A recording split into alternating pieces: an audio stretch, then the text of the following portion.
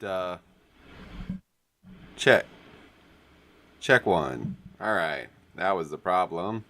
Hey, everybody. I'm not sure if you can hear me or not. Let me go. Hey, everybody. Hope you can hear me. If you can, welcome to another day of streaming. Today, I'm going to try and do a thing with a thing. I'm going to try and edit together a little bit of stuff that I've been rendering out. Make sure that it's in the right format.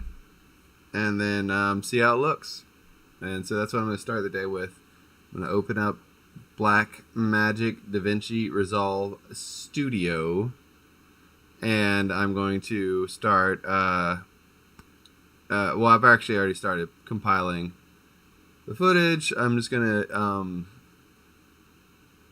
render it, really. I just need to make sure the settings are good. So it's just a logo design, rotating around with different textures on it. You got a Minecraft themed one. You got different crazy looking other things that it's made out of. Got brick, spaceship, kind of a old school 2001 realistic spaceship kind of thing. Got a rusted metal. Got Minecraft. Got, I don't know, glowing ruby rocks things. Got cracked cyberpunk looking thing. Got, what do you call it, ammonites.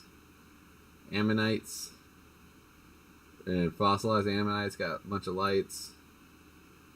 And we got brain matter. I got a couple other ones too that I was gonna slide in there that I already rendered, and then I was gonna just export it and see how it looks in Twitch and whatnot. It's really just a rotating logo for Twitch, which hopefully will be, I don't know, maybe a little cool to see twirling around. I was thinking I could use it for just a logo on the screen, and then I could also use it for what do you call it? Transitions. I could have it like rotating the scene on and off, the shot, the scene on and off, and also like have it as a stream's about to start, stream's about to end, kind of loading screen logo as well. So that's where I am, and it'll take very little time to export this. I just need to make sure I got the settings right, because I am not used to exporting video with an alpha channel, meaning if you don't know what I'm talking about, then that's okay. Alpha channels in photography, or in digital photography, or in graphic design, or in filmmaking, or any visual thing. Alpha channel is the transparency channel, if you don't know what I'm talking about, and it means that whether or not there's a picture there or not. So what I want is what I rendered, which you can't see yet, but that all the black around there is actually not there. That's just for within DaVinci Resolve. It's a cutout. Oh, well, I can kind of show you. So here you can see in Fusion the checkerboard on the back there. That's represents nothing being there. So there's spots where it'll come through, and if I put it on a background that isn't black, then you can see it. Plus, there's things I can do because I exported this in OpenEXR format, which is a image sequence format from for 3D rendered files that also keeps all the different render passes inside the file, so you can go in and tweak things. So you can add highlights or increase the highlights. You can increase the shadows. You can increase the glow of things. You can add or change color of things without having any kind of real loss of quality or having to go in there and like fake anything. It's like literally going in and changing that thing to match what you want. So that is something I might dip into. I kind of don't want to mess with it if I don't have to, because like it's just more work. I mean, ultimately the best idea, frankly, is to like export it all as is, and hopefully you don't have to do a bunch of post-production work on making it look good. And that's where I am on this small little unimportant project that I've been doing. This will be done, or a version of it will be done a little bit. I'm about to leave town for the weekend, so I got to do a bunch of packing and making sure I don't forget anything. Not that it's that big of a deal, but it's a big enough deal because I got a family and I got to pack for them too, and pack food and stuff like that. So I'll be in and out a bit because of that. Luckily I have things to render, which can take up time when I'm gone. And I'll only be gone like literally for a few seconds at a time probably. But ultimately, my goal for the day is to get the packing done, get out of the door at the right time. That's the main thing. After that, I'd like to get this done. And then I have been doing an inventory of all the props that I have for my short film that has been pushed probably until August. And so I'm trying to do the work that I was trying to accomplish it at breakneck speeds. I'm trying to do now rather than wait for when I am again trying to accomplish things at breakneck speeds. Plus I gotta get back in the saddle. I don't know if anybody is here. I doubt it. But if you haven't heard already, my cat died last week. And it was... I don't know. You could say maybe a long time coming. You could say maybe it was the better thing to happen for her because she was really sick. But she was my cat for 15 years. And she was my best friend. And I miss her. And I get really sad walking around the house because I'm all alone every day. And she is the kitty cat that was with me for 15 years, and now she passed away. So I'm really sad, and I am trying to get back in the saddle of doing work and being less sad so that I can be a good dad and a good husband. Not that being happy is inevitably makes you a good dad or husband, and not that being sad makes you a bad dad or husband. But I know personally from many long bouts of being depressed about shit that it does actually hurt your ability to be good to people, to be sad. So what I am going to try and do is not be sad and get some work done, because that's actually, I've learned, one of the things that makes me happy. Work from a perspective of accomplishment on a personal scale is what makes me happy. I have found that making money makes me feel like less of a piece of shit, but I also know that making money making me feel less of a piece of shit is a product of a fucked up capitalist system that I have innately bought into. Not innately, but I have inherently, I guess, bought into, from the perspective of like inheriting this bullshit mess of a country and system. But anyway, this is all to say that I need to stop laying back. So I like this chair a lot. The back is just a little bit too loose. I want it to be a little bit stiffer when it's fully propped up. But it still goes back a bit further than I want. Like that, that's fine. If it were a little bit tighter, I think I'd prefer it. These are all not very important things. But, you know, when you sit on your ass all day in like one place, it's kind of becomes super important what kind of chair you have. That's why if you get into my advice to any kind of artist or really any kind of person who works in an office, get a good fucking chair. Get a good fucking chair. It's worth the money if you have it. Get a good chair. My back was so sore for so long, and then I got a good chair, and it fixed it. And I'm not talking about a gaming chair, although gaming chairs can be fine. I'm talking about chairs that, you know, have lumbar support.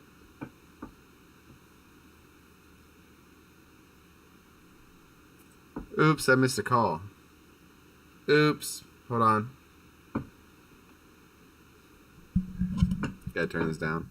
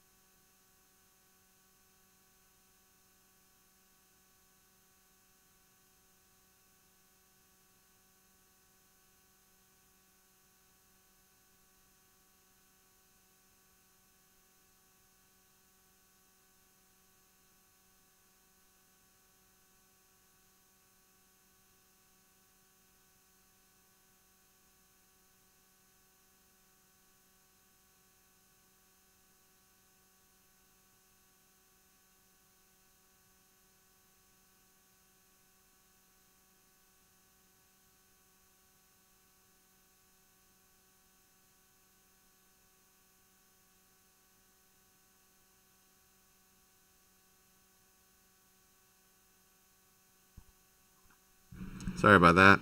I had to take a phone call. Personal phone call. Don't want other people to be pulled into my twitching, if you will. I got a twitch. I got an itch, and I need to twitch. But anyway, so I cantai no llores. Da da da da dee dee dee doo dee da da da da da dee da do.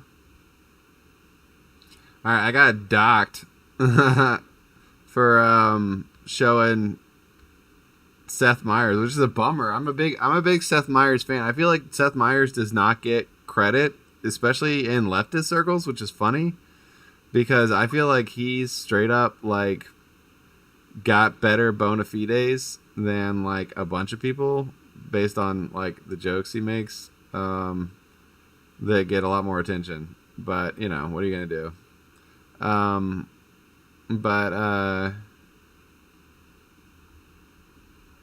So like all this move AI, all this like camera based AI stuff, motion capture stuff, it's pretty cool. It's still not gonna be all that great compared to a motion capture suit. Not for a while.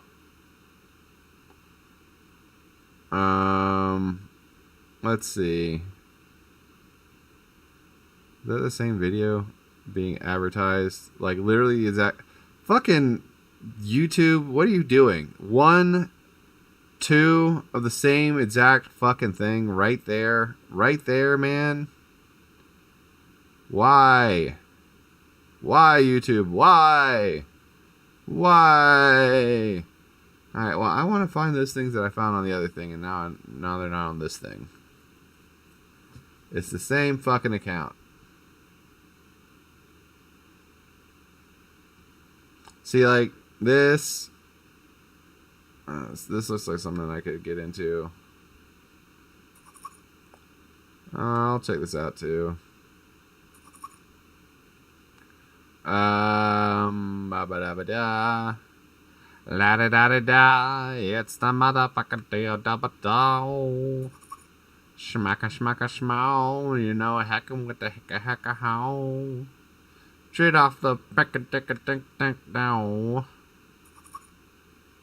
That one's a little too long, probably.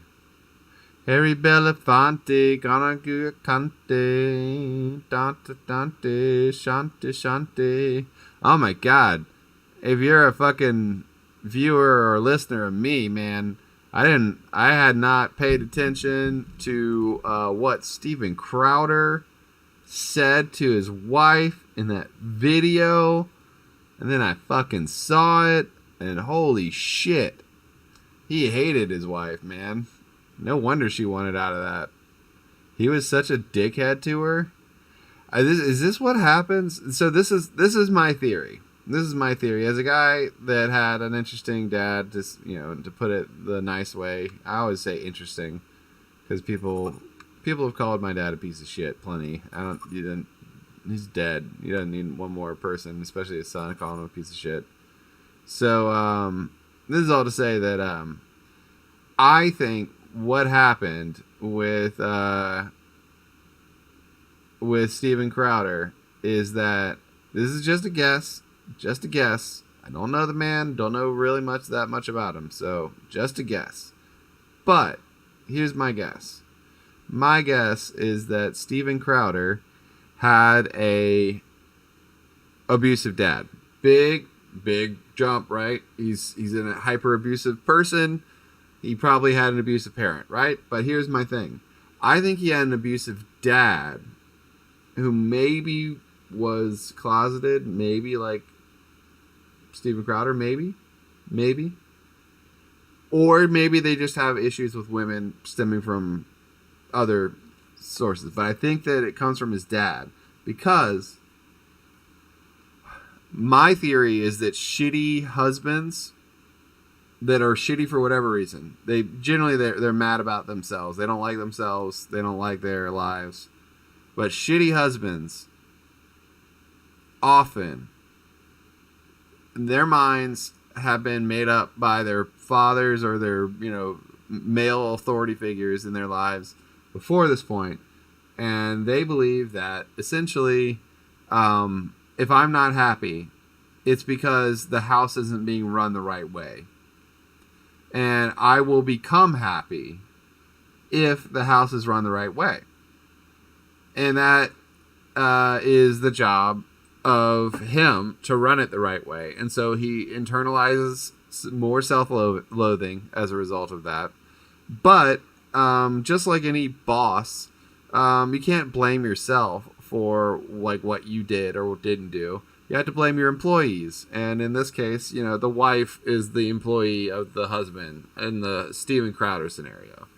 And so, you know, he screams at his wife about, you know, and berates her about going to, you know, do chores for him.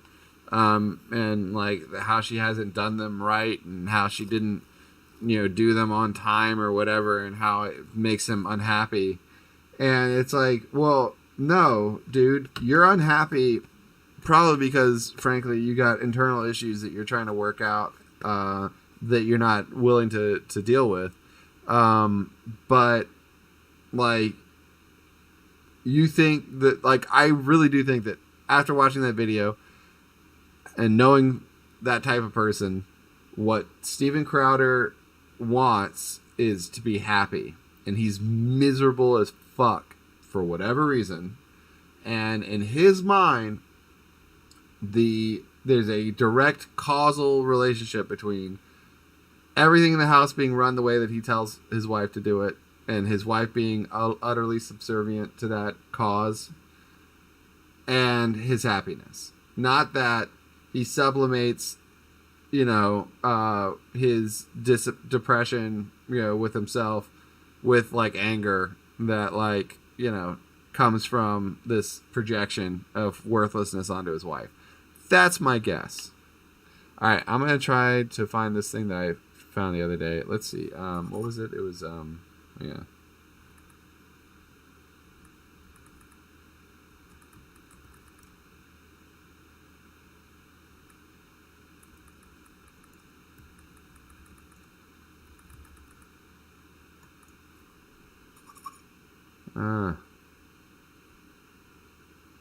All right. Ferris here. Thanks for checking out another video of mine here on YouTube. You might have clicked on this video because you want to figure out how to export things out of Resolve with transparency. Something like graphics, anything that you want to get out of there with an alpha channel. By the way, if you're interested in graphics for your videos, we have titles available for Fusion at groundcontrolcolor.com. They're super easy, clean, and they look great on any project. And you don't even really have to mess with Fusion. You can just open them up as a title in the edit page, change your text, and you're ready to go. I'll put a link in the description below. Make sure to check those out. Without any further ado, let's get to it. I have a comp here inside of Fusion. This is just a nice little countdown. If you're exporting a graphic, make sure that it actually has transparency. This is on black, but that's because I have a black background. So what I'll do is, on my background node, I'll just make sure that my alpha is turned all the way down. If you don't see the checkerboard, it's not transparent inside of Fusion. So you should see the checkerboard if you are I have this Fusion composition in a... I'll just make sure that my alpha is turned all the way down.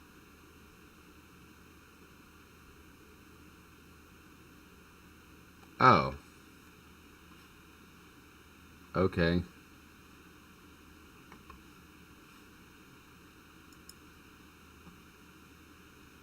Wait, which,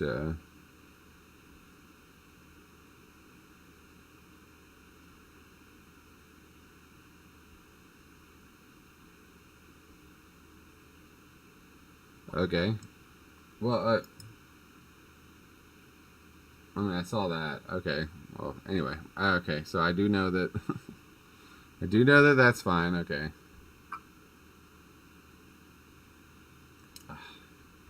So what I'll do is, on my background node, I'll just make sure that my alpha is turned all the way down. If you don't see the checkerboard, it's not transparent inside of Fusion. So you should see the checkerboard if you are looking for an alpha channel. I have this Fusion composition in a timeline already. Here it is. And I'm just going to double check and make sure that is going through by bringing this up a layer, grabbing my effects panel, and putting basically anything under it just to check and make sure it's all clear. Okay, looks like it's clear. Sick. I'm going to delete that, and I'm going to export this with alpha. I do that by going to the deliver page, down at the bottom of my interface, and setting some fancy settings. There are probably other ways to do this. This is just the way that I do it, that I've had a lot of success with. There are so many different kinds of file formats and everything that you can kind of pick and choose what you want. But I know that this method works. Up here in my render settings, under format, I'm going to select QuickTime. Under codec, I'm going to choose GoPro Cineform. For type, RGB 16-bit. Now you'll notice that there's no tick box for alpha or RGBA or anything like that. Okay, hold on. So, that's interesting. I hadn't thought about... So my settings were different, obviously.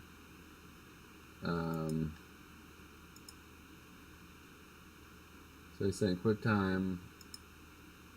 There. 16-bit RGB. My guess is export alpha. This is where he's gonna... Like that. The reason for that is because this is rendering a single clip. And for some reason, Resolve doesn't want to render alpha if you were just rendering everything all together. So you have to select individual This must be clips. old. I only have one clip in my timeline, so it doesn't really matter anyway. RGB 16-bit, and here under resolution it says export alpha. This only shows up if individual clips is ticked. Alpha mode, I'm just... Huh. Well, that's not accurate. They must have changed that relatively recently. gonna say straight, holy best, that looks good. That will... Yeah, that's another thing, isn't it?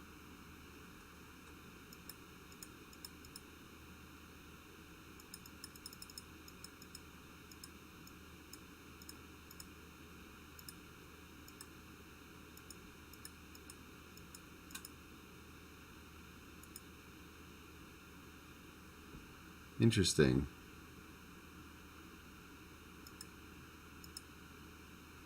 Interesting. I wonder what the... Pretty much get it done for you. Set a location and click add to render queue. So to throw that over here, all I have to do is hit start render. That will render stuff out with an alpha channel. Now, if you use the Cineform codec, it pretty much doesn't open in like a media player. You have to open it inside of a editor or a compositing program. If you're making graphics for like streaming or broadcasting, you can open it in OBS. You just usually can't just preview it. But in my experience, if I want a video with an alpha channel, it's because I'm going to bring it into some other program that handles those things well. So that hasn't been much of an issue for me. But there you go. Short and simple. That's how you render out a result with an alpha channel. If you have any questions or comments... No, this is not the thing I saw earlier. And frankly, I don't love that.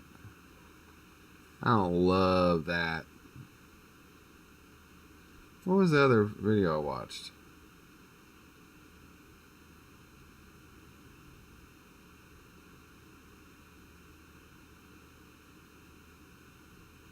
That's from 2019. No wonder it's so fucking...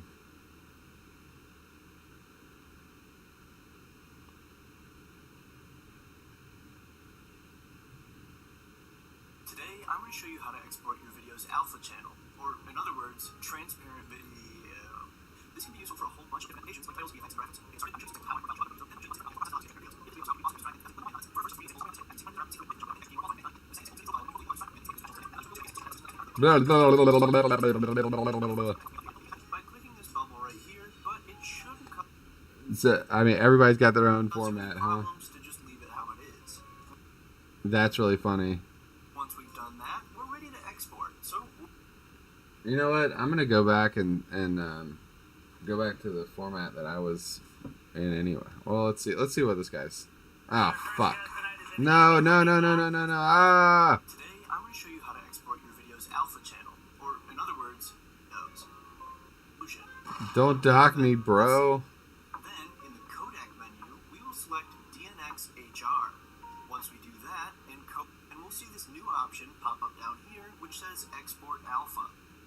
Once we've done that, we're ready to export. So, if you have any requests for future videos, I'd love to check them out in the comments. And one last time, I'll ask for future videos. I'd love to check them. And as you can see, it maintained the transparency from that alpha channel. If you have any requests for future videos, Okay.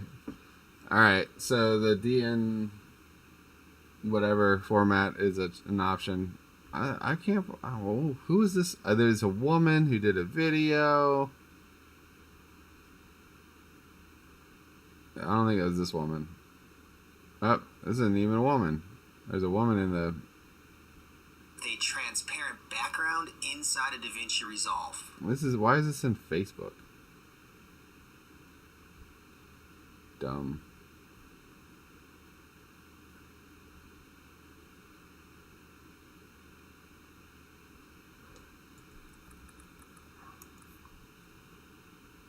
Alright.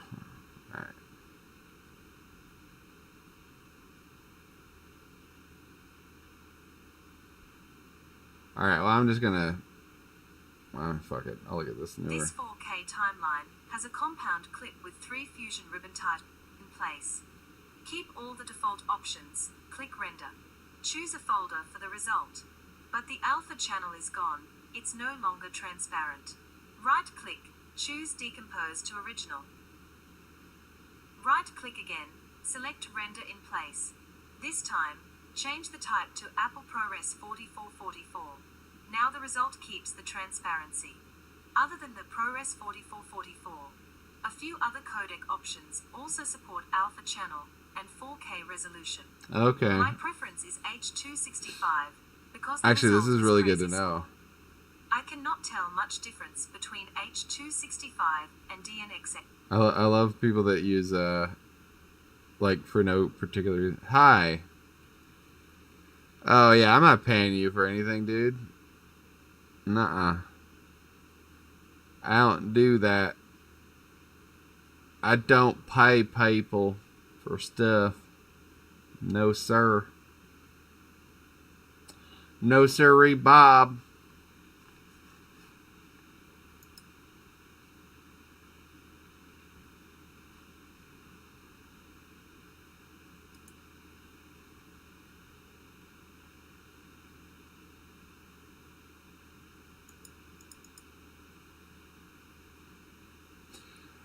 I love that shit. It's like, I'm gonna wait until somebody puts the word followers in their thing, and then I'm gonna jump in there because, you know, Dogecoins and leftists go to well together.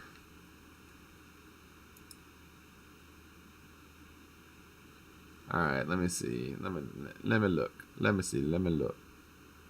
Where mama at?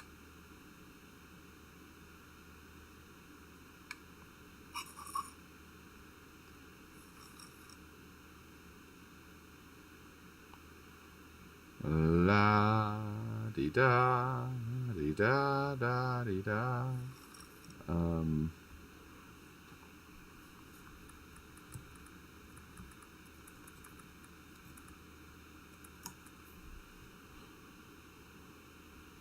Ba ba ba ba ba da dee da da bo bay. Skibbity bop-bo, shabba-dop-doo, skibbity-do, dop-dee, squap-wah, boobity-bop-ba-da-bo.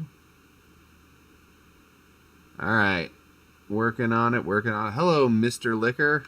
How are you? How's Mr. Liquor? Mr. Liquor doing well? I'm pretty good. I'm just chilling, about to do some rendering, and then I'm gonna watch some videos while I render. Hopefully, it won't take very long. What are you up to today? Where you reaching out from? Always interested in that.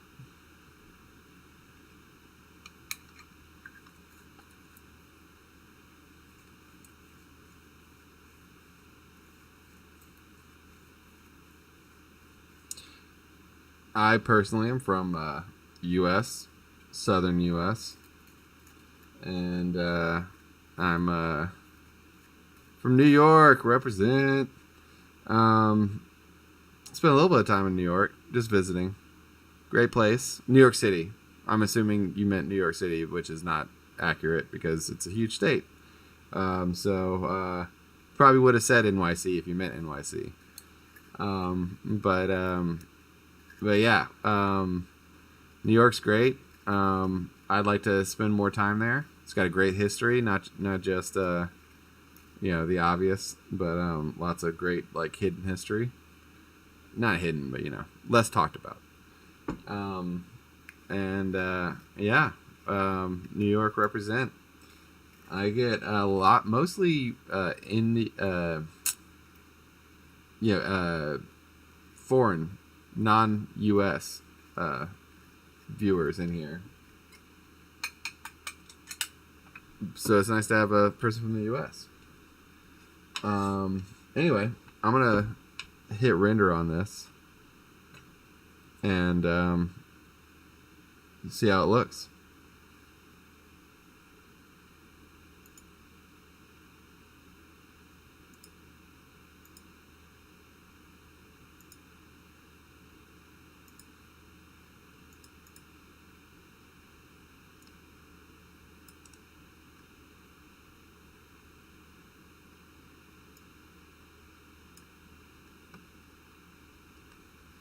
Let's see. What should I call it? Oh, let me see. Not a big fan of New York. Lean right, but I can get along with people on the left. I have lots of leftist friends. I mean, New York has lots of right-wingers in it, too. The New York State. I mean, the city, too. But, yeah, well, I mean, I try to get along with anybody. Not everything has to be a political conversation, although, I do think that most people that say they're not political are kidding themselves. But yeah. So I guess not New York City, or yes, New York City, and that's why you don't like it. Are you from New York? If you don't mind me asking.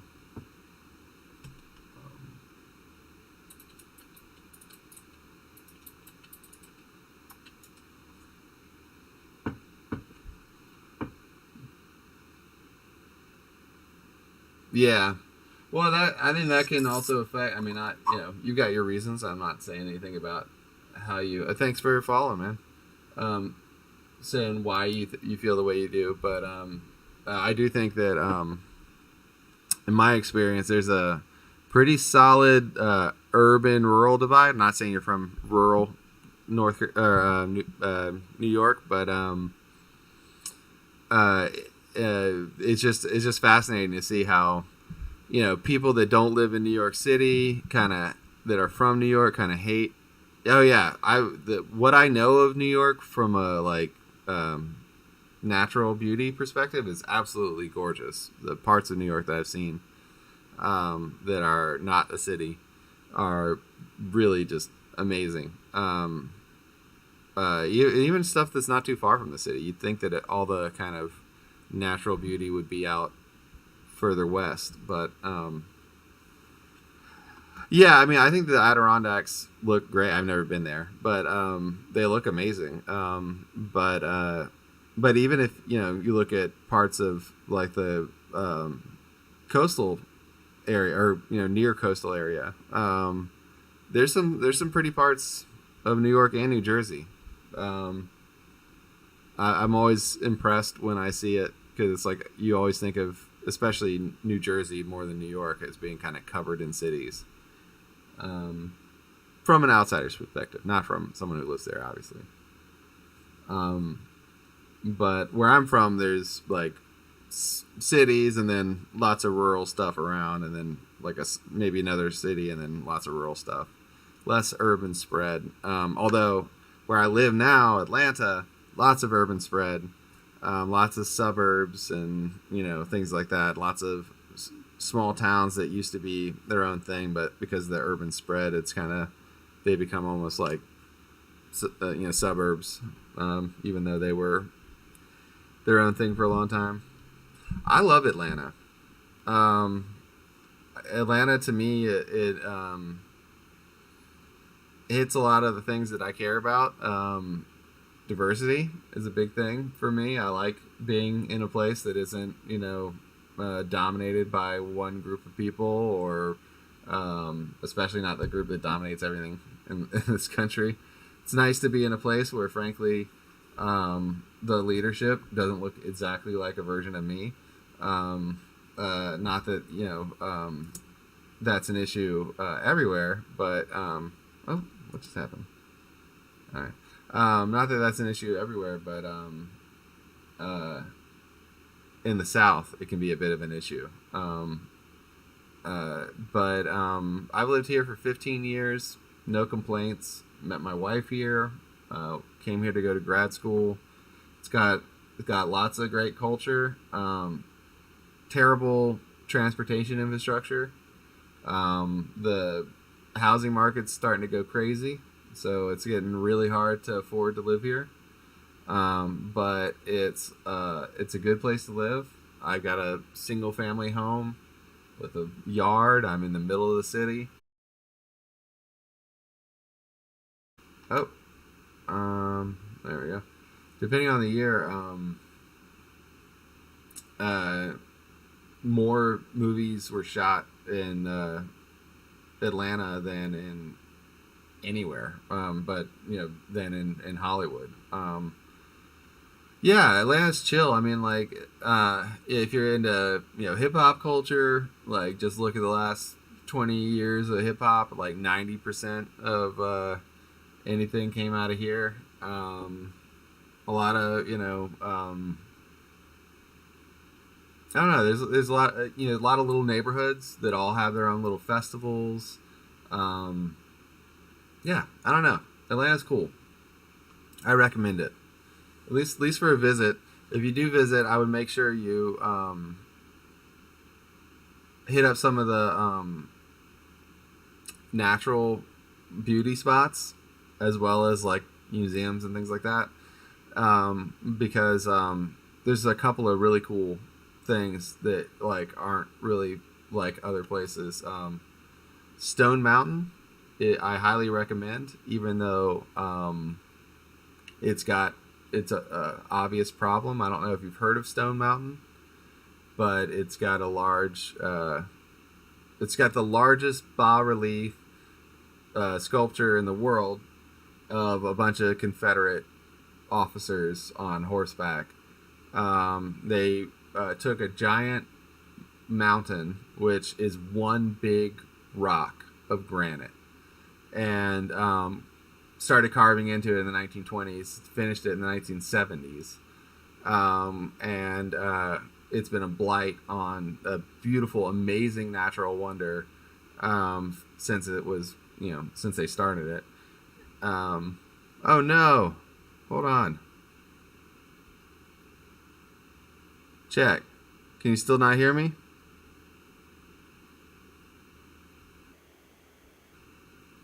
Any better?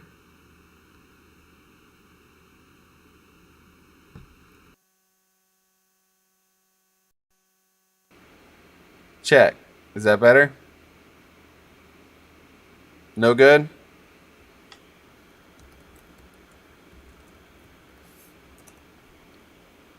Damn. All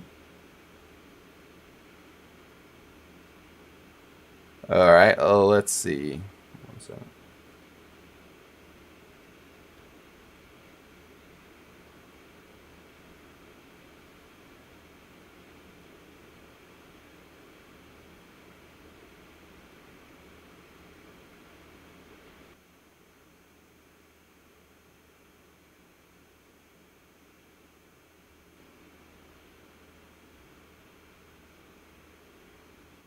Check. Check.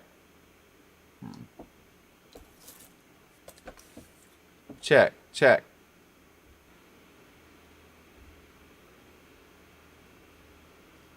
Check.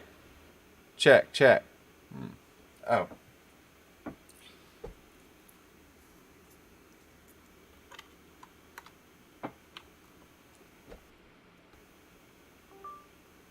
Check. Check.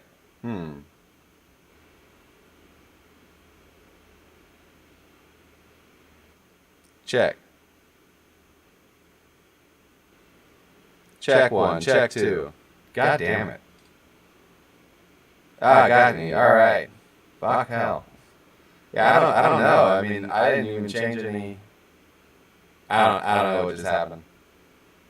Anyway, I was recommending going to Stone Mountain if you come to Atlanta. It is a mountain that is literally made out of one giant rock. It's kind of amazing. It's a big rounded mountain that actually it goes like a mile up, and then underground it goes like 14 miles out in every direction. It's just one big rock. Back in the 20s, a racist started carving. This is actually the guy that made Mount Rushmore, by the way.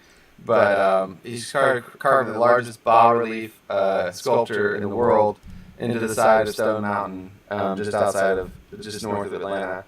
And Stone Mountain is also where the... Oh, cool. Yeah, you should definitely come to Atlanta if you have a chance. There's a lot of cool stuff here, a lot of good history. I would say, again, the Stone Mountain is amazing from a visual perspective, and you go up to the top, you can see everywhere around Atlanta.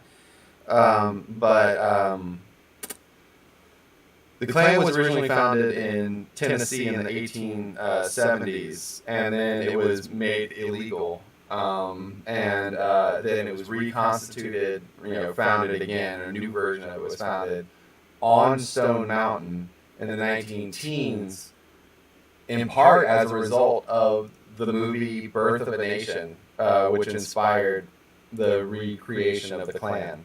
But because of that, the racist creator of Mount Rushmore wanted to make his own other racist creation on Stone Mountain, and another very sacred to Native American places, just like I think they call it Grandfather Mountain, which was the what Mount Rushmore was. Anyway, so he started in the 20s, and it didn't finish until the 70s. And like people were like, oh yay, there's a big statue to racism. I mean, it's not a statue, it's a carving. But anyway, unfortunately, it's so big you can't really get rid of it without kind of like blowing it up. That said, still very much worth going to see Stone Mountain. Lots of other great things to do here. If you're just going to the south, though, and you have a choice on where to go, I could recommend going to my hometown of Charleston, South Carolina. One of the most amazing cities in the United States, period. Nothing else is like it. Very, very historic. Tons of amazing food. It's beautiful. Beaches, lots of pretty people if you care about that. Lots of well-off people, lots of poor people if you care about that. And just tons of history, like so much history, it's insane. I mean, quite literally, my thesis is that the culture of the United States is largely shaped by what happened in my hometown. Oh, the fucking food is amazing. Food in Charleston has always been amazing. Nowadays, you have like world-class chefs moving to Charleston. Atlanta too. Atlanta has world-class restaurants all over the place, but per capita for the size of Charleston, it's just jam-packed with amazing food. Seafood, southern food, but also like, you know, haute cuisine from like, you know, French cuisine and you know, high-end, you know, restaurants and bars, as well as like really good dive bars if you're into that kind of scene, which is more my scene. There, Charleston is the place to go. Just, if you've never been to the South, that's where you should go. All right, man. Well, thanks for coming by. I hope you come by in 5 minutes, and if not, I'll see you next time around. Here's your coffee.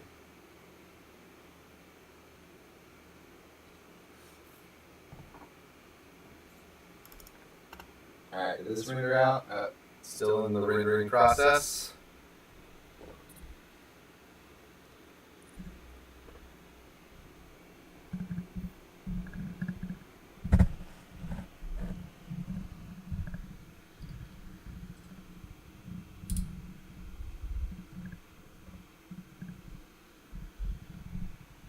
All right, let's put something on. Let's get some entertainment going.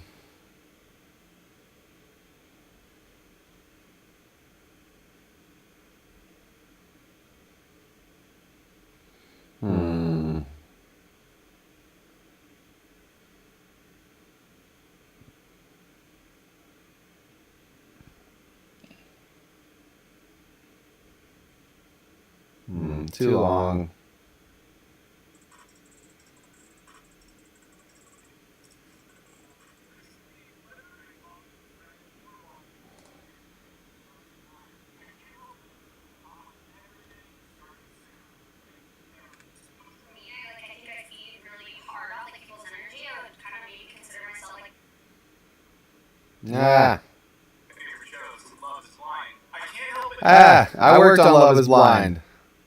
I worked on Love is Blind. It's funny how stupid things that you never wanted to really work on in the first place sometimes become the stories that you tell the most. But yeah, I worked on Love is Blind as a production assistant. I slung as a PA.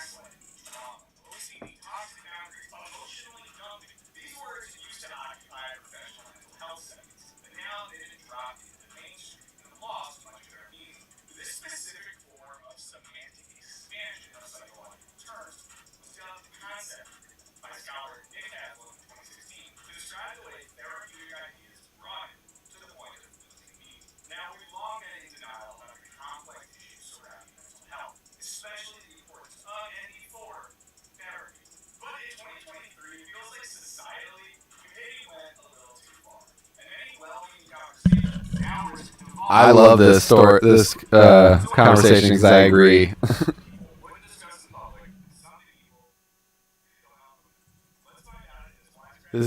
I'm very glad that this wisecrack is happening.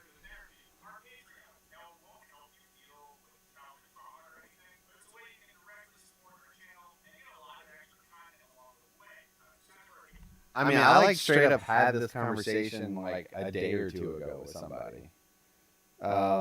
Yeah, people need to stop trying to self-diagnose. Stop it.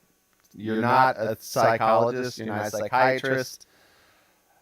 The dude online that told you this, or the person that gave you that poll is not a psychologist or psychiatrist either. Just throwing that out there.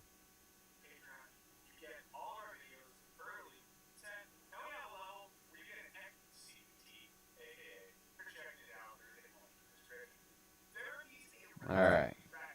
So let's talk about how we got from diagnosing someone with demonic possession to treating depression with CBT, aka cognitive behavioral therapy. At the end of the 19th century, Dr. Sigmund, this gun is a penis, Freud, that certain ailments could be treated by talking about instead of fixing the mechanisms. He emphasized that we all have subconscious or unacceptable thoughts, memories, noticing, unbeknownst to the conscious mind. You know, like thinking that your mom is hot. This is your dad. You're not each other. Or irrationally hate your first grade teacher, Mr. Casey. The idea of the subconscious birthed the field of psychoanalysis. Now, Freud developed a set of theories and a therapeutic technique that dealt with the unconscious mind, including talk therapy. Then, in the 1950s, Freud's nephew, Edward Bernays, lit up as an epic. What? What? Whoa. Oh my God.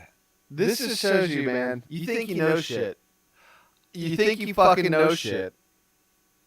I probably found out at some point that Bernays was Freud's nephew. I probably found that out at some point. I probably knew that. At some point, I probably fucking knew that.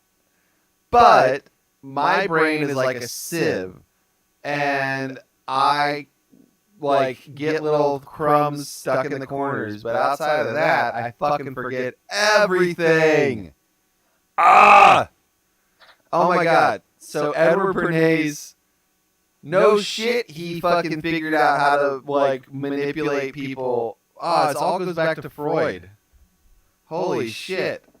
So Edward Bernays, if anybody's in here, was the king of propaganda. He literally wrote the book on propaganda. He is the reason why you get manipulated by ads into buying shit that you don't want or don't need. He is the reason why you get recruited so thoroughly into whatever bullshit propaganda-based, recruitment techniques. He is the guy who figured out how dumb we all are and how easily we all are manipulated. Oh my God, he's Freud's nephew. I swear to God, I might have known that at some point, but obviously I fucking forgot it. Holy shit. To drive consumer behavior, improvement with legendary ad Yep. like when he encouraged women Yep. to smoke by branding cigarettes as And that's the thing, man. That's the thing. Oh my God. This is why I fucking hate it when people talk about, ads representing people well or shit like that. It's like, you guys fucking are missing the boat entirely when you do that. They want you to think exactly what you're thinking and thus buy their shit. That's the only thing they care about, is you buying their shit. Oh my God. All right, I'll play this and then I'll rewind when I get back. feminist torches of freedom. Now you're thinking about Don Draper and Mad Men. Yes, it's basically like that. Everybody else's tobacco is poisonous. But I'm sorry. The success of Bernays' campaigns shifted marketing firms' openness to using psychoanalysis as a tool to shape or manipulate buyer behavior. Finally, we had a financial incentive to understand the human brain. Fast forward to the 1970s, and in the field of psychology and the techniques of psychoanalysis took off with the coming of age boomers. Overall, the 1970s saw an increase in emphasis on self, and the boomers were called the me generation for nothing. See, by the summer of 1971, much of the psychedelia and political activism associated with the 60s counterculture had dissolved, leaving young people without social meaning. If you want to know more about psychedelics, Meaning. check them out.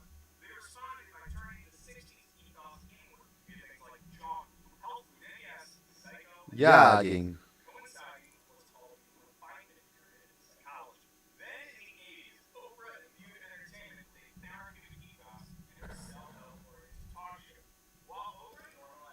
Oprah did it to us.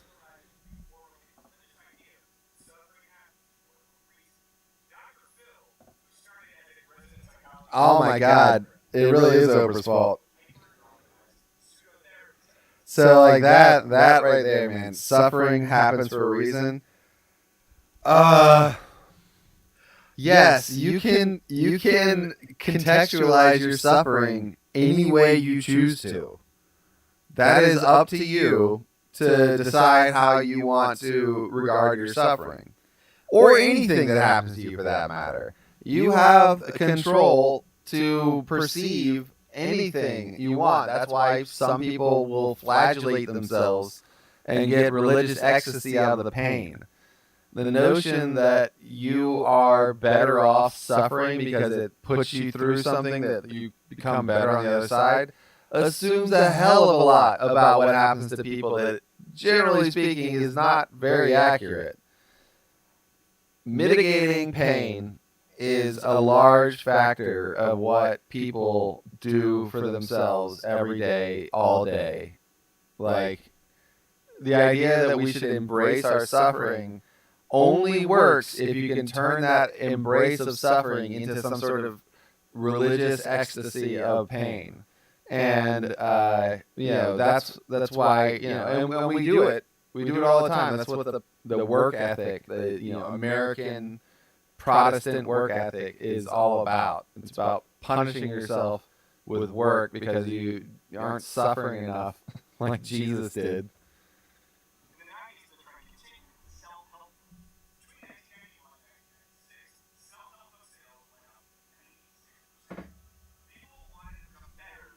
Who moved my cheese? Oh, suck my tongue. Suck my tongue. Hey now.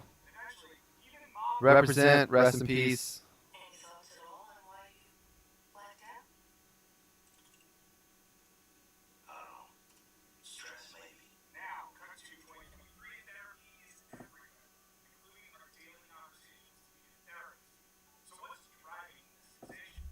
Yeah, I like opera. It doesn't work as well as they kind of like make it out to be when it comes to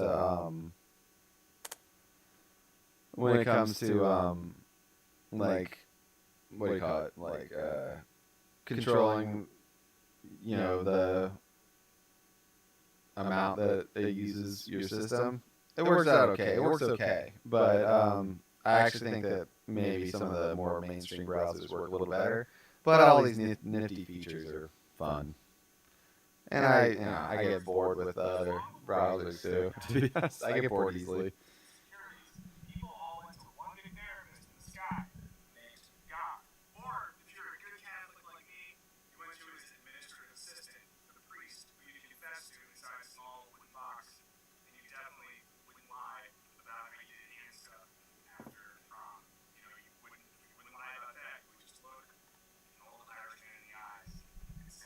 You're a religious person, Mr. Liquor?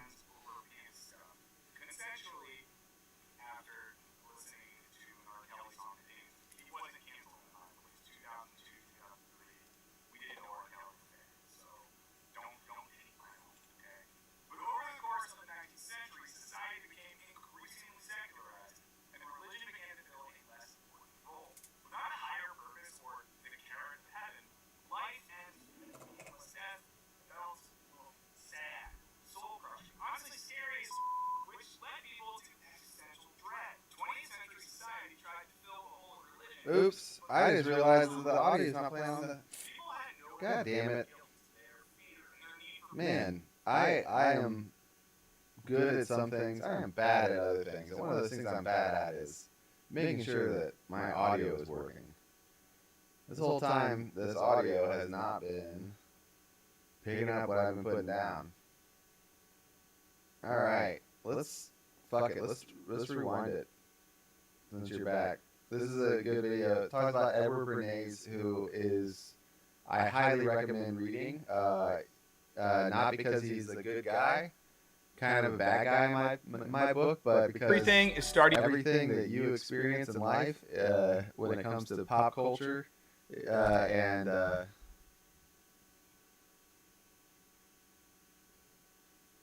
hey, that's all good, man. I am not trying to pry. Just wondering because it's partially the topic of this video, but I came from a ultra religious background as a child, and I'm an atheist now, so kind of reversed what you just did. But I was born into a right wing Christian family, and actually my stepdad is a retired minister, but I thought better of it. Let's put it that way. But yeah, I'm not trying to pry. And I absolutely think that that's what you just said about anxiety and stuff. That's what religion's good for, in my opinion. Personal therapy, like a lot like what yeah, I mean, so there you go. Sound we all like we all reject our upbringing on some level, but I would say that I don't know. I'm not gonna try and pretend like I can speak to your experience. So yeah. That said, I know a lot more people that go the other way than what you went.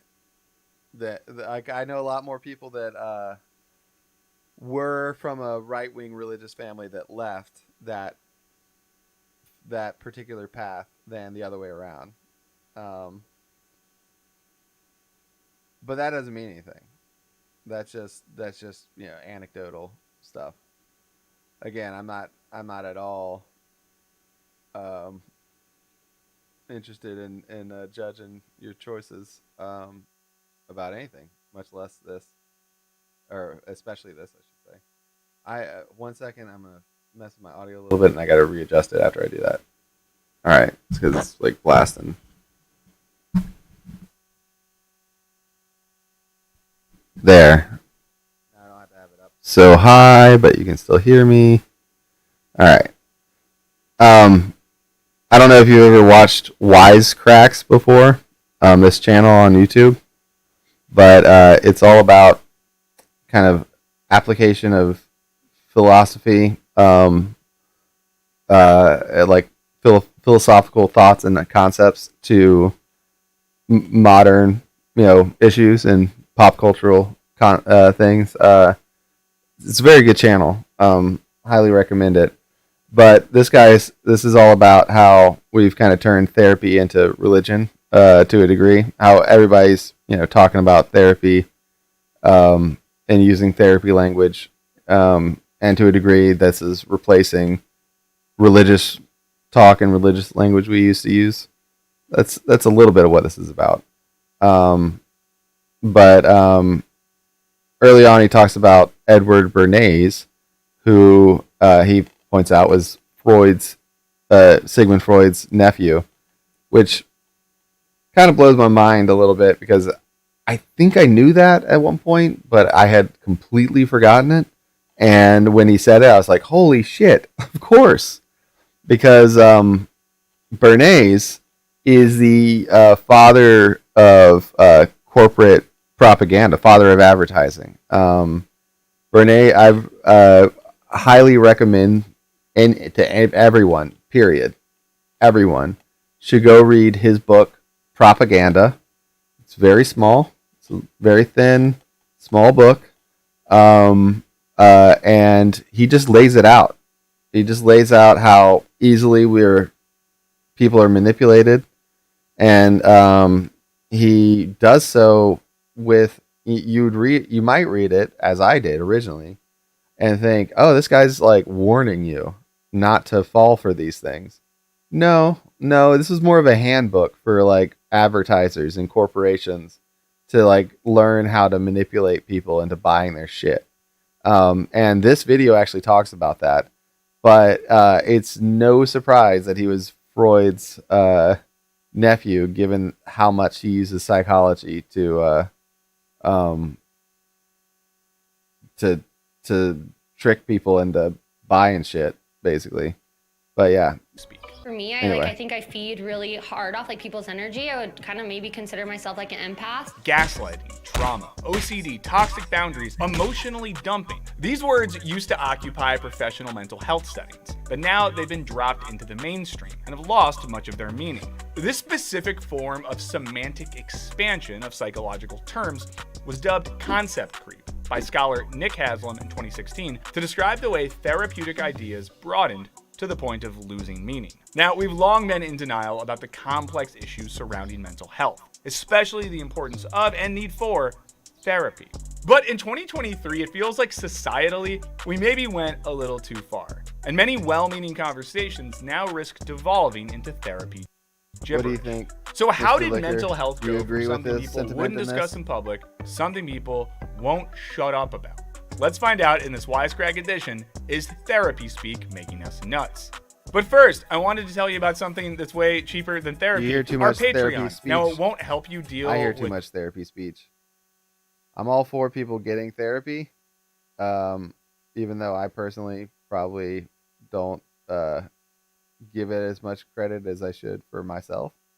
But I do think it gets pretty fucking annoying hearing people talk about their like personal lives in those you get to terms jump all the on time. our Discord server with content, and we have a level where you get an about philosophy and other if you like what we're doing, so consider checking new practice. So let's talk about it. Consider checking it out. There's a link in the description. Therapy's a relatively new practice. So let's talk about how we got from diagnosing someone with demonic possession to treating depression this video with is spot CBT, aka cognitive behavioral therapy.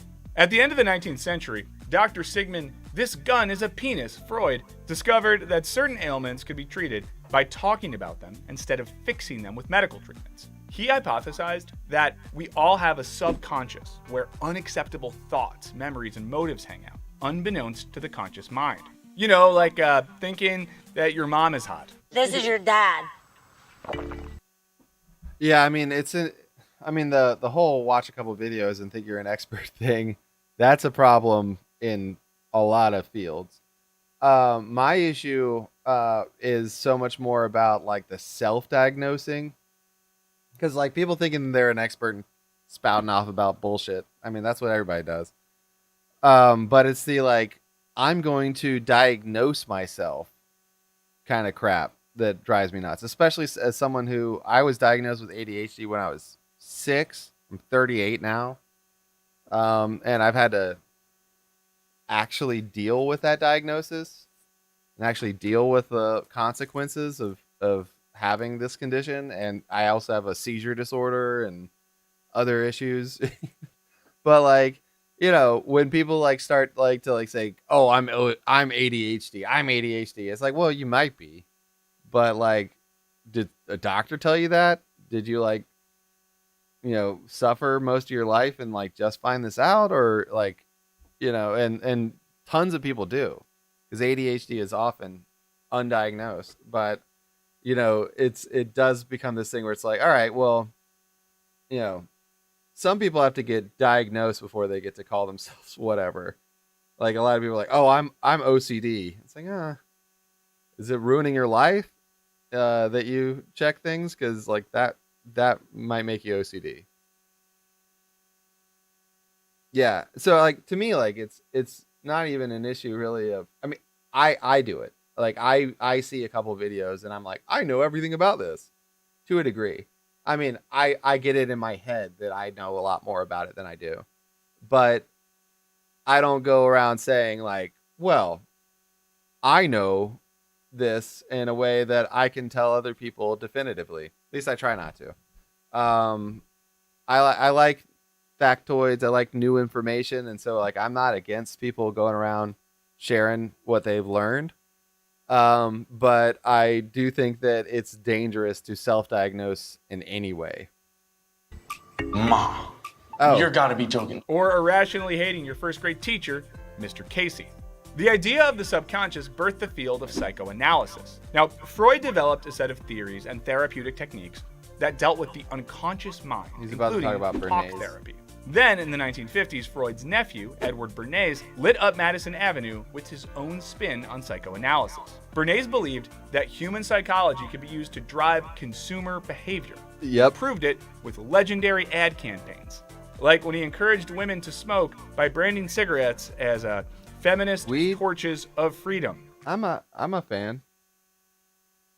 Now, if you're thinking about Don Draper in Mad Men, yes, it's basically like that. Everybody else's tobacco is poisonous.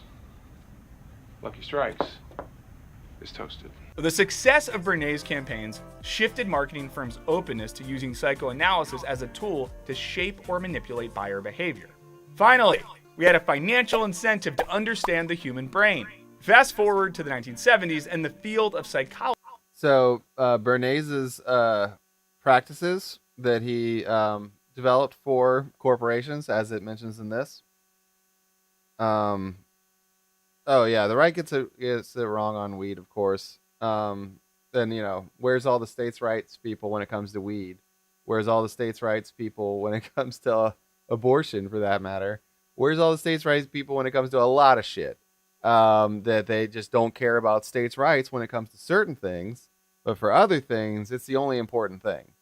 So yeah, they're full of shit. But Democrats are full of shit too.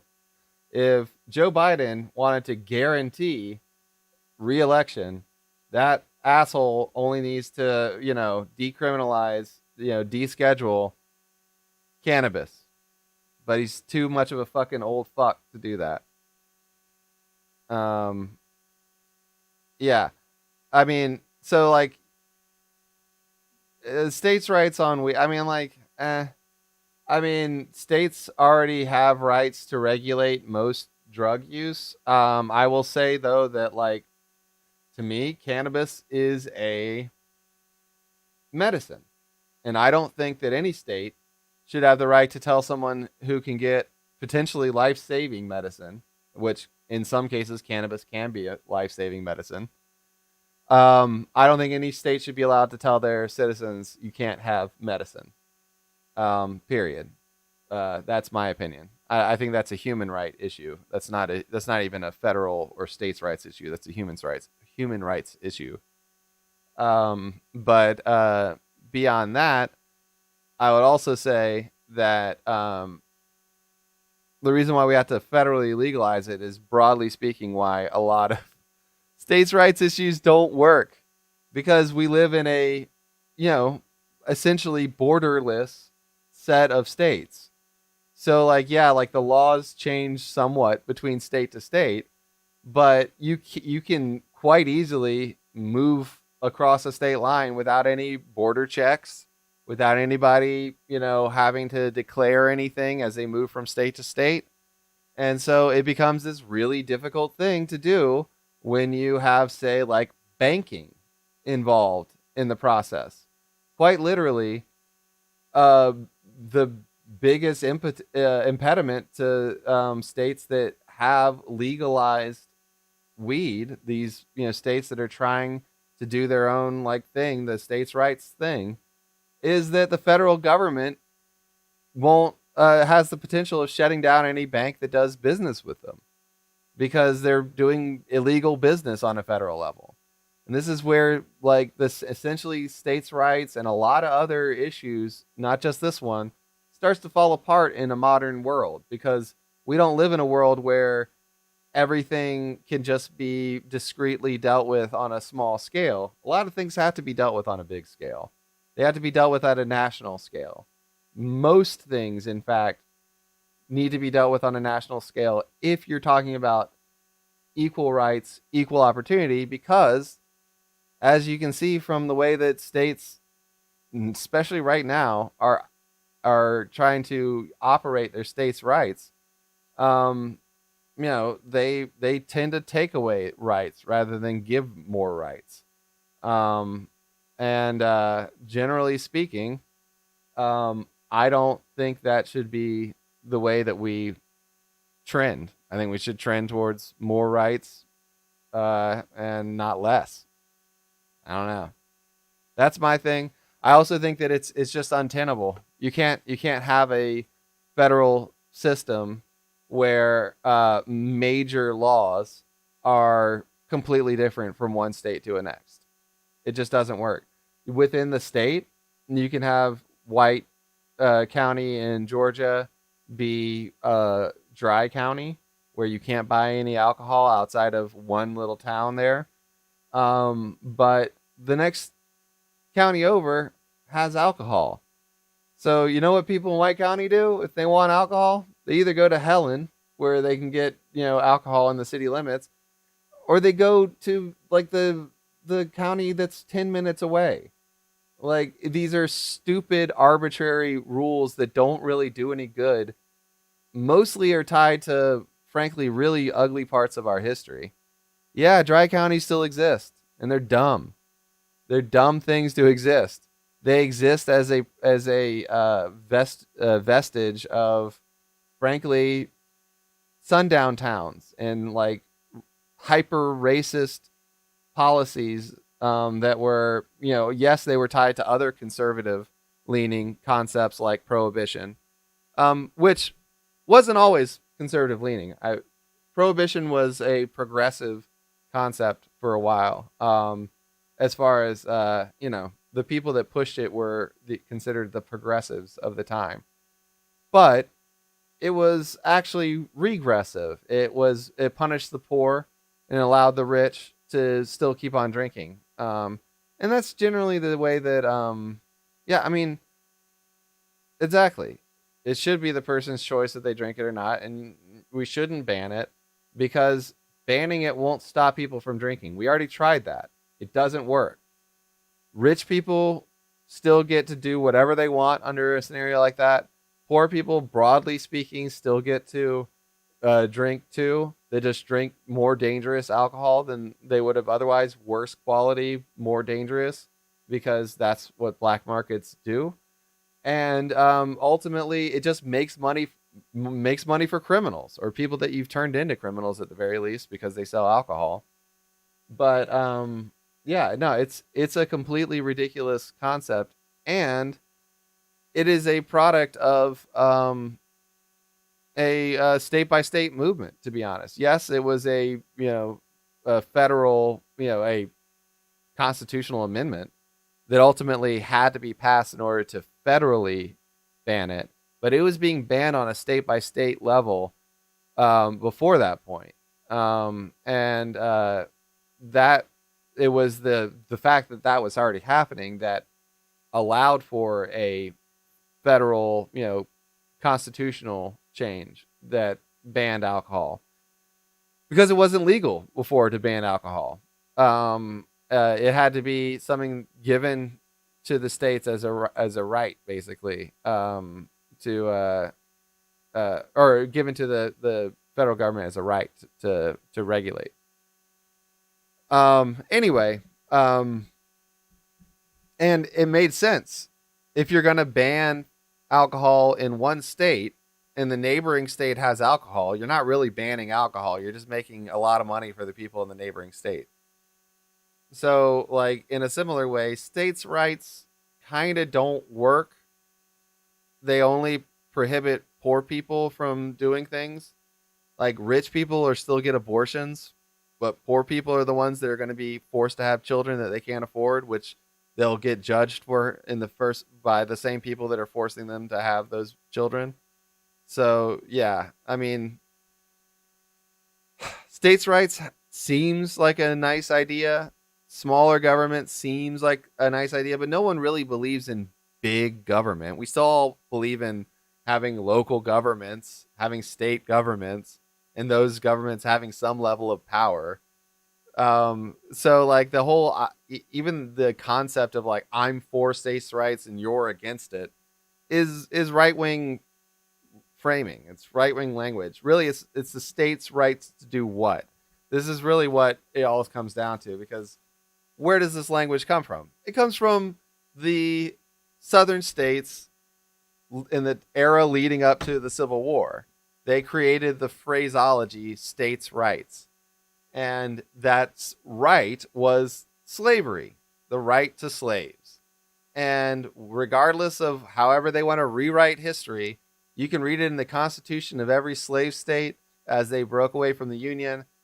They wanted slavery, and that was their main states' rights issue. It wasn't about overreach of the federal government. It was about, we want our slaves. And that was the only states' rights issue until after the Civil War.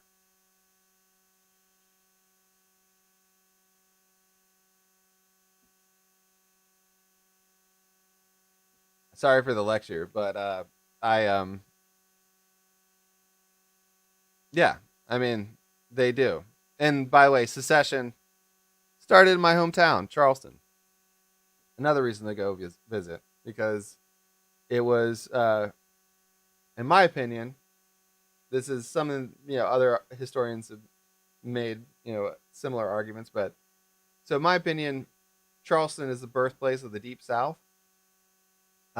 It's the oldest English settlement, Southern English settlement, south of Virginia, and the plantation culture that was created there as a product of kind of a branching out from West Indian plantation culture spread throughout the South and became more or less the culture of the upper crust and thus the rest of it. And then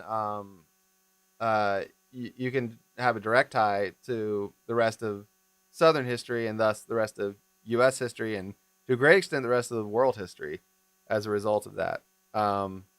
But yeah, Charleston was where, secession was first declared and where the first shots of the Civil War rung out.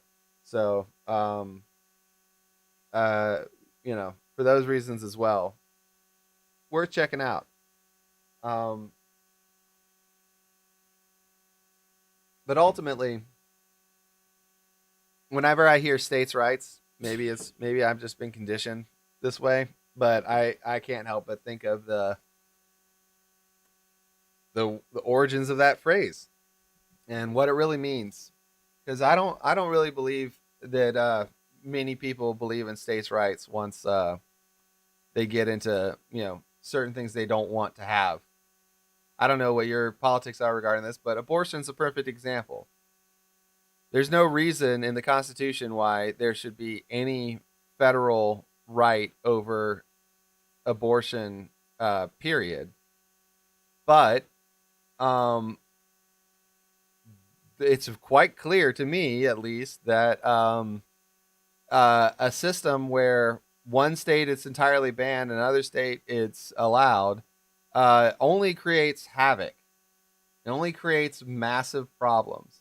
If you try to ban it nationally, it'll be a horrifyingly awful thing to do, but at least it's something you can actually potentially enforce. This is just creating, no regulations for, no restrictions of personal rights for certain citizens and massive restrictions of personal rights for other citizens. It creates second-class citizens in right-wing states, frankly, because right-wing the rights that are allegedly being protected in right-wing states usually are the rights to take away somebody else's rights. Just to be blunt, I mean, I'd like to know what the states' rights issues are that you're into, because I don't really see any that don't involve taking away other people's rights. I mean, I guess you could argue cannabis reform. That's kind of been treated like a states' rights issue, even though it's really not, because the federal government can, impose itself. It just chooses not to. So I don't know. I can't really think of an issue right now or recently that has, where what do they call it? The laboratory of democracy, isn't that what they call the states? I think that's the turn of phrase. It's we're trying out democracy and testing different things in different states. I can't think of a time outside of maybe cannabis reform, where that's actually been a valuable thing. I'm not even saying like federal laws are inherently better. I just don't see where the states' rights issues are all that. I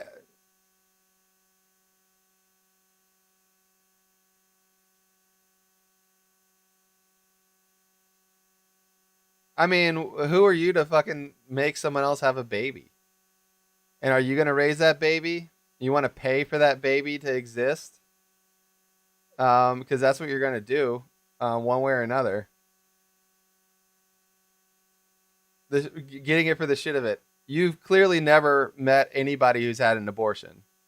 You clearly haven't ever had been with someone who's been pregnant before. I have a child. I was there when my wife gave birth. Yeah, contraceptives don't work all the time. So what about the times when it doesn't work? What about incest? I mean, ultimately you can't prove who raped you to the abortion doctor. What about that? I mean, this notion of like anybody having a say over this other than the woman basically creates a scenario where someone's going to get raped by their family member and be forced to have a baby because they can't prove that they were raped. Because you can't prove rape in 6 weeks. You can't do it. It requires the court. Are you kidding me? Are you really serious? You want to know? You want to go find out? You want to go look at the statistics on how many people get raped by their families? It's fucked up, but it happens. And I want those people to have at least the solace of knowing they don't have to carry that fucking baby. Yeah. Well, how many? Let's just say I don't know. You were a woman or a girl, and it happened to you. Is that does any amount of times that it happens? Is that enough to be a case where like maybe I don't know? We don't want to like stop these people from being allowed to get basic health care to keep them from being forced to carry a baby. I mean, people can be incapable of carrying a baby as full-grown adult women and be wanting to have sex and find out after the fact that their bodies can't carry a baby full term. Who gets to decide to tell that woman that she's not allowed to have an abortion and she has to die? And probably the baby will die anyway. But she has to die because she has to take it full term. I mean, ultimately, the 6-week cutoff is absurd. Most people don't even know they're pregnant at that point. You have to straight up be like, oh, I missed my period. That's the only thing that you can fucking use as proof. And even that is not proof. Yeah, well, all of these examples are examples where the arbitrary limits that are being set on abortion by these, different states preclude the ability of these people to have abortions.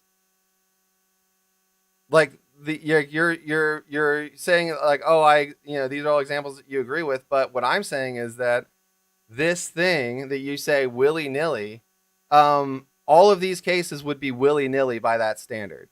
You can't prove rape by like ultimately a rape case. Let's say you could prove it, that you were raped by this person. This person raped you. Rape cases take any court case like that will take well over a year. You're going to have that rapist baby if you are forced to wait until the proof that you've been raped is in. So basically, in order to have protection for these people that are being raped, you have to allow for the, frankly, not real at all case of willy-nilly abortions. You know, the having abortions whenever you want to, like you're what is it? Whatever the just for the shit of it. Yeah. Nobody does that. Nobody does that. Abortion is a surgical or a chemical process that is fucks with someone's body. I mean, no one goes out and is like, I want to go have an abortion for fun. That's not a thing. I don't know where you got that notion, but nobody does that. And like, point to me that person that you think is doing that, because I don't think they exist. And also, where's the fucking consequences for men? I mean, honestly, if you could get pregnant, I seriously fucking doubt you would want other people telling you what you couldn't do with your own fucking body. It's very easy to stand back and say what people should do from afar. When it's your daughter, when it's you, it becomes a different thing. I don't think that people that talk about people having abortions for the shit of it have ever heard of an example of that ever happening. So I'd love to hear any example of someone just having abortion for fun. That said, let's watch this video. And the techniques of psychoanalysis took off with the coming-of-age boomers. Overall, the 1970s saw an increase in emphasis on the self. I mean, the boomers weren't called the me generation for nothing. See, by the summer of 1971, much of the psychedelia and political activism associated with the 60s counterculture had dissolved, leaving young people without a source of meaning. If you want to know more about psychedelic 60s culture, we have some recent videos on that. You can check them out. They responded by turning the 60s ethos inward via things like jogging, health food, and yes, psychoanalysis, coinciding with what's called the refinement period of psychology. Then in the 80s, Oprah imbued entertainment. Yeah, so I mean, like, I don't know. You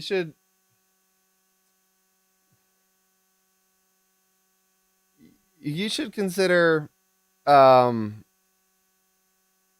whether or not those anecdotes are ever really true or real. Or even if they are on some level real, whether or not you're getting anywhere near the full story, whether you're getting a biased take on what actually happened. Because I don't think that I think that if this was the issue that you seem to have thought it was at one point, at least, I don't know if you still do. Yeah, I think you should look at your position again, because I think that if this was an issue that deserved the concern that is being allegedly given it, because of what you're saying, because of free for all abortion, let's go get abortions, and manicures and pedicures, with your girlfriends. If that was the issue, you'd hear about it.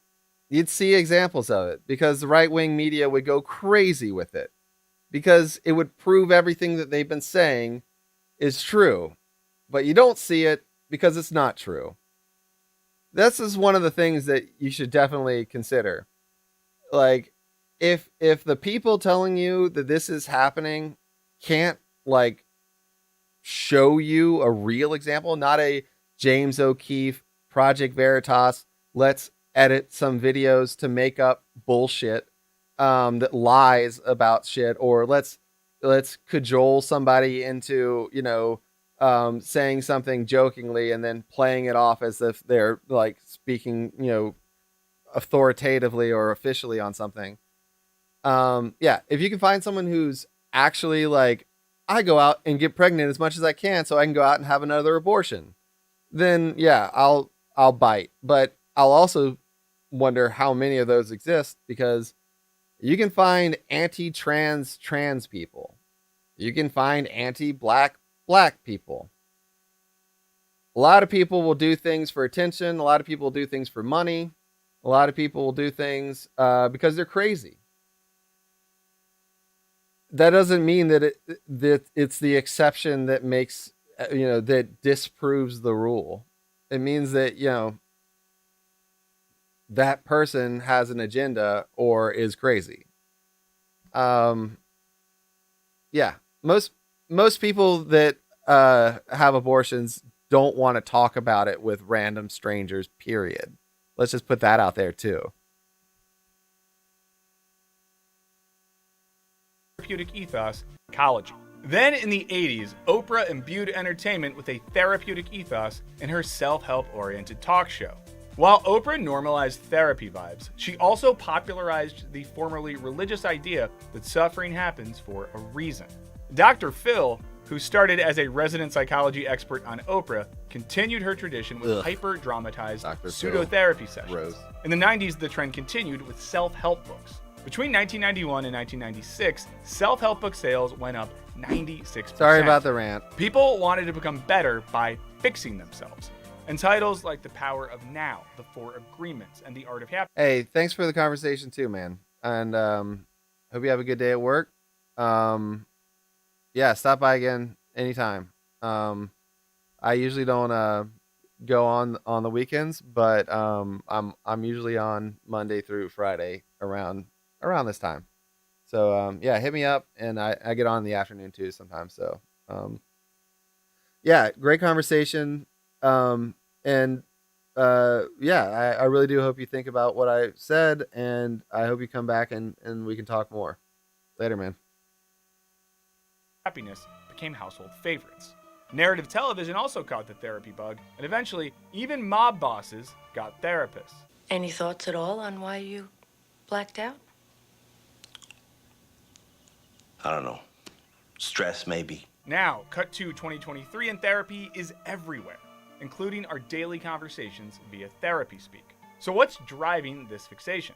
Well, let's backtrack to understand why we needed therapy in the first place. Because long before you laid on a couch and told a stranger your deepest insecurities, people all went to one big therapist in the sky, named God.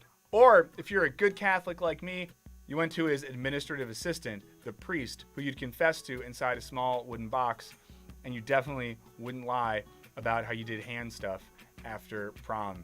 You wouldn't lie about that. You would just look an old Irish man in the eyes and say, I did hands over pants muted stuff myself consensually after listening to an R. Kelly song at a dance. He wasn't canceled then, by the way. It was 2002, 2003. We didn't know R. Kelly was bad, so don't taint my moment, okay? But over the course of the 19th century, society became increasingly secularized, and religion began to fill a less important role. Without a higher purpose or the carrot of heaven, life and a meaningless death felt, well, sad, soul-crushing, honestly scary as which led people to existential dread. 20th century society tried to fill the hole of religion, but the confessional element was still missing. People had nowhere to put their guilt, their fear, and their need for redemption. But then Freud came along and argued that we can live without God by reframing our anxiety and neurosis over culture and civilization as a psychological struggle within the self. This encouraged people to switch from stressing out over what was going on out there to focusing on what was going on in here. So worry less about a nuclear holocaust and worry more about why your dad didn't make it to any of your Little League games. Our culture simultaneously shifted to revolve more around the individual than larger societal forces, and morality transitioned from being about the collective to being about the self. People turned to therapy for things previously offered by religion. Therapy replaced confessionals as spaces to alleviate guilt and to reflect on existence. Self-affirming mantras replaced prayers, communities with the same diagnosis replaced church groups, and self-actualization replaced salvation. Now, to be fair, none of this is inherently good or bad. This cultural transformation was rooted in a genuine desire for self-understanding, which is healthy. The only problem is, With everyone turning inwards, we sort of lost our ability to think and act collectively. This is one reason why solving, say, the climate crisis feels impossible. Now, religion has many flaws, but what it does have is the power to make people believe in something bigger than themselves, and thus to make sacrifices for the greater good. In short, therapeutic culture reinforces individualism, whereas church reinforces communalism. Again, this isn't bad, except that another thing was happening to exacerbate all of this. Our good friend, neoliberalism.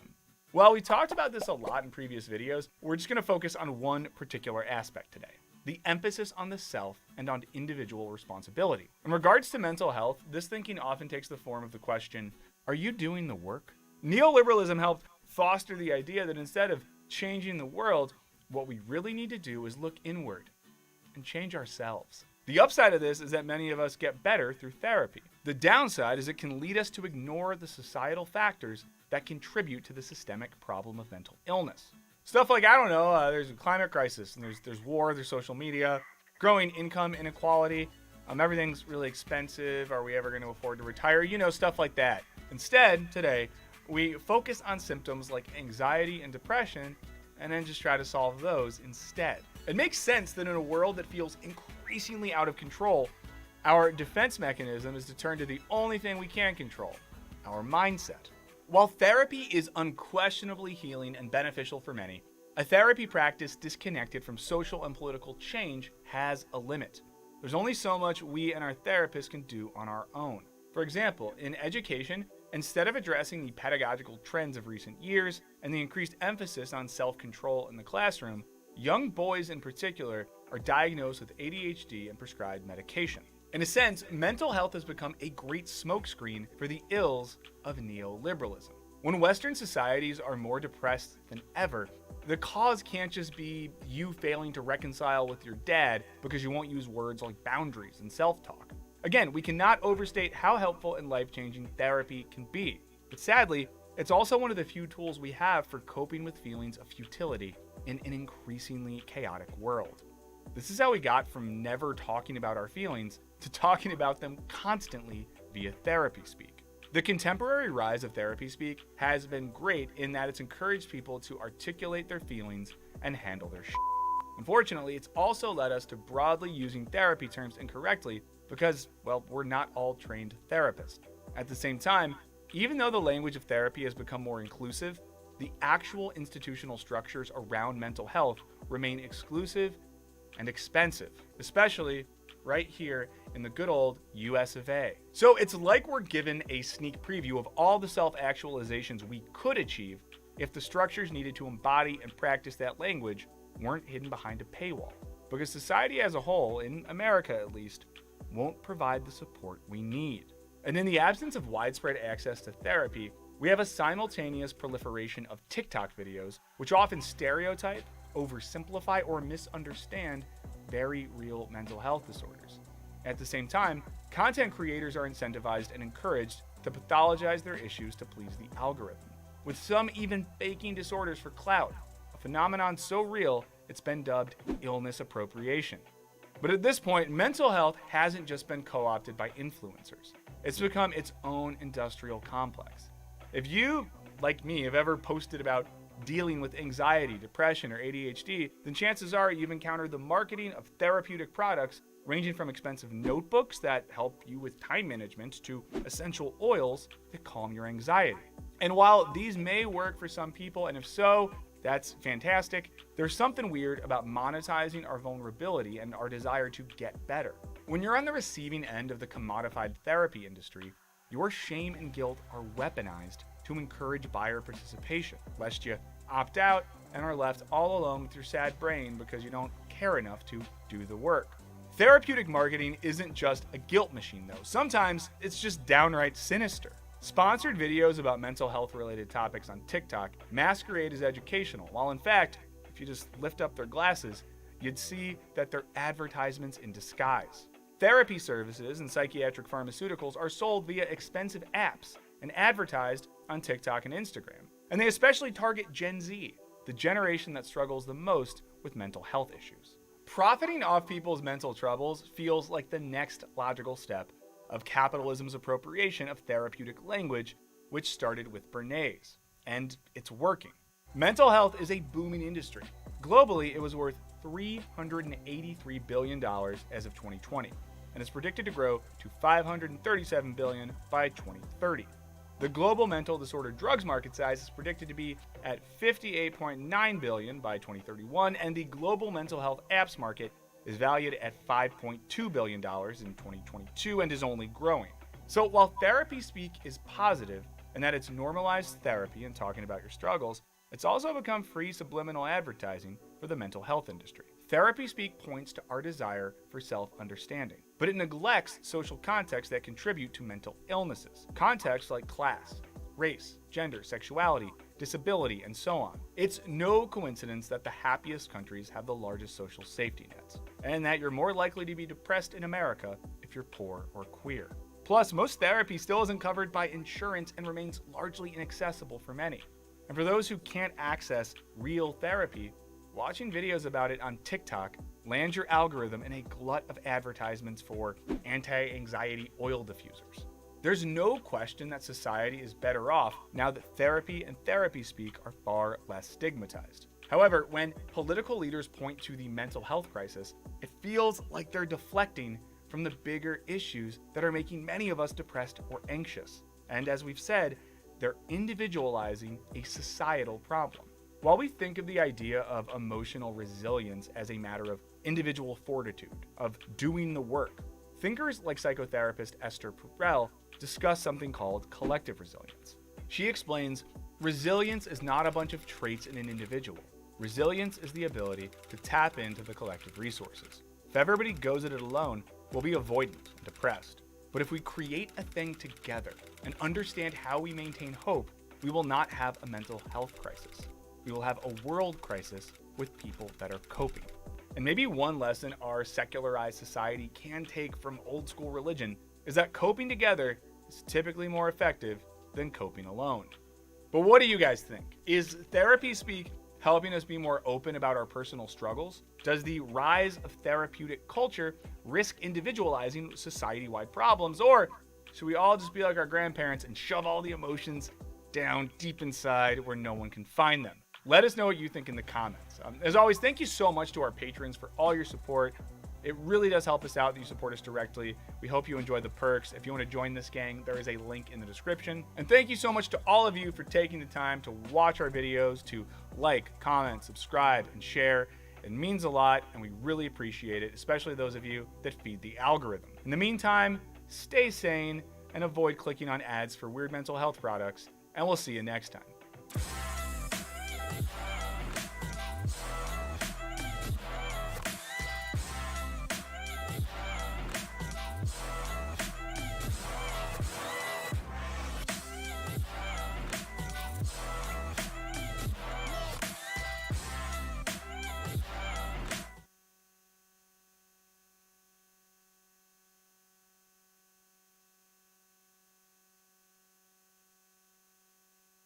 That was good.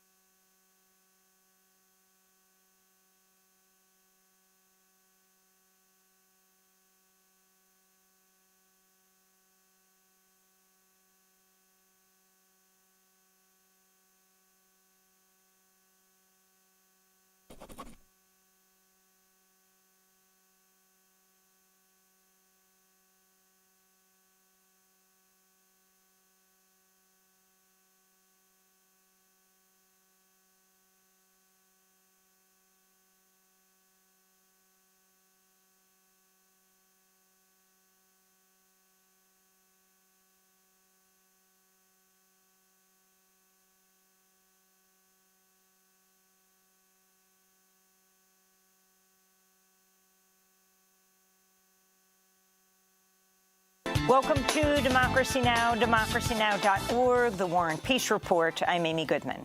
The Biden administration's announced plans to open processing centers across Latin America where asylum seekers would have to request permission to come to the United States, blocking tens of thousands from seeking relief at the U.S.-Mexico border. The first processing centers will be located in Guatemala and Colombia.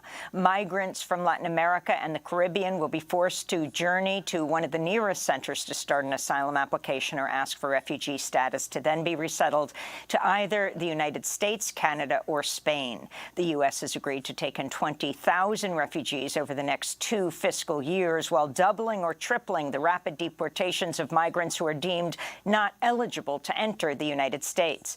Homeland Security Secretary Alejandro Mayorkas and Secretary of State Antony Blinken laid out the sweeping measures Thursday, threatening migrants at the southern U.S. border with harsher consequences, including possible criminal charges. This is Mayorkas. Beginning on May 12, we will place eligible individuals who arrive at our southern border in expedited removal proceedings. Those who arrive at our border and do not have a legal basis to stay will have made the journey, often having suffered horrific trauma and having paid their life savings to the smugglers, only to be quickly removed. They will be removed most often in a matter of days and just a few weeks. This comes as the United States is preparing to lift the Trump-era Title 42 pandemic policy in May, which for the past 3 years has been used to expel some 2.7 million migrants at the U.S.-Mexico border without due process.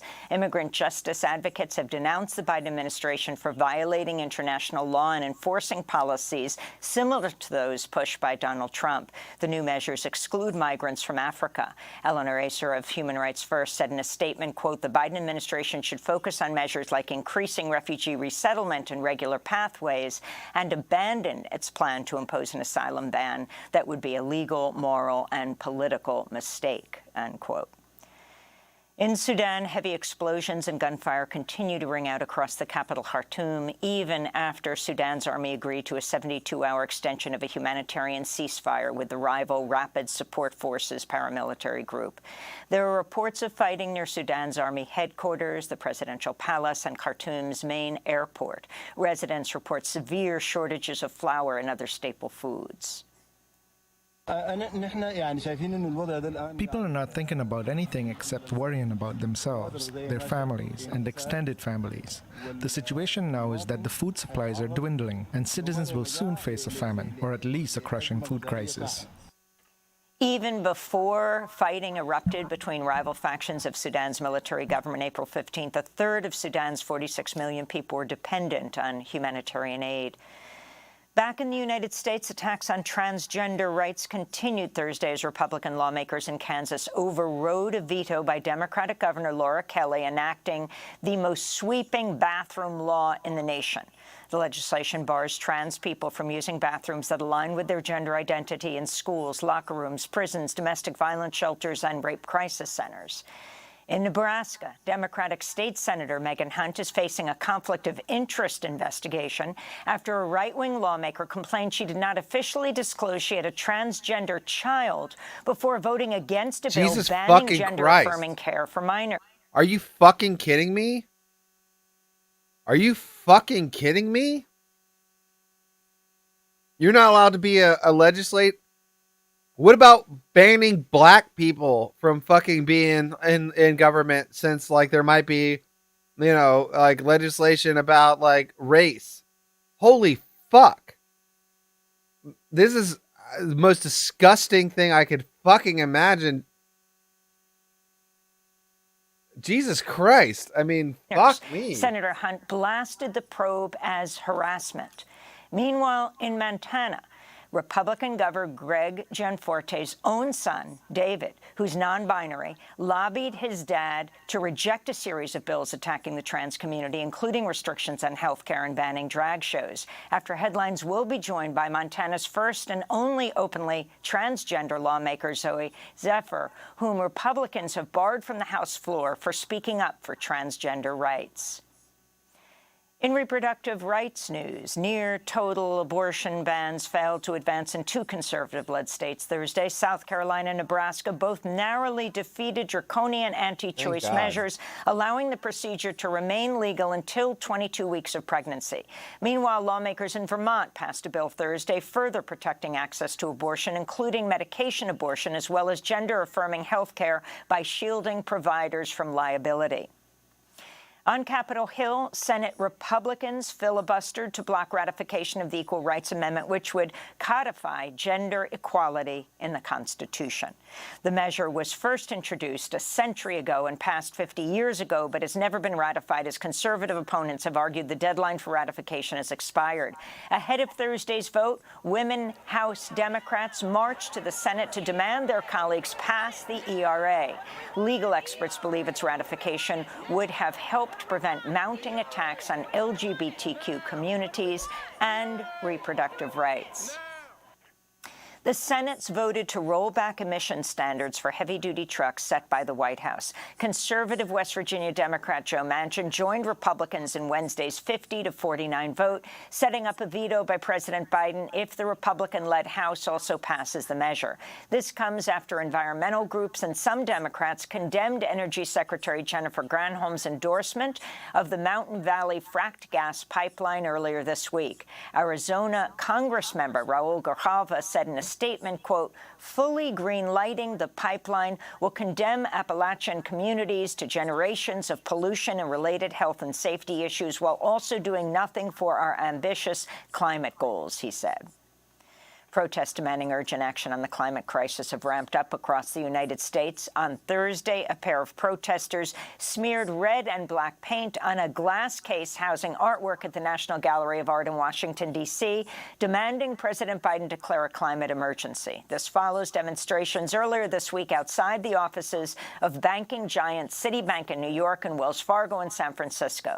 A new study titled Banking on Climate Chaos finds the world's largest private banks loaned $5.5 trillion to fossil fuel projects since nations signed the Paris Climate Agreement. On Tuesday, climate activists interrupted a talk by John Podesta, who heads the White House Office of Clean Energy Innovation and Implementation. They were demanding the Biden administration reverse its approval of ConocoPhillips' Willow project in northern Alaska and act swiftly to end the use of fossil fuels.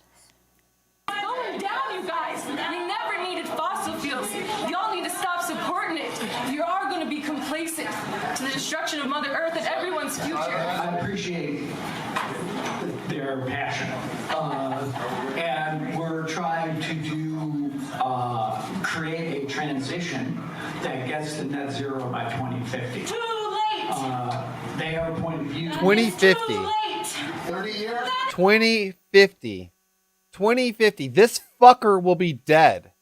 These asshole pieces of shit will be dead. That's how long it is from now.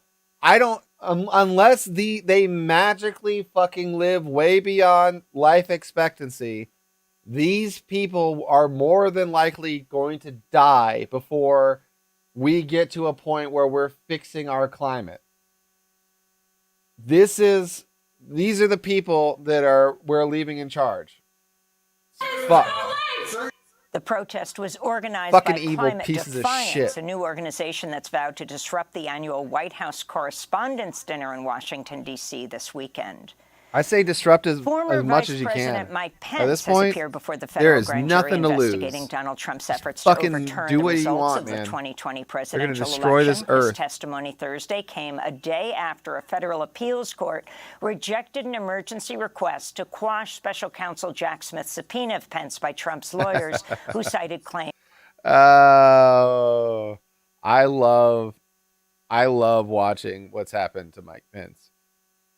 He's a theocratic monster who thought he was going to ride a anti-religious,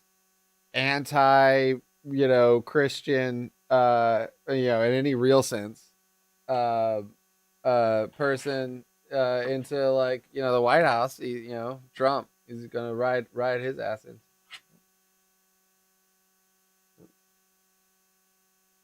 Oops. Accidental phone calls. we go. Charging my phone. But I love that. Hold on.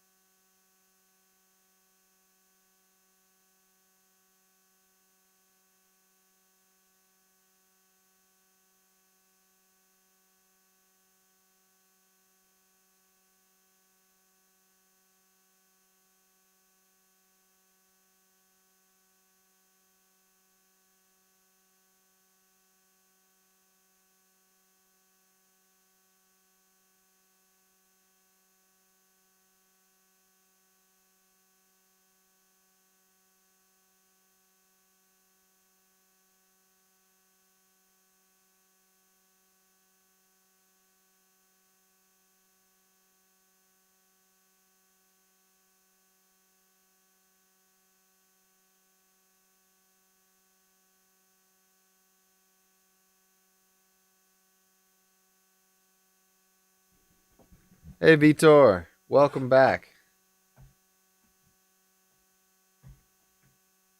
I was just watching Democracy Now. I'm doing well. Well, pretty well. Better than I had been. I don't know if I even mentioned this to you, but my cat died last week, and I was been really sad about it. But time heals all wounds. So I'm less sad about it. At least less immediately sad about it. But yeah, so I'm doing better day by day. How about you?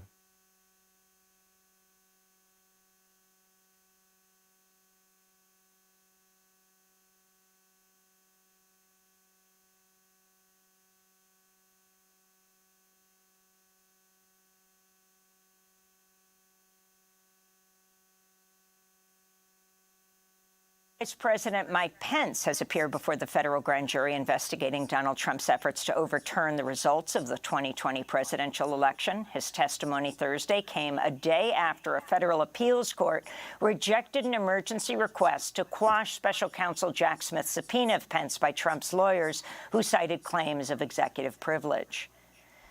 Vice Media is canceling its award-winning show, Vice News Tonight, as part of the company's mass layoff of over 100 workers, including most of its audio team. Vice is the latest media outlet to cut jobs after BuzzFeed last week announced it's shutting down BuzzFeed News. Hold on. Yesterday, I watched an edited version without the explicit sex scenes of the Triple X gay parody of Justice League. It turned out to be an interesting movie. That's funny.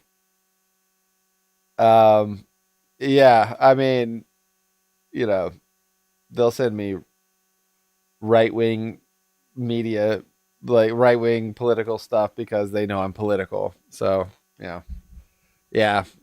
YouTube algorithm knows you're gay for sure. But that's hilarious. That's awesome. I mean, like, what was it? Rule 34, I think is what it's called. That anything that's popular enough eventually gets made into a porno. But yeah, that's awesome. I didn't end up watching anything fun last night. I don't think. Did I watch anything fun? No, not really. I was kind of tired yesterday, so that was affecting my ability to pay attention to things. Union said. Speaking of which, I need to take my medicine. On Twitter, quote, these I'll be right back. workers I are gotta suffering go, the consequences of years of poor get something decisions to they drink. played no part in. And the white woman whose discredited accusations led to the lynching death of black teenager Emmett Till in Mississippi 7 decades ago has died of cancer at the age of 88.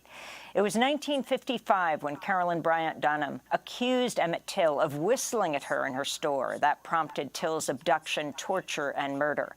Dunham's husband and his half-brother were tried for the lynching and acquitted by an all-white jury. In 2007, Dunham confessed she had fabricated her claim, leading the FBI to reopen Till's case. But the Justice Department ended its investigation in 2021 without filing charges. Last year, a team searching for evidence in Emmett Till's case found an unserved warrant charging Dunham in his kidnapping. And those are some of the headlines. This is Democracy Now!, democracynow.org, The War and Peace Report. I'm Amy Goodman. Yeah, good riddance to bad rubbish. Glad that fucking heinous bitch died, but sadly she never saw justice. I don't know if you knew about Emmett Till, but it's such a horrifying story. Such a major part of U.S. history.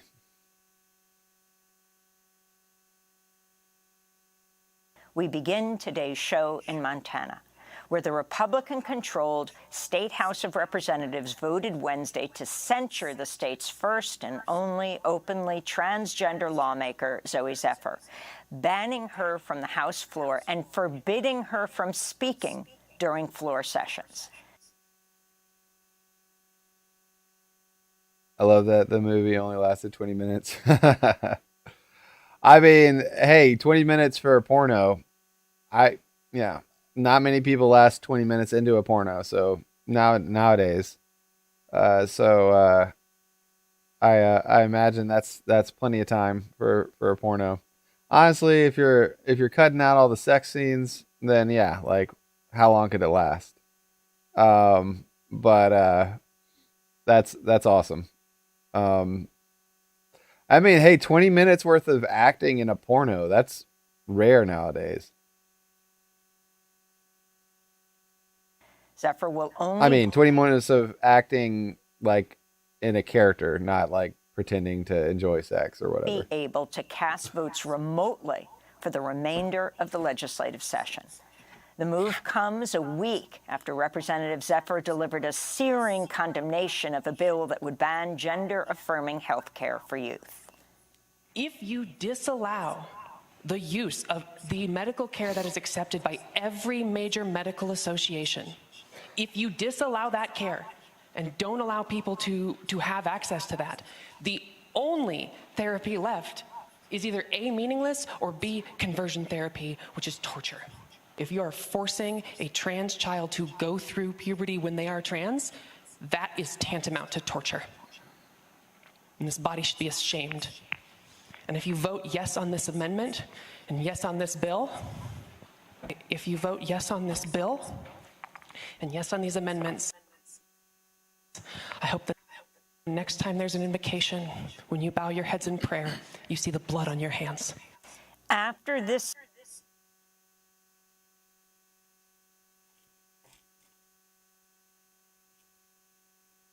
I mean, yeah. Caligula is actually one of those movies that I amazingly somehow didn't see. I know like all about it, but it just slipped past me somehow. Like you can only watch so many movies, and like you can only watch so many of the like kind of big controversial films like Caligula. And it just kind of got past me, even though I know, I love Malcolm McDowell and I actually love Roman history. So you'd think like, oh, I would have jumped on that. And frankly, I like transgressive media. I mean, to a degree, I like the act of transgressing in media, generally speaking. That's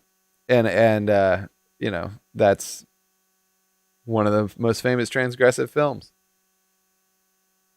Yeah, I mean, that's kind of the thing so everything that I've understood about the film was that was always the intention, was that like it was supposed to feel otherwise like a real movie. It wasn't meant to be treated like a porno, even though I think Hustler was the producer, or Penthouse. I think it was Hustler, but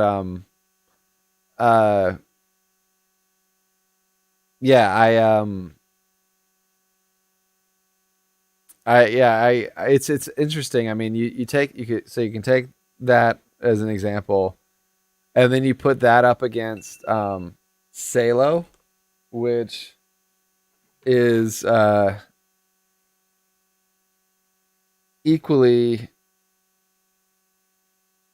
maybe more notorious in circles that know the film, but like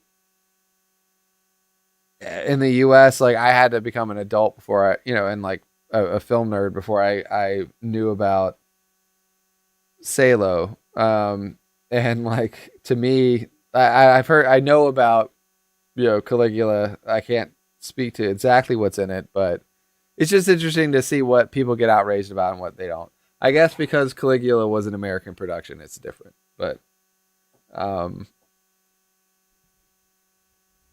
Salo existing is one of those things that's like, how did this film get made? Who wanted to see people doing this to each other, even in pretend?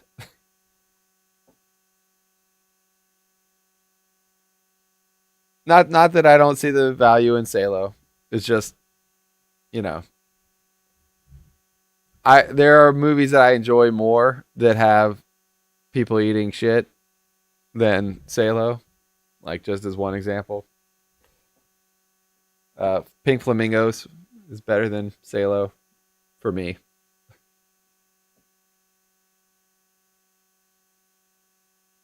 Speech. Republican lawmakers in Montana moved to censure Zoe Zephyr. Ahead of a vote to ban her from the House floor, she addressed her fellow lawmakers again. Today, I rise in defense of those constituents, of my community, and of democracy itself. Last week, I spoke on the governor's amendments to Senate Bill 99, which banned gender-affirming care. This was a bill that was one of many. Yeah, I never saw the Spartacus series. I do remember hearing that it was particularly bloody and sexy. Yeah, I mean, honestly, I'm not a prude. I have no problem with sex scenes. I have no problem with violent scenes. But I do think that gratuity in film doesn't necessarily help the movie be told. I think that sometimes good storytelling can be thrown off the tracks by a gratuitously long or graphic, especially sex scene, because those are so often completely arbitrarily long when like you don't even need to show anything to get the point across that these two people had sex and that they were feeling one way or another about it. At least they left the mentions of homosexuality to the characters, but gay sex you won't see. It's shocking. I mean, you don't see gay sex in the U.S. either. I mean, not gay sex. I mean, people get freaked out by seeing gay men kissing and stuff, and like Disney started putting like gay characters in like Pixar or whatnot movies, like random like one kiss happening in the most innocent kiss you can imagine happening in a kids movie between two gay characters. It's like they've destroyed the earth or something like that by doing so. But that said, like if it's more adult television, like hyper adult television, like stuff that's not intended at all for a more general audience. It's an audience that will know that they're going to see gay sex scenes. Then you'll see that to an extent. Quite often gay sex scenes are relegated otherwise to like rape, like homosexual rape, not really actual sex. But in most like media, because it's again it's tropes, anti-gay tropes. Yeah, I'd say that generally you don't see sex scenes just arbitrarily in stuff because of the worry of censorship or losing an audience. That said, when you do see it, like sometimes in my opinion it goes overboard, where it's like, all right, well, I get it, they're passionately having sex, let's move on because this is a story, and the fact that they had sex is kind of the only thing usually that matters in any given sex scene. Like any given sex scene, it might be important that the characters have sex, but seeing it happen on any level is usually just an artistic choice, or an artistic choice. Titillating things can be done, things can be done to titillate as well as be artistic. But yeah.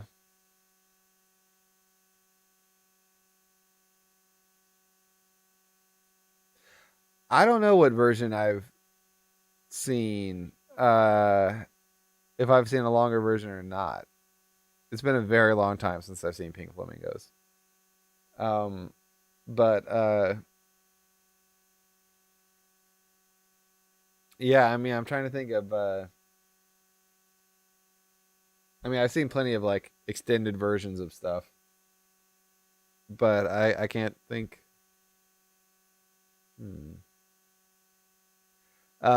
So there's a movie, I don't know if you've heard of The Big Lebowski, but just since we've been talking about censorship, there's on foul language, cursing, whatever you want to call it, cussing, some people call it,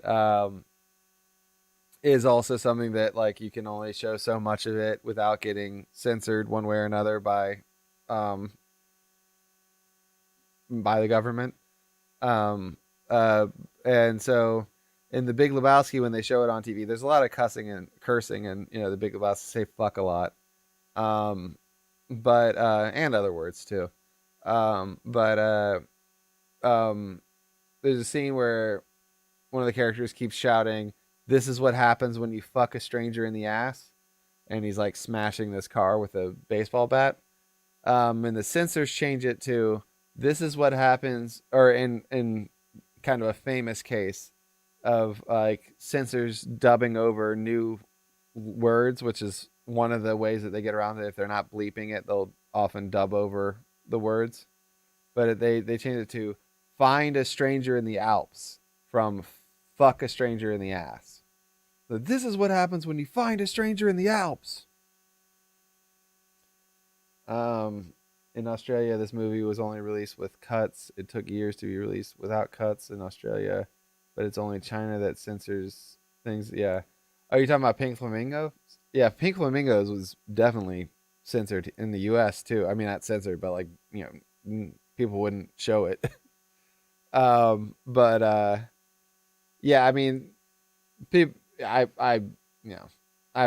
there's too many people that want to argue about China being oppressive, like that. It's like, it's kind of that alone is telling as to the value of their argument. It's like, you really are obsessed with one country being oppressive to free speech when, A, look at our own country, and B, there's a lot of other countries in the world than China. Why are we obsessed with what China does all the time?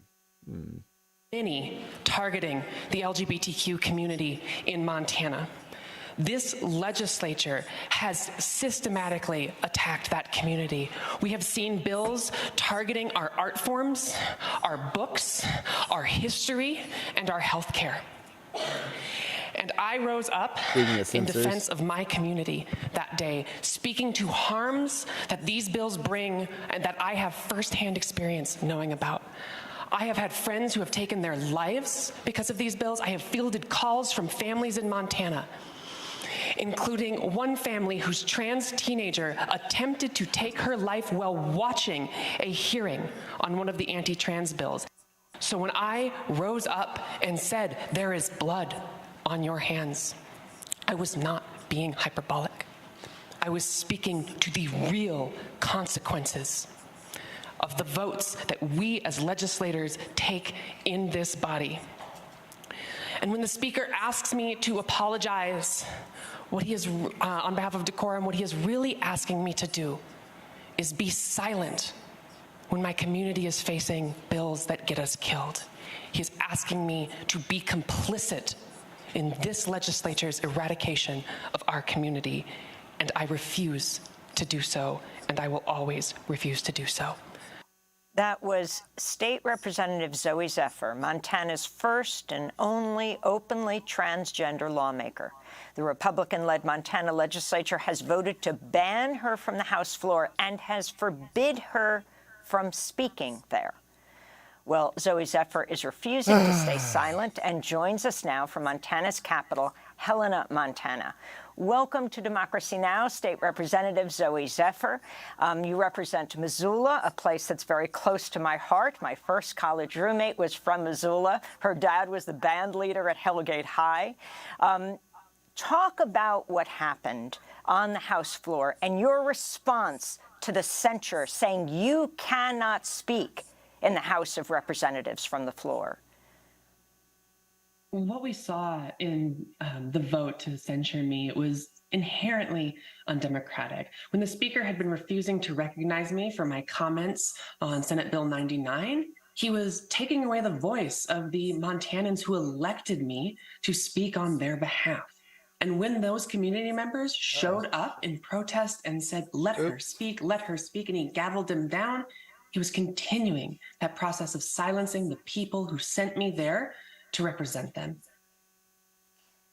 And talk about what this anti-trans bill is, why you so fiercely objected to it.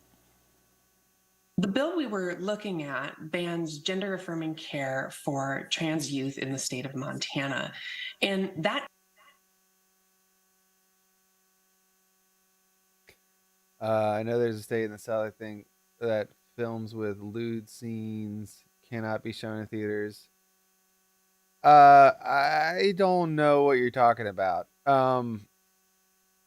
It's pretty tough to actually achieve things like that on a state level.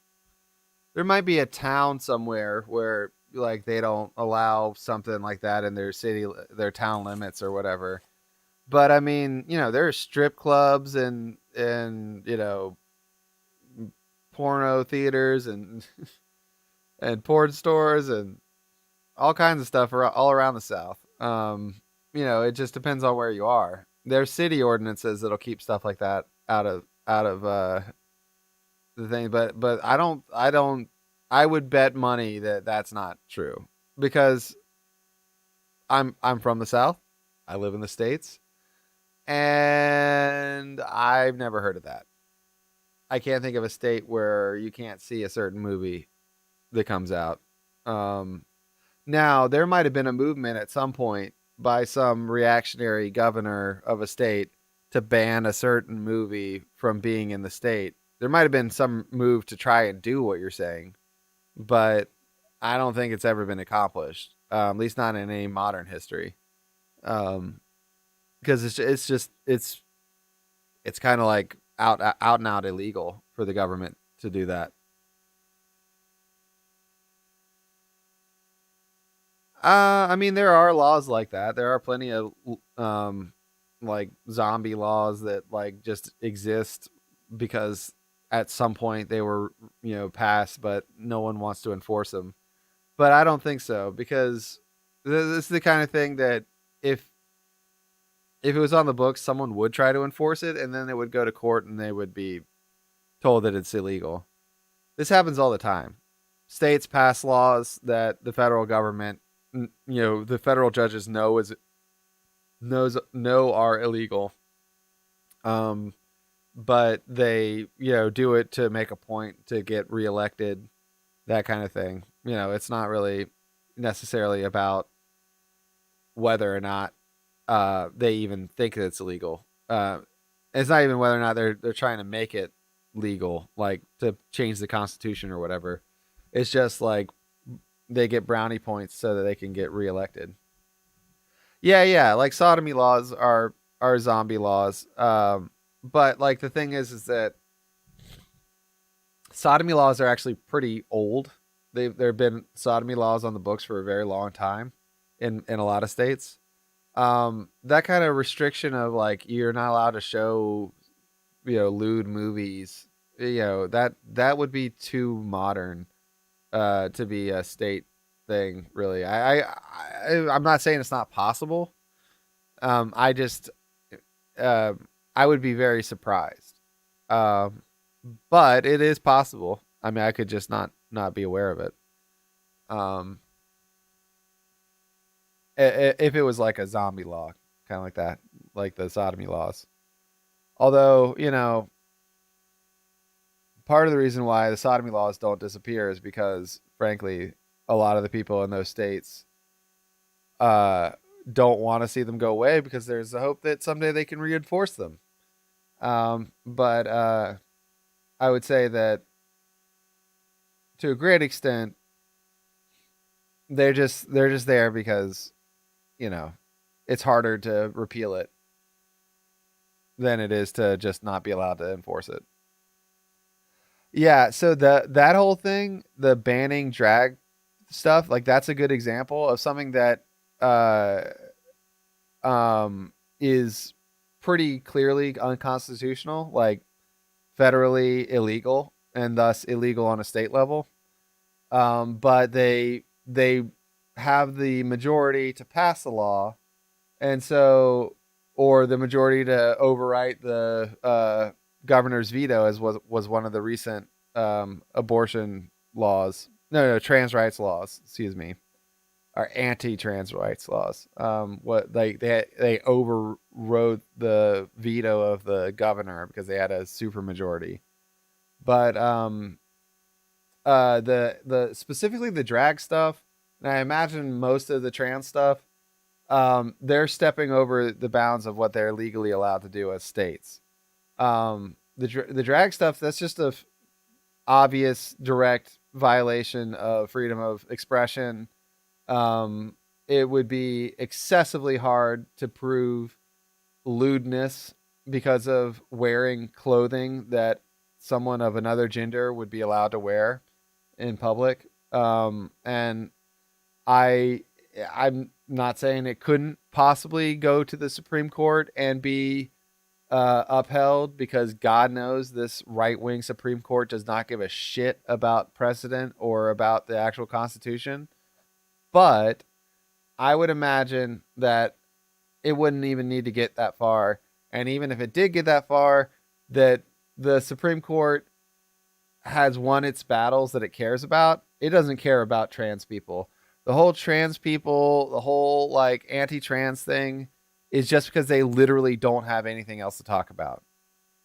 Yeah, so education is one of those things that's a little bit of a nebulous thing, and it shouldn't be. This is where, again, people that talk about states' rights, like, I think they need to think about what the fuck they're talking about, because it doesn't make any sense to allow states to ban people from getting actual education.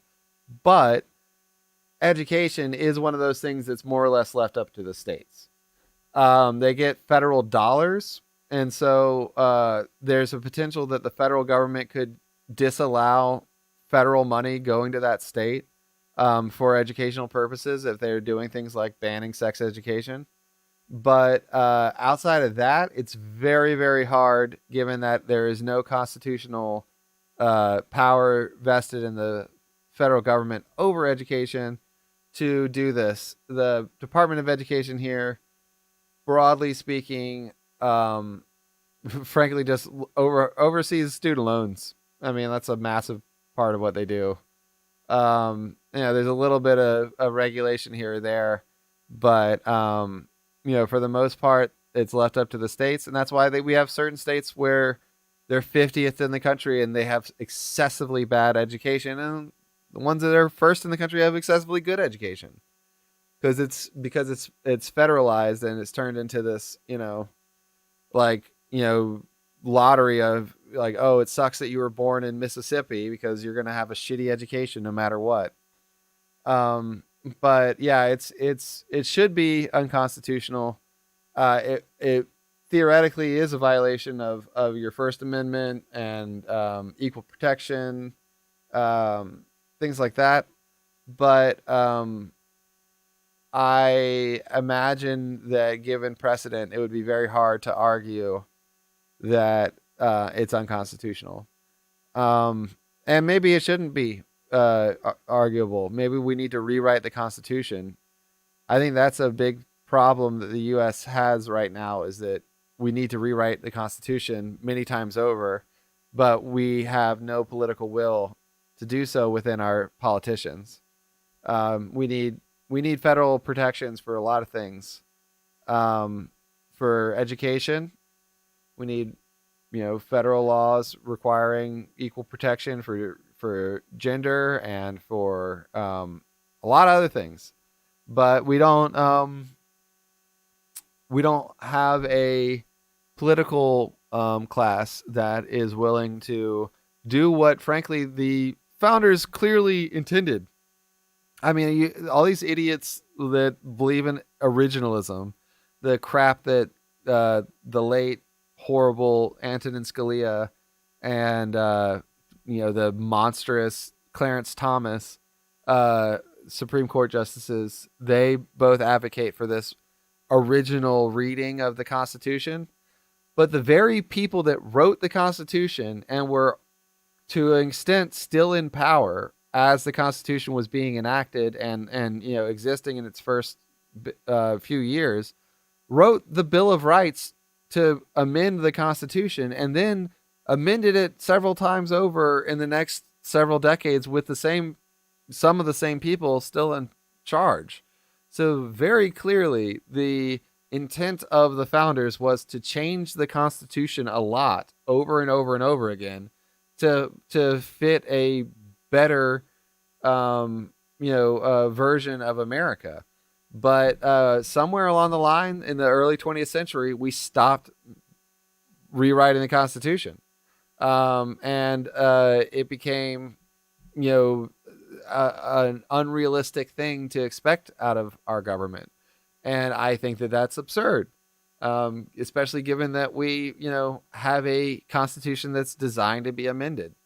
And so, perhaps one of the things that needs to change is, we need to bring education out of the depths of like whatever shithole governor wants to ruin the lives of the children of a state, and put it into the hands of a federal government that we all have a stake in everyone in this country being well educated. So why should we allow Mississippi to undereducate its people and make the rest of us suffer? And not to mention, the people of Mississippi. The don't say gay thing is Florida specifically. I don't know of another state that has exactly that. But that right there, that's absolutely where the line crosses into unconstitutional stuff. It's one thing to say, this is what we're going to teach, because that's kind of within the purview of the state. It's another thing to say, you're a gay teacher who can't talk about the fact that you're gay. That's where free speech is being directly violated by the government. And that free speech is protected, in my opinion. Again, unfortunately, we let courts arbitrate these things in a level that they really shouldn't be allowed to. Quite clearly, free speech allows you to say that you're gay to anybody that you want to. Period. The fact is that I don't think that these laws are constitutional. And I think that when they are challenged in court, they will lose at least at some point along the line and not be able to be maintained. But that's not the point. The reason why they pass these laws is not because they think that they'll last forever. They pass them to get the votes that they need for the next round of elections. And they pass them so that it's red meat for their constituents to keep their constituents mad or about something. It's like this whole trans thing. There are so few trans people in this country. Most people don't know anyone trans. That's actually part of the reason why they can do this. It's not that they are, the whole don't say gay thing is doomed from the start because too many people are gay in the way that the conservatives or, right wingers here, want it to be. The ones that are anti-gay, there are too many Republicans in this country that are gay. There are too many Republicans whose children or parents or brothers or sisters or aunts or uncles or nephews or nieces are gay, to where, you can't, no real large constituent supports anti-gay stuff. But because there are so few trans people, people don't know enough about the trans community. They don't know enough about trans identity or trans existence. And they don't have enough people around them to care. And so, that's this dangerous cocktail where it's such a small minority that they are very much without any advocates that don't have to go way out of their way to explain why it's not okay to discriminate against them. And, that is a big, big issue in all of this, because I don't see it's going to be hard to claw back to a point where people on the right stop caring about trans people, because they don't have, right wingers don't have any actual ground to stand on in this country. They have no real issues that people agree with them on. But they do fight culture wars very well. And trans people are small enough, marginal enough community to where the people in the middle and the liberals that, are a little bit finding, trans people to be weird or icky.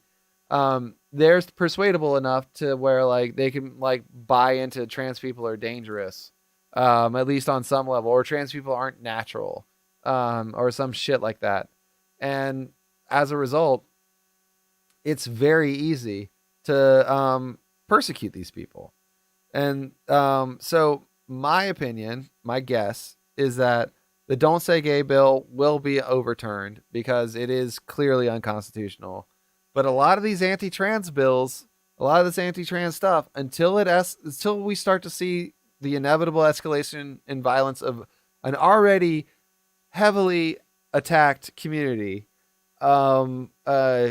there's probably not going to be much interest in changing things. And frankly, in this country, when you see children being slaughtered in school constantly and nothing being done about it, it's very hard to imagine that even violence resulting from this will change anything. So for the trans community, I'm very afraid. For the gay community, I am only worried in as much as the inconveniences and the distresses that are put on the people in the short term, because I have a pretty good faith that, and I hope that,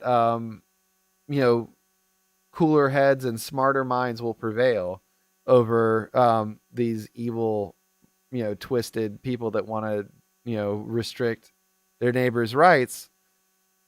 I wish I could be as hopeful for trans rights, but this shit's out of hand, and it is scary, and frankly, it's all tied. There would be no "Don't Say Gay" bill if it weren't possible to tie gay people to trans people, because in Florida, in the rest of the United States, nobody has any interest in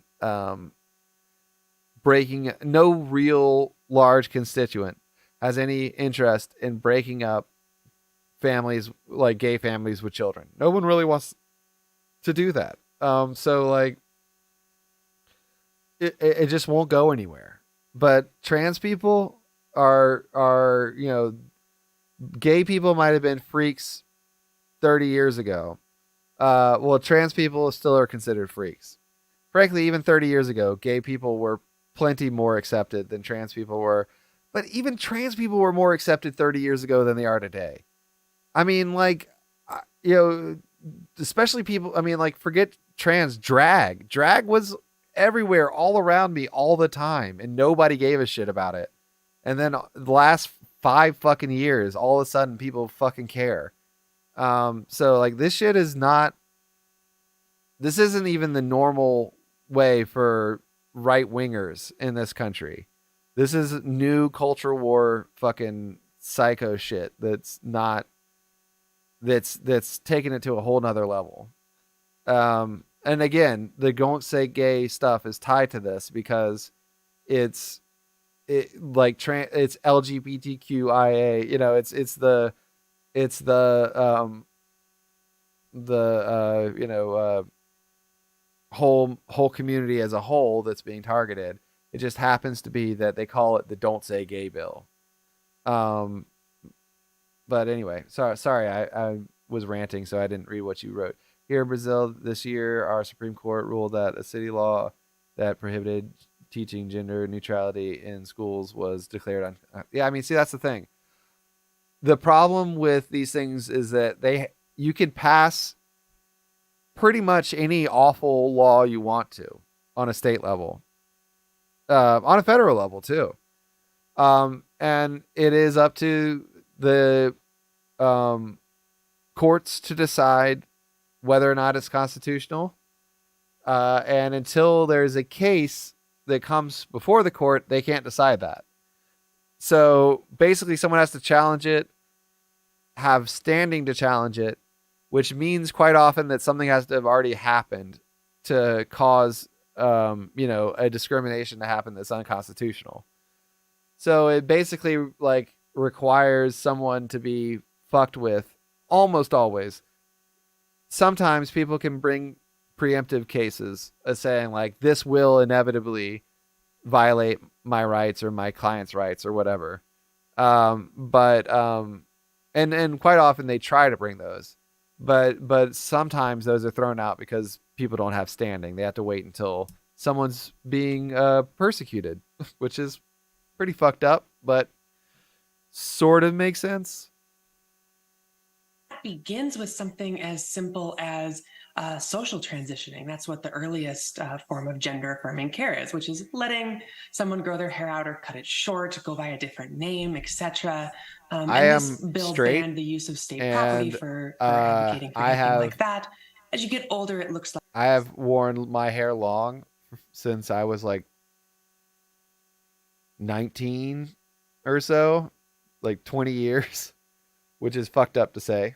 But I am straight, sit, hes, whatever, cis het, whatever. And like, my hair has been down well below my, shoulders many, many times over. I think that it looks pretty.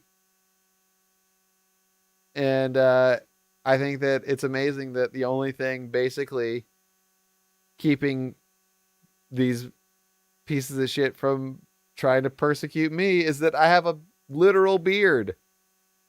And it's amazing to think that like the only reason why I'm not being like trans-bassed right now is potentially because I have a beard. Because if I go to a certain place and I wear long hair, instead of calling me a hippie, they'll call me, a word I can't say on here. Like going on puberty blockers. Again, and this healthcare is done slowly, carefully, in conjunction with the child, the parent, endocrinologists, health practitioners, following best practices by every major medical association. And so when you're looking at bills that take that necessary care away, what you're looking at is things that make the conditions for trans people impossible in our state. The motion to censure you was introduced by the Montana House Majority Leader, Representative Sue Vinton, a Republican from Billings, Montana. This is what she said about you Wednesday ahead of the vote.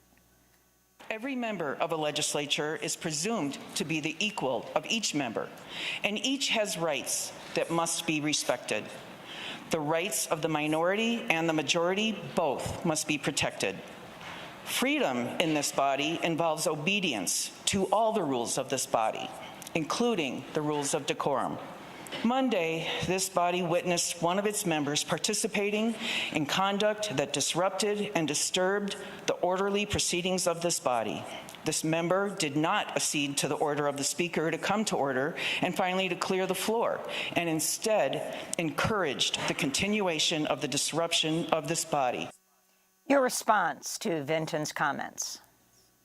So when we talk about every member being equal to one another, it's important to note the way that they are applying the rules of decorum unequally. We have had legislators who have screamed in their clothing. We have legislators who insinuated that my very existence is somehow sexualizing children. And we objected in the moment, and then we moved on. Decorum rules weren't used. There were hearings where we begged the Republican chairs not to allow harmful, discriminatory language. And they said, a lot of people have a lot of opinions, we'll carry on. So what you're seeing here is a Republican-controlled legislature using a tool like decorum as a way to silence those who are holding them accountable for the very real harm that their bills bring. Now, just understand what's happening to you right now. You were sitting in a hallway trying to work Thursday. You'd been banned from the House floor, and they tried to kick you out of the hallway as well. Can you talk about the Montana Freedom Caucus, which called for your immediate censure, who also deliberately misgendered you in a statement they wrote? So, much like the unequal and hypocritical ways decorum has been enforced, I'm not surprised that the Freedom Caucus would misgender me in the same moment that they call for civility and discourse. It's a caucus that calls for limited government while simultaneously using government to take away necessary and life-saving health care for people in my community. And I sat down Thursday, I walked in and I said, I want to be as close to the people's house as I can be so I can speak to legislators so that even despite the fact that my voice and the voice of my constituents isn't allowed on the floor, I can do everything in my power to make sure their voice is heard. Tell us about your decision, State Representative Zephyr, to run for office and the significance for you, with you being the only, the first transgender lawmaker in Montana. So I testified last session and in 2021, and as I was testifying on a trans sports ban, I saw that the people listening on the panels didn't seem to want to hear. And then I watched votes on anti-trans legislation pass by a single vote. And I thought, I need to be in that room. You need representation in that room if you're ever going to be able to move the needle. And so I was happy to go through my community where I've lived and walked through and spend all of my time. And they were gracious enough to elect me, and I'm happy to serve in Montana alongside Representative S.J. Howell, who's the state's first non-binary representative. So tell us about the other anti-trans and bills targeting the LGBTQ community that are going through the Montana legislature, and then talk about where the governor stands. So we're seeing an array of bills targeting the LGBTQ community, and particularly the trans community. We've seen bills that are trying to ban our books under the guise of obscenity laws. We've seen bills that are trying to ban our art forms under the anti-drag laws. We've seen bills that tell students they're allowed to misgender people. We've seen bills that say trans people don't get health care, and even if they have access to health care, medical practitioners who don't want to provide it can just ignore you for any reason. And these bills, again, as I mentioned, began with the sports bans. And so we're seeing the moment people got a foot in the door saying, oh, trans equality has limitations, they put an asterisk on that. As soon as that got in, they started escalating the attacks, which is what we're seeing in Montana and across the country as well. And Governor Gianforte, whose own son, David, is non-binary, who's lobbied his dad to reject the series of bills attacking the trans community? You know, I have not had direct contact with the governor's office on these bills. I have spoke to folks in his staff about these bills and how they're harmful policy, how they hurt our community, and how, quite frankly, communities in Montana do not want this. And so one of the things it's important to remember is that trans people, we live lives full of joy. We walk through and are a part of our communities. And so whether you're working a day job in an office or you're the governor of the state of Montana, you are never far from someone who is trans or non-binary and worthy of love. And let me ask you about what happened in Nebraska. Democratic State Senator Megan Hunt facing a so-called conflict of interest investigation after a right-wing lawmaker complained she didn't officially This is disgusting. Like, this is just as bad as any of the other trans discrimination, but like, I don't know, somehow even worse. Somehow it's even worse because it's like not even a trans person who can stand there and defend themselves. It's a child, like fucking pieces of shit. Disclosed that she had a transgender child of love. And let me ask you about what happened in Nebraska. Democratic State Senator Megan Hunt facing a so-called conflict of interest investigation after a right-wing lawmaker complained she didn't officially disclose that she had a transgender child before voting against a bill banning gender-affirming care for minors. She is saying that the probe is harassment. I think that, much like Tennessee, much like here, much like Representative Maury Turner in Oklahoma, what you're seeing is far-right legislatures are passing policies or bringing policies forward that are incredibly harmful, get marginalized communities hurt and killed, and those communities and the people that care about those communities are beginning to rise up and say, this isn't acceptable. This isn't something we can stand for, and we're holding them accountable to the real harm that these bills do. And obviously, the attacks on Senator Hunt are harassment. You wouldn't expect every time a bill on public education came up, someone to disclose that their child went to a public school. This is targeting a way, much like decorum was used against me. They are looking for processes and procedures in the rule book that they can use to justify silencing and targeting someone for standing up for vulnerable communities.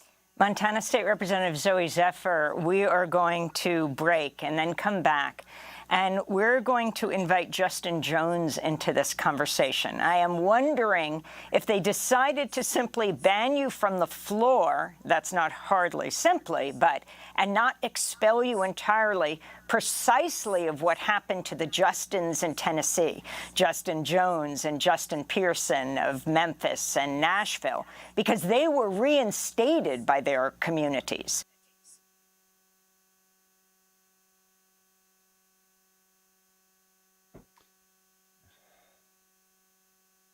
Oh, man. It's tough. It's tough to want the best for your kids in this world and know how hard it's going to be if they're at all different, even if they're not different, if they just want a better world.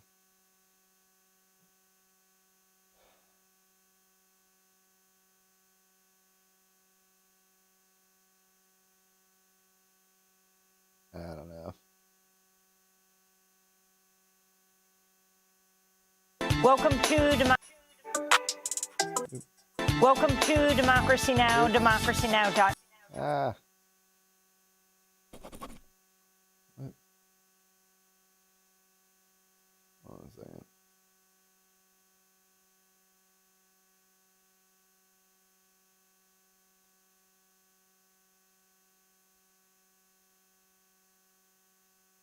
Oh, I know. I mean, just in the Imperial Core here. That's all. But, you know, we're all fighting the good fight, too. All right. How can I get...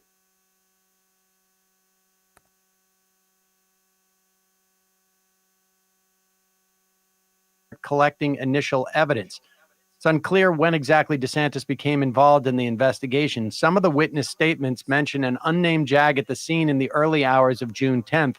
McCarthy did not respond to a request for comment, but confirmed to the Post he had ordered DeSantis to gather information. I cannot tell you specifically what DeSantis did, but said his subordinate was probably, quote, involved in the facilitating access to information, trying to make sure that privileged information did not get swept up. He would have been one of the folks that I dispatched to help facilitate the investigative effort. I mean, the bottom line is, I mean, what's clear here is that none of this, as far as I know, none of this was reported publicly prior to the detainee from Guantanamo saying, I remember DeSantis from there because I remember. So I don't know if you know this, but Governor DeSantis of Florida, the Don't Say Gay bill guy, was also a lawyer on behalf of the torturing government at the U.S. Government at Guantanamo Bay. So yeah, so that monster who's passing the anti-gay, promoting the anti-gay bill and passing it, he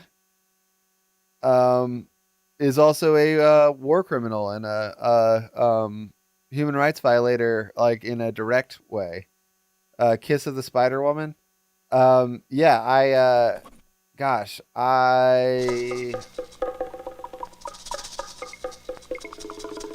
Once upon a time, in a tropical island far away, there lived a strange woman. How can you remember all that junk? If you've got the keys to that door, I will gladly follow.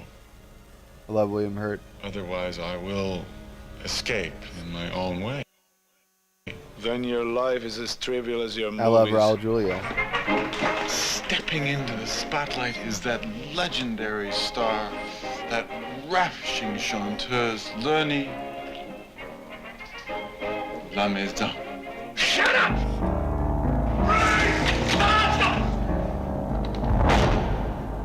Don't let me die.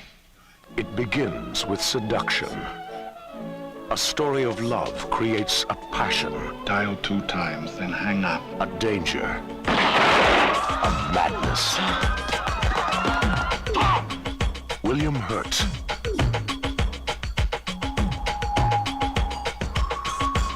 Julia, Sonia Braga, Kiss of the Spider-Woman.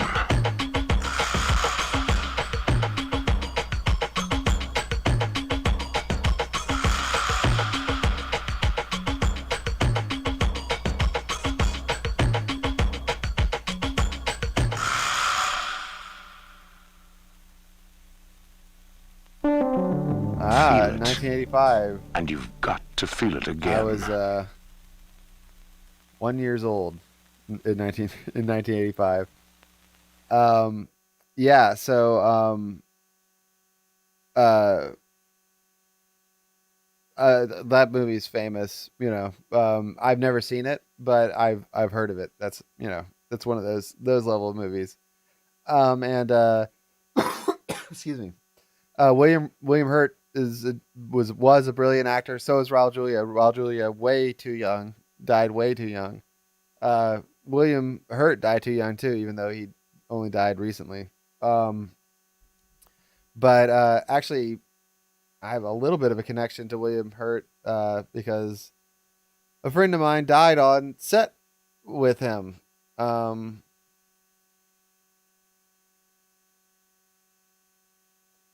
Call Me by Your Name, and it's co-production. It's a co-production. Yeah, I haven't seen that either, although again I know the film. Yeah, I mean, I imagine that in a lot of ways LGBTQ films and, you know, subject matter are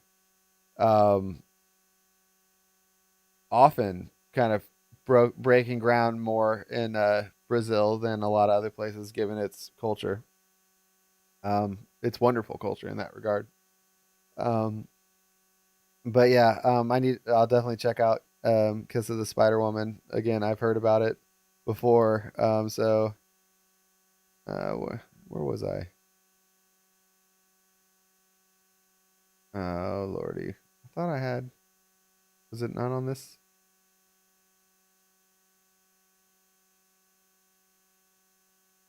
There we go. Remember when this guy became governor? And so, like, we know for a fact that DeSantis was there. And we know that there's no way this detainee could have known that unless he was aware of him being there during that time. So, at the very least, in that denial that DeSantis had, DeSantis knows he is denying actual facts that are established. And the idea that the guy remembered him, we know that's the case here, because there's no way that guy could have known that DeSantis was there had he not remembered him there. Yeah. And now we have confirmation that he was there. This is about Ron DeSantis, the governor who passed the Don't Say Gay bill, being a former prosecutor at Guantanamo Bay, and signing off on torture. And so really the question isn't whether this guy remembered DeSantis. The question is, did DeSantis do what this prisoner said he did? Mm-hmm. And DeSantis did not deny that. He denied that this prisoner remembered him. And we know, again, from this timeline, that the prisoner clearly did remember him. Now, maybe the prisoner has decided to make up what DeSantis did in that moment, which would be odd because you would expect someone who placed someone in that room as torture is basically happening. And if that person was helpful or defensive of the person being tortured, it's hard to imagine that that prisoner would turn around and implicate DeSantis. You know, I think it's like fairly basic human nature that if you're being attacked and someone is doing anything to inhibit that attack, or even to not participate in it, you have a certain sort of like, I don't want to say affection towards that person, but it's hard to imagine that you would put that person out to dry. Yeah. I mean, this, exactly. And this better be pursued more. I mean, I hope so. Yeah. But I mean, given like how we've treated Guantanamo prisoners in this country up to this point, I don't have a ton of faith. But like what's also interesting here is how DeSantis reacts when he's out of his comfort zone of like Club for Growth fundraisers and handpicked kind of Florida media members at his press conferences where he can control the atmosphere. If he was smart, I mean, he would own it. If Trump was involved or a lawyer for one of the Guantanamo involved in like the that torture regime. So, Vitor, one of the things that I think I might do is have a movie night on here, or movie day or whatever. And if there's any films that you want to watch, I don't know, can you do the Amazon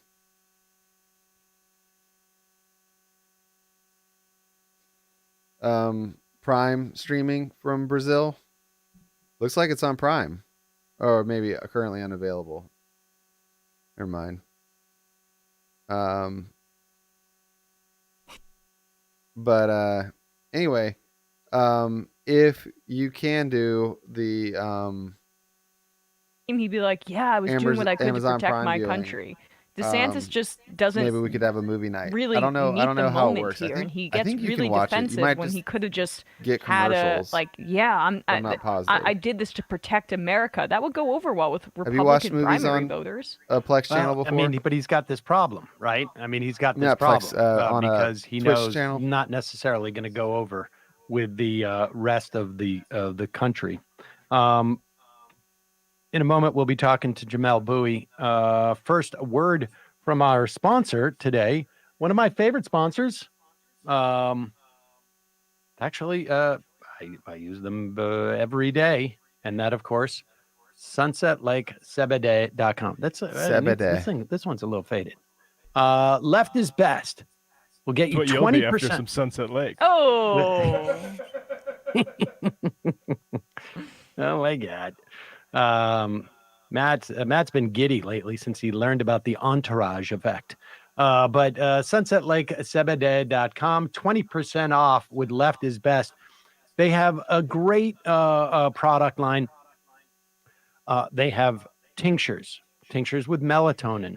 They have gummies with melatonin, Sour Patch gummies. They have gummies with THC in addition to CBD.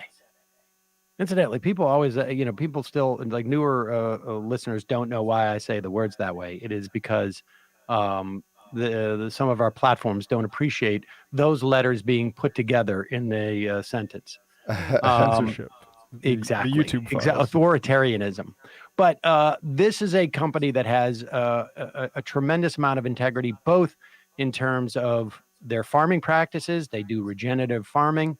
They use integrated pest management, which means no pesticides. They also have all of their products third-party tested. You can get those documents on the website. You can get it when you order stuff. They also have great business practices, $20 minimum wage, mostly employee-owned company. They also are movement partners. I don't know, last week, or I guess it was about a week ago, we finished they had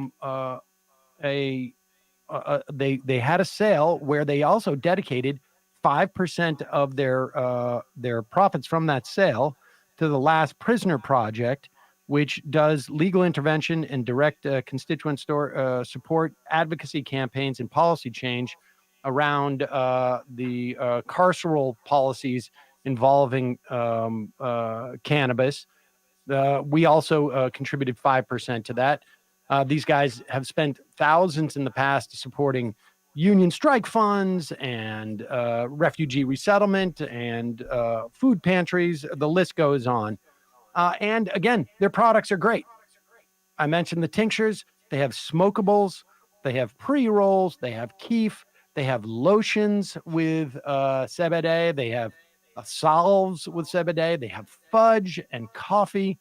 Go check it out. Great company, great product. You're going to enjoy it. I use the tinctures and the gummies on a very regular basis, and the salve. I've got some weird rash here. I don't know what it is. I've been putting it on, and it's been soothing it. Are you still there, Vitor? Vitor? Clearing it up, but it's definitely been helping a little bit. And just all around great sponsor of the program. Emma Vigland on the Majority Report. Joining us, Jamel Bowie. He is, of course, the one of the columnists on the opinion page in New York Times. Jamel, thanks so much for joining us. Thank you for having me. So we had a lot in the news this week, to the point where almost like I had forgotten that Joe Biden had announced his reelection campaign. We'll get to that in a moment. But let's talk about, you wrote a piece today, or published a piece today, I guess, about John Roberts' refusal to testify in front of the Senate Judiciary Committee. There's a couple of issues actually involved in that, aside from both Clarence Thomas's ethical situation, Gorsuch's, and also continuing revelations that seem to be like there's still, this documentary seems to still be a work in progress, even though it showed at Sundance, with more evidence that the so-called investigation into Brett Kavanaugh was really no investigation whatsoever. So you've got all of these sort of these ethical issues involved there. You also have sort of the sideshow of Dianne Feinstein, who seems to be, who knows what's happening with that. We can talk about that in a moment. But what is your, there doesn't seem to be an end game for this, for the Supreme Court, because there's been a weird reluctance by the Democrats, particularly the leadership of the Democratic Party, to even contemplate the idea of some type of reform of the Supreme Court. Yeah, it's strange, but I don't think it's inexplicable. I think it's a combination of generation. This is a generation of politicians, of liberals, who are accustomed to the court being this almost sort of sacrosanct ground that is deserving of respect and whose legitimacy must be upheld. But then also there is, I think, fear of getting bogged down in some kind of political war without a particular end game. To which, my view is these revelations, and you can see it in the polling about the Supreme Court, these revelations have steadily eroded the Supreme Court standing with the public in ways that it's kind of stunning to witness. It's not usual that you get to see an institution in American life go from 2/3 of Americans saying they trust it to something like a third saying they do. But that's been the story since the ruling in Dobbs last year. And these revelations about Supreme Court justices, if not being engaged in outright corruption, then at least having these suspect relationships and ethical entanglements that do demand real answers, because these people serve the public, they're not kings, has also led the general public, when asked, to say, we deserve answers. And so as far as Democratic leadership goes, the fear, I can kind of understand we don't want to rock the boat too much with the court generational thing, but the fear of a political confrontation I do find a little baffling, because if there's any ground on which it is a firm place to fight, it is one where you have an unpopular institution with staff with unpopular people pursuing unpopular policies, embroiled in a corruption scandal. Like that gives you an opportunity to maybe push for reforms if you believe reforms are necessary. And I do think that as these revelations come out, and you're right to say that it seems it's interesting drip. It's my own kind of not informed view here is that like there's a lot of this stuff with the court, and reporters kind of just like smell blood. Right. And so they're going to continue kind of digging and prodding and seeing what falls out. But as long as this keeps coming out, there's going to be more and more political pressure, I think, being built, calls for some sort of court reform. Doesn't have to be drastic, but something to remind the court that it isn't actually, like, they aren't actually kings, right? They aren't actually, above the entire political system. And we should say that there's been legislation introduced by Mazie Hirono, which is the Stop Judge Shopping Act. That deals with the federal judiciary, not with the Supreme Court, but the idea of judicial reform is in the air. It feels like, but So let me ask you this, and I want to just, I don't know, for good measure, I don't know that there's much to say about it. I would add to these sort of ethical issues the fact that I maybe I'm overstating the case, but it seems like it's quite obvious that Sam Alito or someone in his orbit leaked the Dobbs case. I mean, it just, there's a lot of circumstantial evidence in terms of, like, the Wall Street Journal getting a report on what was going on there and what happened in 2012 with the ACA, and the fact that they somehow don't have the ability to figure out who leaked it, which was frankly somewhat predictable in the event that it was a conservative, that someone aligned with Alito. But do you think, so let me ask you this, is the reluctance to engage in this when it's clearly a political winner? Is the reluctance a function of the legal elite in this country have not come around? Like, it's true the American public, it perceives the Supreme Court elite, but having gone to law school for a year, having been raised by lawyers, essentially all around me as a kid, knowing the sort of like sanctity that they hold the judiciary in, is it a function of like the legal voices around the administration, the senators, those people are reluctant to do this because they don't see the corruption in the Supreme Court? Or is it also, it could be an all bets are off type of situation where, like, we want reform, but we don't want too much reform. Right. We don't want Pam Harlan on the, Carlin on the Supreme Court or someone like that. You know what I mean? Like, are they worried about that process just getting away from them too much? Because lost in a lot of this conversation about the Supreme Court is all of the incredible pro-business, anti-government rulings that the reversal of the Chevron doctrine, the development of this new major questions doctrine, which is just basically we get to decide what we want to do. If we don't like it, then it's a major question. Now you can't do it. Yeah, I mean, how much of it is like, is your sense like where is what's the mixture there? Yeah. I really think a considerable amount of it is just like the acculturation amongst like the liberal legal elite, like legal realism, right? This idea that like the court isn't really deciding based off of what the Constitution says, but it's mostly a function of like belief and ideology and these sorts of things, is not like a standard position, right, amongst the liberal legal elite. I think there's a real belief in the court as an institution, a real belief in constitutional law as a thing that can be used for good, a real belief in the legal system as a thing that does exist somewhat above politics. And I think it's genuinely, like, conceptually, culturally difficult for people who have really internalized those values to then say, well, maybe that's all wrong, right? Because if it's all wrong, and I do think a lot of it's quite wrong, then what have you been doing with your life, right? Like, how did you get fooled? Right. And I think that is a genuinely difficult thing to overcome, at least for like some of the voices and the people involved in all of this.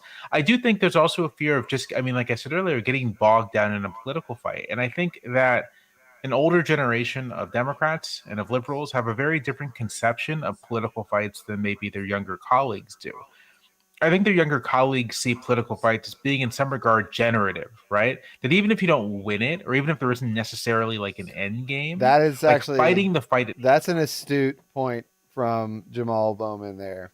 Like, I actually face this in just regular life. People often see argumentation, political disagreement, as some sort of barrier to achieving, comedy or progressive reform or whatever. It's not. You want to have the arguments. You want those people to have to defend their positions, and when they can't, to have to concede to yours, unless you have bad positions. It's fucking insane that like modern politics has devolved, into like, oh, the civil thing to do is to never defend your position unless you're a right-wing psychopath, in which case go ahead and do it. Itself, going through the process of the fight, making the argument itself galvanizes your supporters, puts your opponents on the defensive. It does political work for you, even if it isn't necessarily clear that you're going to win. And I think that for an older generation of Democrats who were operating in an environment where sort of like Reaganism was hegemonic, where the Democratic Party was sort of like struggling to distance itself from liberalism, distance itself from any tinge of radicalism, I think for those Democrats, there's a real fear of getting into this kind of political fight over something that is relative to the past couple of decades of U.S. politics, kind of radical, like a direct fight with the Supreme Court over its composition and over its authority. And I think the feeling is that's just going to alienate people. It's going to make people think that we're not responsible, that we are just the flip side of the extreme right, et cetera, and we can't do that kind of thing. And I do think that is wrong. And I think it's wrong precisely because it's not the Democratic Party that would be going against the mainstream in this fight. It'd be a recognition of the court getting far outside the... Well, and it's not just that. Two opposing positions aren't inherently equally correct because they're opposing. Being anti-fascist is not the same as being pro-fascist. It's not two sides of the same coin. Being anti-fascist is a good thing. Being pro-fascist is a bad thing. Period. End of fucking story. No question about it. It's just fucking insane that anybody would take on the extreme right and the extreme left, totally the same. No, extreme left are crusty fucking anarchists that are never going to do anything other than like complain about government existing. Extreme right are fucking psychopathic theocrats that want to go full on, Hunger Games meets Handmaid's Tale on this country. And fuck them.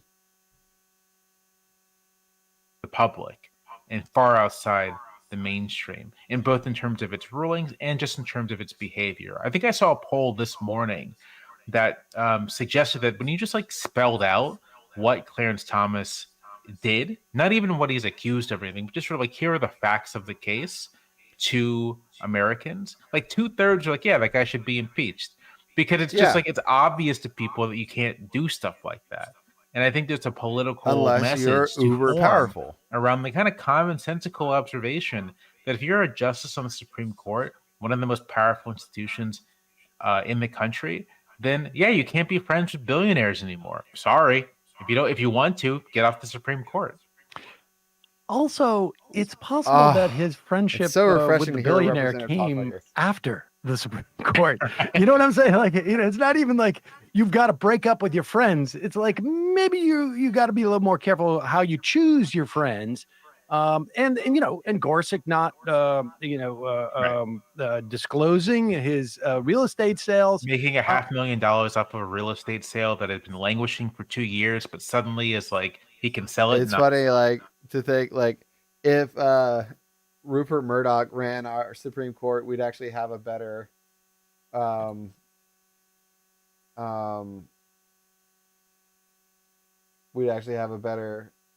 country, because he hates religious zealots, as figured out by his firing of Tucker Carlson because his religiously obsessed fiance thought he was a prophet. And we'd be better off if he could fire Clarence Thomas for a similar reason. 9 days after he gets confirmed to the Supreme Court. It's even if there is an explanation for that, that's reasonable. You don't have to be. You have to be an idiot to see that it doesn't look good, right? And he didn't disclose it. That's why he didn't disclose that one particular sale. He discloses cowboy boots, but he doesn't disclose the $1.6 or $1.78 million property that he sells right after he becomes justice. Right.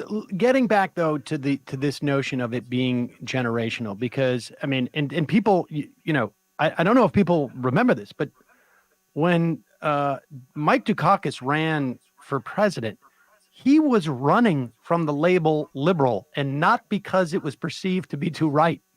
Like I have to explain this to people who, to our audience who are closer to your age. I mean, obviously, this is what you do professionally. You're aware of that, but I don't know that people understand sort of like how sort of bullied on some level. I think a lot of the mentality of the Democratic leader. I had to explain this to people because the more you identify with leftist ideology, the more you are less likely in America to call yourself liberal, because liberal here means something different, especially in a variety of ways, than it necessarily means from a historical or even like a perspective of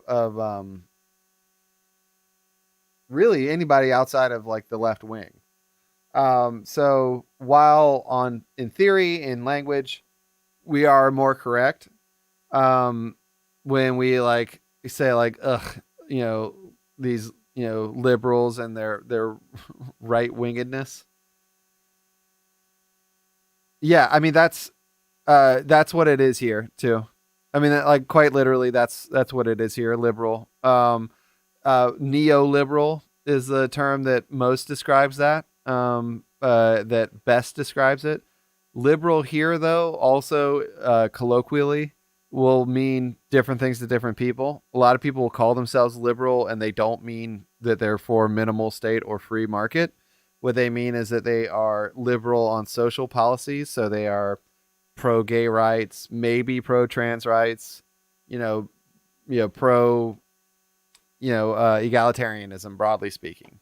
But what comes along with liberalism here is essentially, hand in hand comes, neoliberalism, which is the idea that the market will fix society's problems if we just let it do it.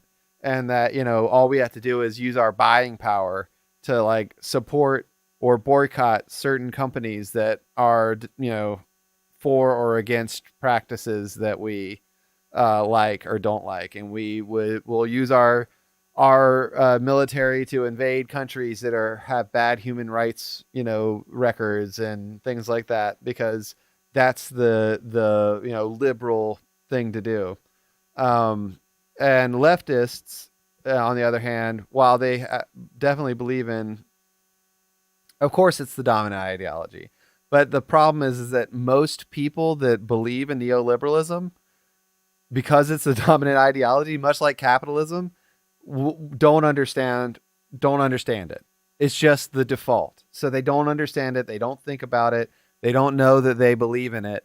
And when you accuse them of believing in it, or you accuse them of not understanding it, they get very defensive. So with capitalism, you get people getting hyper defensive, calling themselves capitalists when they're just workers, and they don't understand what a capitalist is. And when it comes to neoliberalism, you get a lot of liberals, a lot of people that vote Democratic in this country, getting really upset at the idea that you would call them a neoliberal, because they know that it's a dirty word, but they don't really know what it means. So when you describe it and you like point out how like, no, you actually advocate for neoliberal policies. These are the policies that you like. They don't like that, because they know that it's something bad. It's not a actual left-wing ideology. It's a right-wing ideology that pretends that we can solve, problems from a left-wing perspective through capitalism. Yeah. So like, this is the thing, is that like it's just like the national socialists. I mean, the amount that you'll hear fucking right wingers talk about how the Nazis were socialist, it's absurd. It's absurd, because they know it's not true. At least a lot of them do. But a lot of the other ones, they quite literally see the word socialist in the name for the Nazi party, and they're like, oh well, then they're socialists, and that's why they're bad. Even though, like, quite literally, it was the USSR that won the war, and defeated the Nazis. But, you know, you got to believe that, you know, whatever you got to believe in order to like make sure in the U.S., literal like anti-Semitic, pro-eugenics, like ultra corporate pro-corporate capitalists will straight up flip out and freak out if you call them a fascist, even though that's exactly what they believe in. If you call them a fascist, they will get upset and like, you know, want to kill you, as fascists do, because they just don't understand what words mean. The term fascist is so overused by everyone to describe everything that is authoritarian in any way, that or supposedly authoritarian, that the term just doesn't mean anything anymore. Yeah, of course. Like, of course they were anti-communist, but quite literally they call, you know, Nazi is a like, you know, portmanteau of sorts of National Socialist Party. That's the Na part is the national, and the socialist is in the Z part. But like that was because they call themselves that, the same reason that the Democratic Republic of Korea calls themselves a democratic republic, is because it sounds better than we're the fascist party that wants to dominate and destroy, you know, people. It's, you know, it's all about branding, and socialism was popular in Europe. And so calling yourselves National Socialist, even though it's almost an oxymoron. You can't be a National Socialist. If you're a socialist, you're an international socialist. There's no such thing as a socialist national border. You know, any worker around the world that is exploited is a problem for a real socialist. It doesn't matter what country they live in. And so, like, ultimately, by calling themselves socialists, all they were doing was winning a little bit of time to where they could, you know, trick enough people. It's just like the Republicans, you know, calling themselves, you know, pro-democracy. They're not. They hate democracy. But they have to pretend that they like democracy, or they'll be, you know, run out of town. They know that for now, they don't have enough power to just admit that they're pro-fascism and pro-authoritarianism. And you know, they need to pretend for a little while that they're, you know, they're on the good side of things, that they would have not been pro-Nazi during World War II, when they most definitely would have. And a lot of them were. There were a lot of right-wingers that were very pro-Nazi in World War II. It took a while for the general public here to actually like come like pretty much entirely against the Nazis. And really it took, you know, understanding like that, no, this is genocide, not just they don't like Jews, you know, is like, or they don't like communists. It was like, no, they're killing people in the millions. And even then, it wasn't until Japan attacked Pearl Harbor. Had nothing to do with the actual atrocities that plenty of people knew. We turned away Jews that were trying to flee Europe. FDR, the greatest president we've ever had, is guilty of both turning away Jews from that were trying to come over as refugees, and was guilty of, you know, Japanese internment camps, of U.S. citizens being put in concentration camps. So, you know, it's a dirty history, but it's one that people would be a lot better at talking about if they understood the terms that they tend to use. And in this country, sadly, there is no understanding of the historical use of language. There's no real understanding of the contemporary use, or especially on an international scale. And so we're left to dwindle in, you know, the dim light of, you know, of our lack of education here, and constantly have to explain to people what socialism is, what, the difference is between neoliberalism and, classical liberalism, things like that. Because ultimately, all those words just become a big word salad. And, it's up to the more enlightened of us to be patient, try and not get angry, and explain to people why what they're saying, what they're advocating for is inaccurate or just out and out immoral or unethical. There was a guy earlier in here that was talking about how he was pro states' rights and getting around to eventually hitting on abortion, and it seemed to be a revelation to him that people get raped by their family, and that they can get pregnant as a result of that, and they can get that if you have a 6-week abortion ban and you're basically saying that 2 weeks after you miss your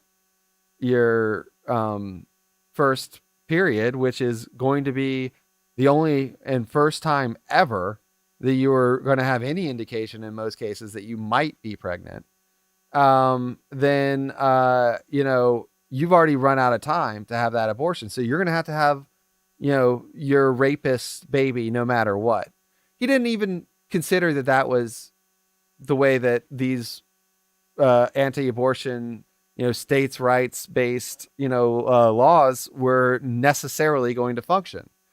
And he said he was, going to consider it and think about what I had said. And I honestly was flabbergasted. Not necessarily that he didn't understand. I was stunned. Not necessarily that he didn't understand that this would be the way that things were, because there are a lot of people that don't. They just recently passed a anti-abortion thing in my state that is very draconian. Abortion is technically allowed in most states, if not every state, except for a couple new laws that, again, I don't think will hold up in court because of a variety of reasons. But the restrictions are such that they might as well be illegal, completely illegal in a lot of states, because of the way that some of these new laws are written to make it so that you can't get an abortion after a date where you could reasonably know that you were pregnant, or that doctors can't even give you the exams you would need to have to figure out that you're pregnant and things like that. And in general, it's had a chilling effect on doctors that do give abortions or give in general prenatal care of any kind, because of the fear that they'll be prosecuted in some of these laws that have recently been passed. Some of this shit is fucking insane. I mean, it's all insane, but some of it's so insane that it passes anything that that's ever been. I mean, some of it goes back to fugitive slave law style things. So in Texas, if you have no connection whatsoever to a woman at all, but you know that she got an abortion, you essentially have the right to collect a bounty if you report this to someone, and the doctor that gave her the abortion could potentially be arrested and I believe maybe charged with murder, some fucked up shit like that. I can't remember exactly, but it's so fucking insane. It literally is like fugitive slave laws. Quite literally, you can't leave the state. This is where it becomes unconstitutional, because when you say you can't leave the state to do X thing, you are violating federal law at that point. Plus, you're, generally, violating the person's right as a U.S. citizen, not just as a citizen of your state. But there's laws that have been recently passed that say you can collect a bounty on telling on someone who has had an abortion in another state that allows abortions, and that that they would attempt to have that abortion doctor arrested under another state's laws. It's completely unconstitutional. I don't think it's even enforceable. And honestly, it creates a massive problem if there ever are, when there are going to be these people calling in for these bounties. It's going to be a shit show of epic proportions for the Republicans that passed it, for the Republicans that are going to be in charge. It's going to be horrifyingly awful for so many reasons. Paying out these bounties is going to be a shit show. Forcing this on your citizens is going to be very, very unpopular. And allowing every insane person in the country to randomly accuse other people of having abortions is going to be completely chaos. It's going to be complete chaos. But that happens later. For now, you can get the votes you need out and get the street cred that you need out of your psycho constituents by passing a completely illegal, arbitrary, not necessary, law, because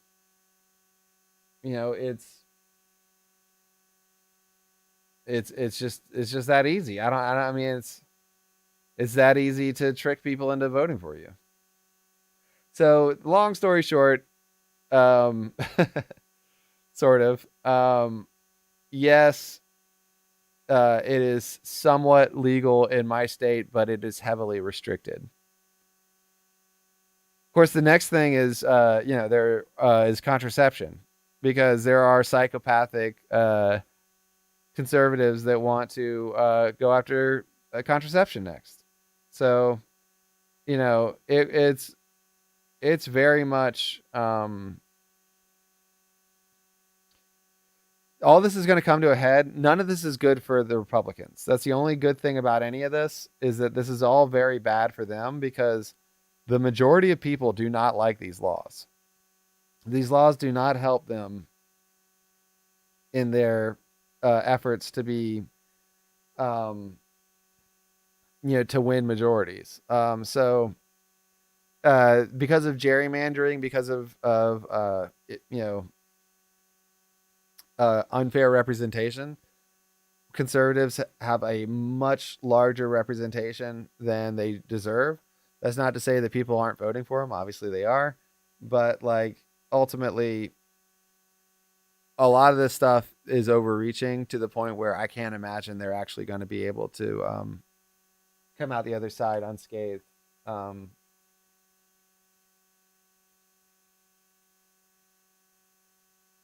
But, we'll see. I don't know. I mean, anti-abortion laws are not new. But there's a reason why Roe versus Wade was decided the way it was, and it's because illegal abortions are a problem. They just are. They causes unnecessary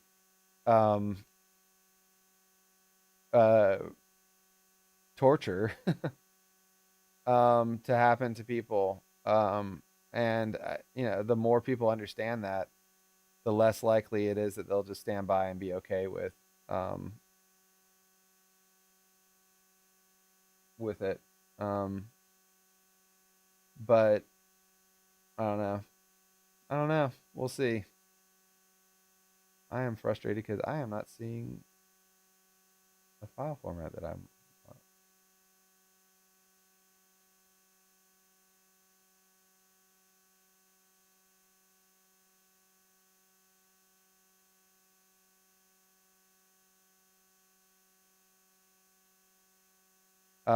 What is the state of I'm assuming, I can't remember. Did we talk about abortion in Brazil? What is the law in Brazil?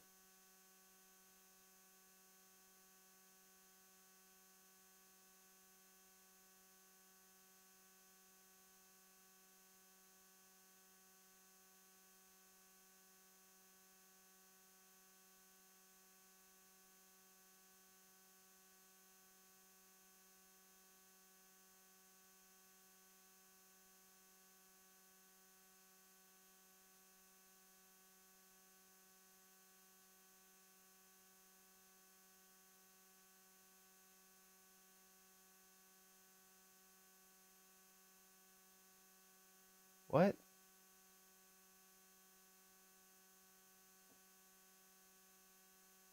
Yeah, see, I mean, there are states that are trying to pass, or have passed, no exceptions for rape, things. Although, there's other ones that have passed with exceptions for rape stuff. Um, Again, the high risk pregnancy thing and the fetus abnormality thing. Those are levels on which there is contention, and there shouldn't be, but there is. And yeah, it's crazy, but why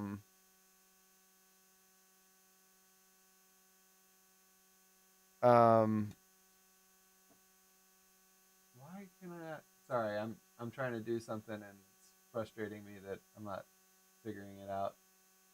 Um,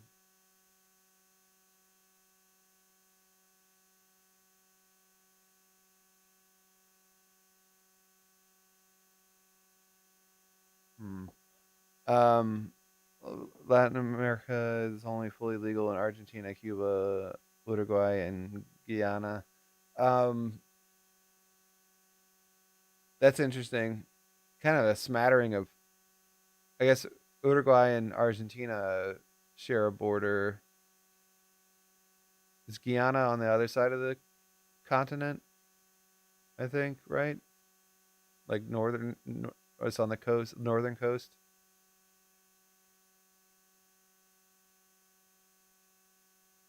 Or am I don't know. I get, when it comes to other continents, there's only 3 countries on North American continent, so no, I know it's in South America. I'm saying, is it on the northern coast, um, like the Caribbean coast, I believe, and then Uruguay's on the Pacific coast. Am I not right about that?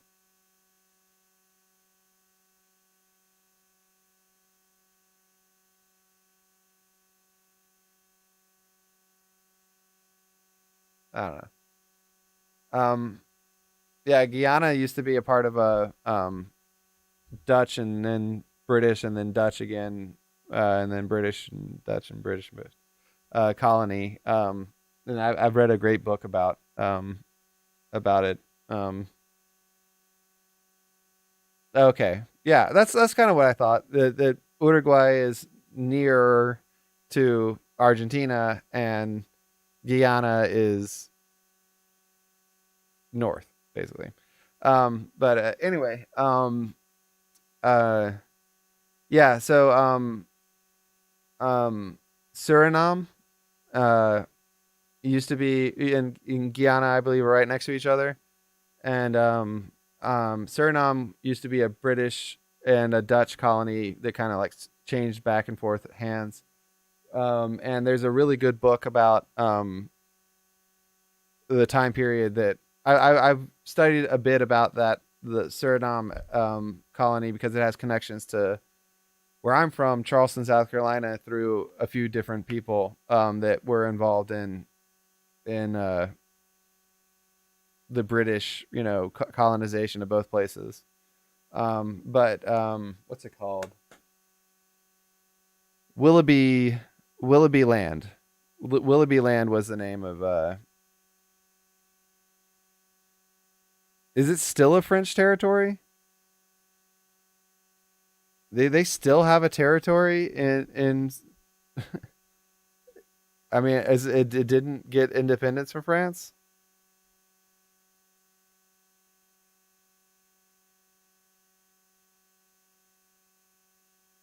That's crazy.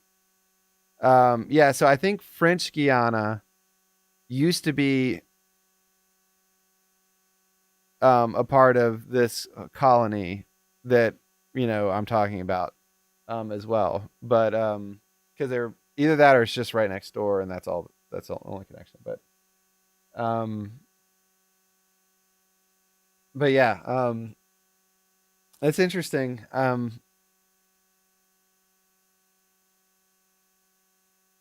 Yeah, that's nuts. That's fucked up. That's somebody should be. I don't know about the people. Maybe they don't want independence. But I was very happy to see Barbados separate from the crown. Not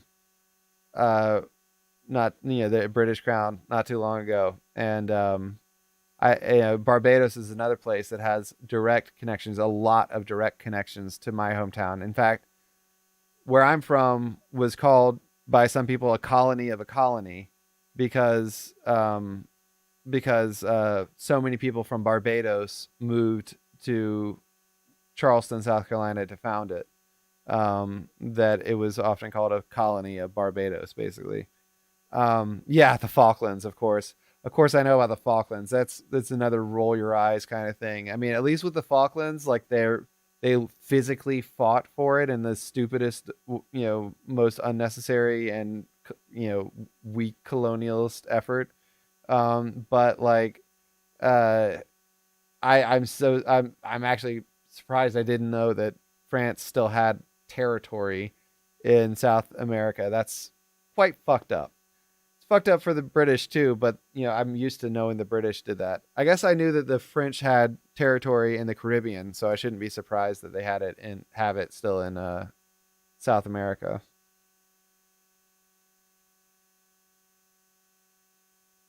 Yeah, I mean, exactly. Well, I mean, of course, but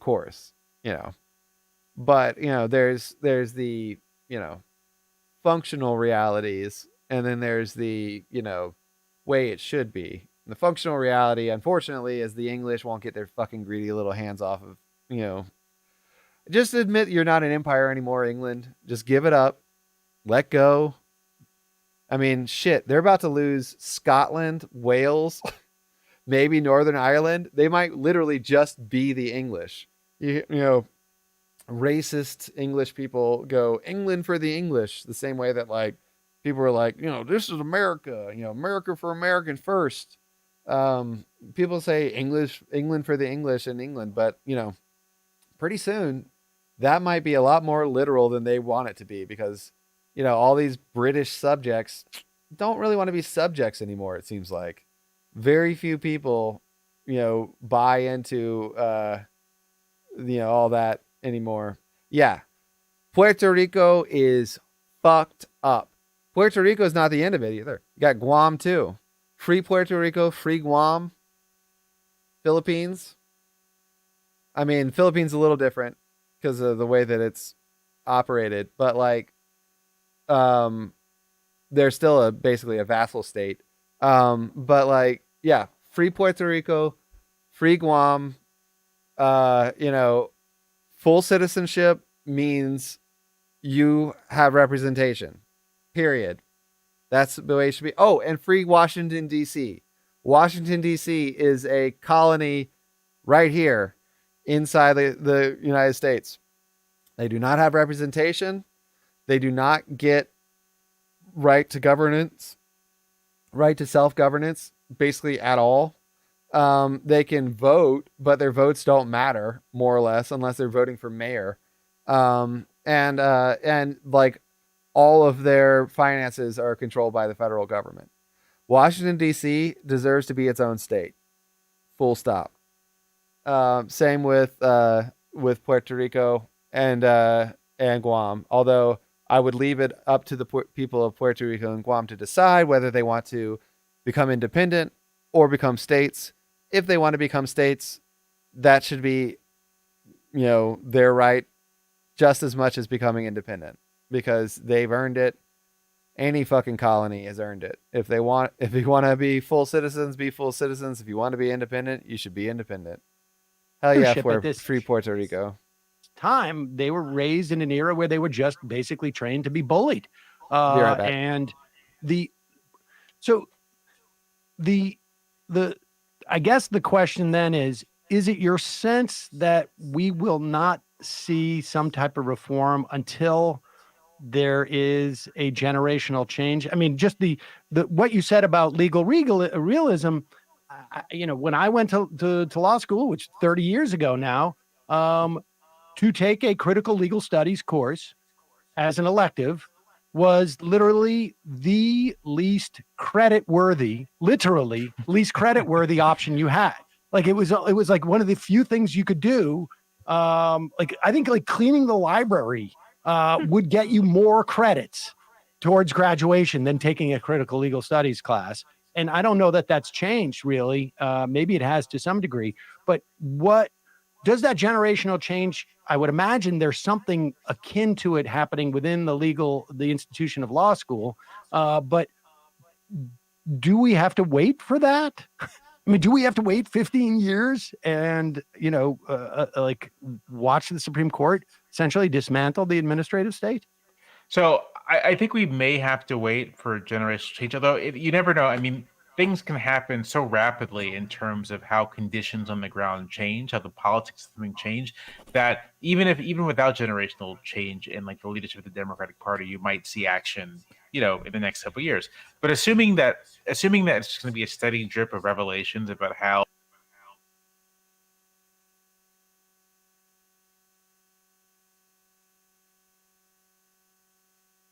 Yeah, I mean, it's completely arbitrary. It's based on a very antiquated notion that has like clearly been disproven if you just look at the realities of what we live in, that the people of DC would somehow have some outsized influence on the government when, because of their proximity to power.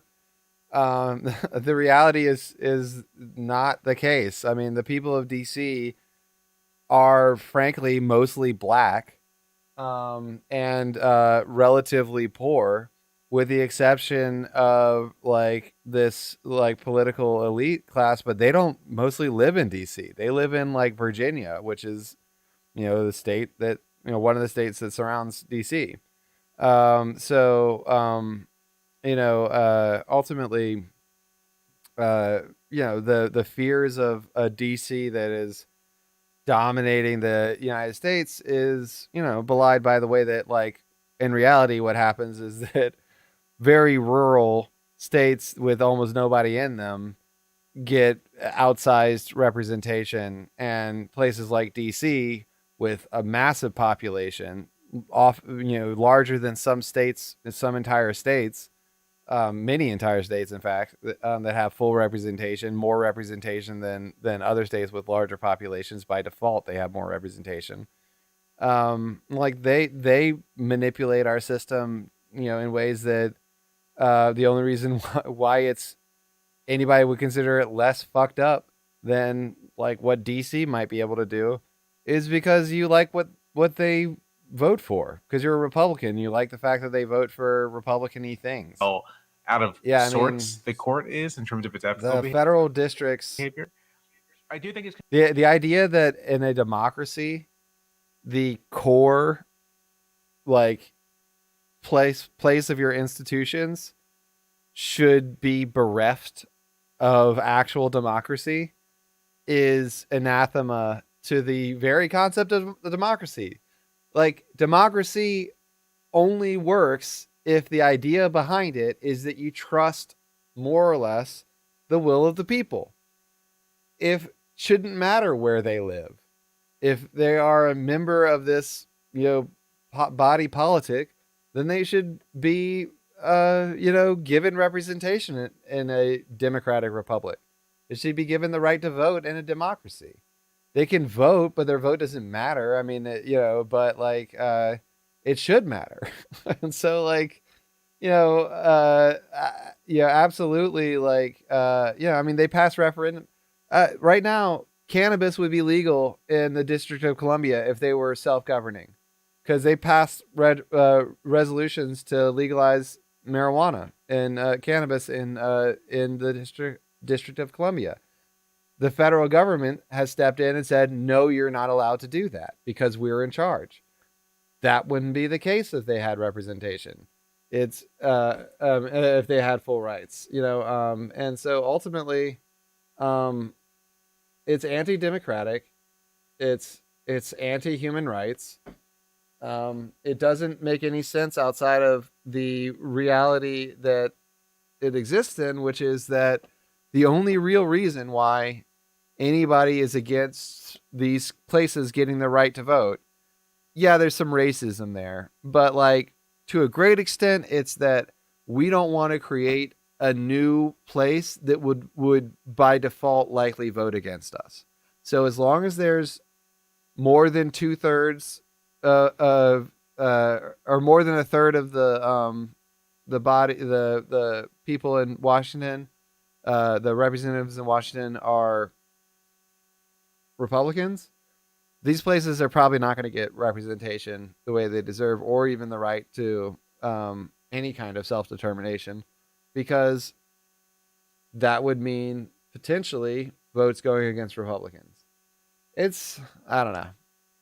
It's all kinds of messed up. It's going to take generational change, but one thing I'd say is that generational political change is a little different than like generational age change, right? Like someone who has actually been quite aggressive on court reform, like Elizabeth Warren, is obviously she's in her 70s. Right. But like in terms of being a partisan political figure, she's a relatively recent newcomer to the stage and brings with her kind of like a political acculturation that's a little more recent than the 70s and the 80s. And I think that's kind of the difference. It's not so much that you have to wait for every 30 something to get in a position of power, but you have to look at like where are people coming into their awareness of politics. For I think Democrats who came into their awareness of politics in the post 2008 era, their view of the Republican Party is just very different than people who came up when Ronald Reagan and Tip O'Neill could come to a deal and like, you know, work constructively. And for people, oh, go ahead. Sorry. Well, no, but I would add to, I think that like in that perspective on Republicans, at least, I think shared across the ideological spectrum within the Democratic Party, even. Right. This is kind of the interesting thing. There's obviously a big ideological divide in the Democratic Party, and I don't want to downplay that. But I think we should also just like be attuned to just. So just so you know, Jamal Bowman, the guy talking right now, is a representative from New York. He's relatively new, I believe, first term congressman, and he's a leftist. Not perfect, you know. It's hard to hold these people to a perfection standard when they're in such a minority in Congress, like leftists, progressives, but he's one of the good ones for sure. People perceive their opposition as a divide as well. Politicians, and I mean, even a moderate or centrist gotta be Democrat careful using phrases like one of the good ones as bad faith actors is going to behave differently than a moderate and centrist Democrat who doesn't. Right, like that is a real distinction, and it shapes their behavior in like genuinely different ways.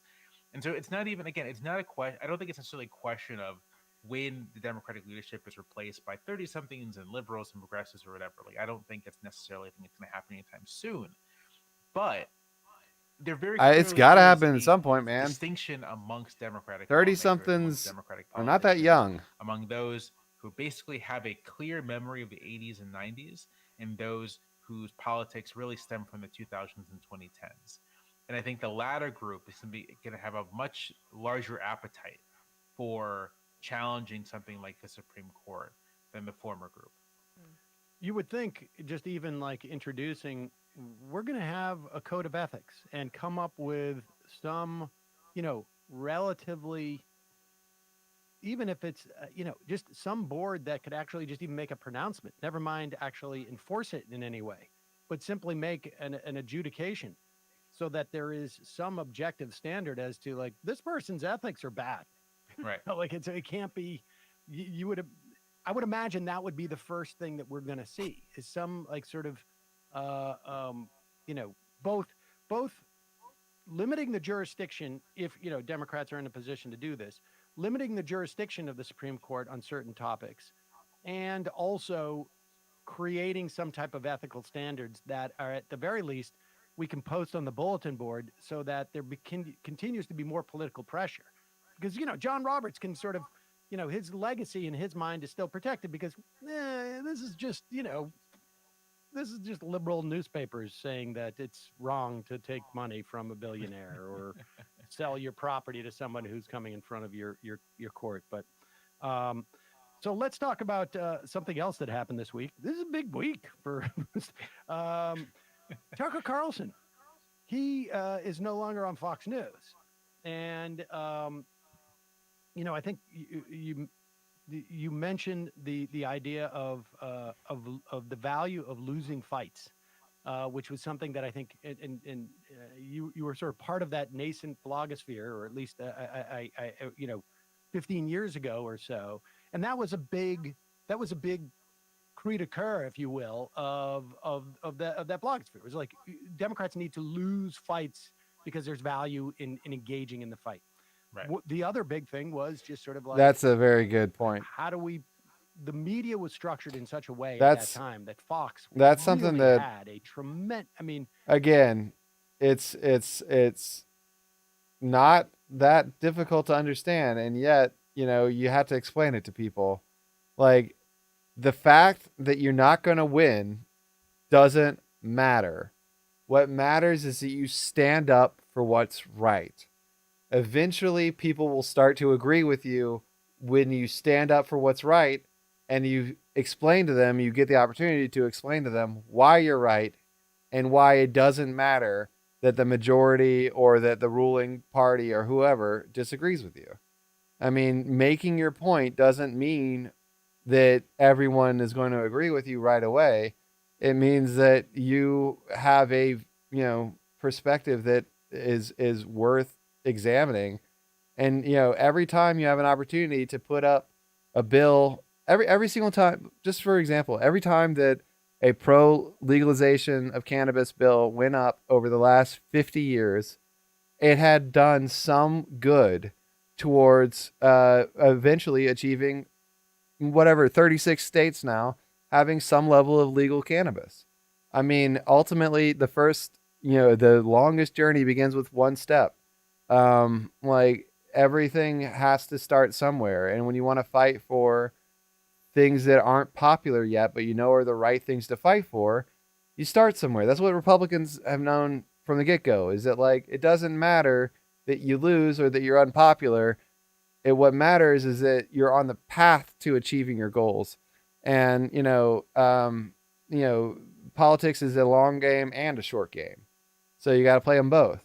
And part of the long game is doing the little victories or the little defeats along the way in order to get to the end goal of the majority agreeing with you, at least in a democracy, the majority agreeing with you and voting, or, voting in people that will support whatever, you think is the right position.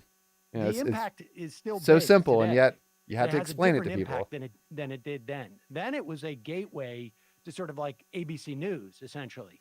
Right. It would go from Fox to Drudge to ABC News, and that was the game. Is it relevant that Tucker Carlson is no longer on air? Does that matter, both from the perspective of like what Fox News brings, and also the potential that he could end up just, I don't know, being online, depending on what his contract with Fox said. Yeah. So I tend to, I've been of the view that what was powerful about Tucker Carlson wasn't necessarily Tucker Carlson, but that the fact that he occupied the 8 p.m. slot at Fox. So, I am old enough to remember when Bill O'Reilly had the 8 p.m. slot on Fox and was an extremely influential person. I'm old enough to remember that. I'm old enough to remember when Fox News didn't exist. I know Jamal Bowman is too, but I remember when my parents first started watching Fox News, back when it first started, and it, like, the fair and balanced wasn't just a joke. It was their attempt to, just, gaslight you. But yeah, I remember that because all of a sudden my parents went from listening to a bunch of different media sources to listening to pretty much only one. And who thinks of Bill O'Reilly anymore, right? Like, it doesn't really matter. And I kind of think something similar might happen to Tucker. That on account of losing that slot, not for really anything he said, but just because the bosses didn't like him very much anymore, which I think is actually a very important thing to note, because there's been some talk that, Tucker was fired because he was going against conservative orthodoxies in some regard, and he wasn't really. No.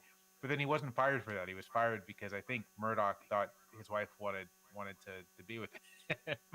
And also, apparently, some of the unredacted, or the redacted text, I should say, from the Dominion lawsuit says stuff in it that, well, at least this is what they're saying, putting out publicly, that, there's a lot of worse stuff behind the scenes, so Tucker, don't you go talking.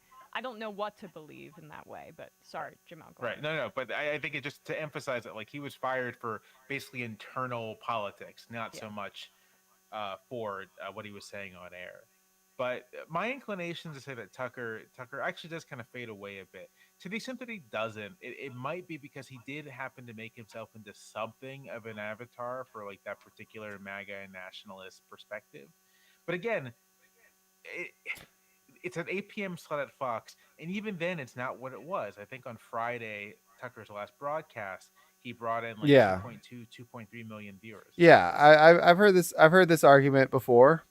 But I've also seen it laid out very recently that actually, like, because this is all in relation to Tucker getting fired, that actually, if you look at his reach, it's probably in the tens of millions every week, because not everybody watches on the night of. A lot of people catch it later. And a lot of people just go online and watch the clips. And, when you get into that, his national reach is probably in the tens of millions, global reach, even more. And so, yeah, I mean, I think that the issue is, it's never about the vessel. It wasn't that Hitler was, himself so uber powerful. It's that he was able to convince a bunch of other people to do things. It's never one person that's the problem. It's always a bunch of people that are the problem. But like, that one person has the ability to manipulate people. Tucker Carlson wasn't very convincing to me, but he's very convincing to a lot of people. So like, I don't agree with Jamal Bowman here. I think that the reason why he got that spot is why he was dangerous. The reason why Bill O'Reilly got that spot is why he's dangerous. Demagogues with no morals and no compunction with lying are very dangerous, regardless of whether they mean it and regardless of whether they can be replaced. They're still very dangerous. That's not really that many people. It's not. Having the largest news show on cable news used to mean that maybe you brought in 15 or 20 million people. Now it's a fraction. That's like, I think that notion that like, he's only bringing in X amount of people. Well, but those X amount of people are die hard, live or die by what he says, everything he says. I mean, literally, this woman that was dating his boss thought he was like the second coming. I mean, these people didn't just think he was just some guy. That was a vessel, they thought he was a leader, the same way with Trump. I mean, he's saying the same shit in a different way that other people have said. It's not like he came up with these ideas on his own. He's just a demagogue, but ultimately it's that people listen to him and those people do things. It's the spurring of action that's the issue. In a way, Rush Limbaugh was the beginning of all this. And he was a monster, and certainly the bigger spectrum of like causal, behavior is,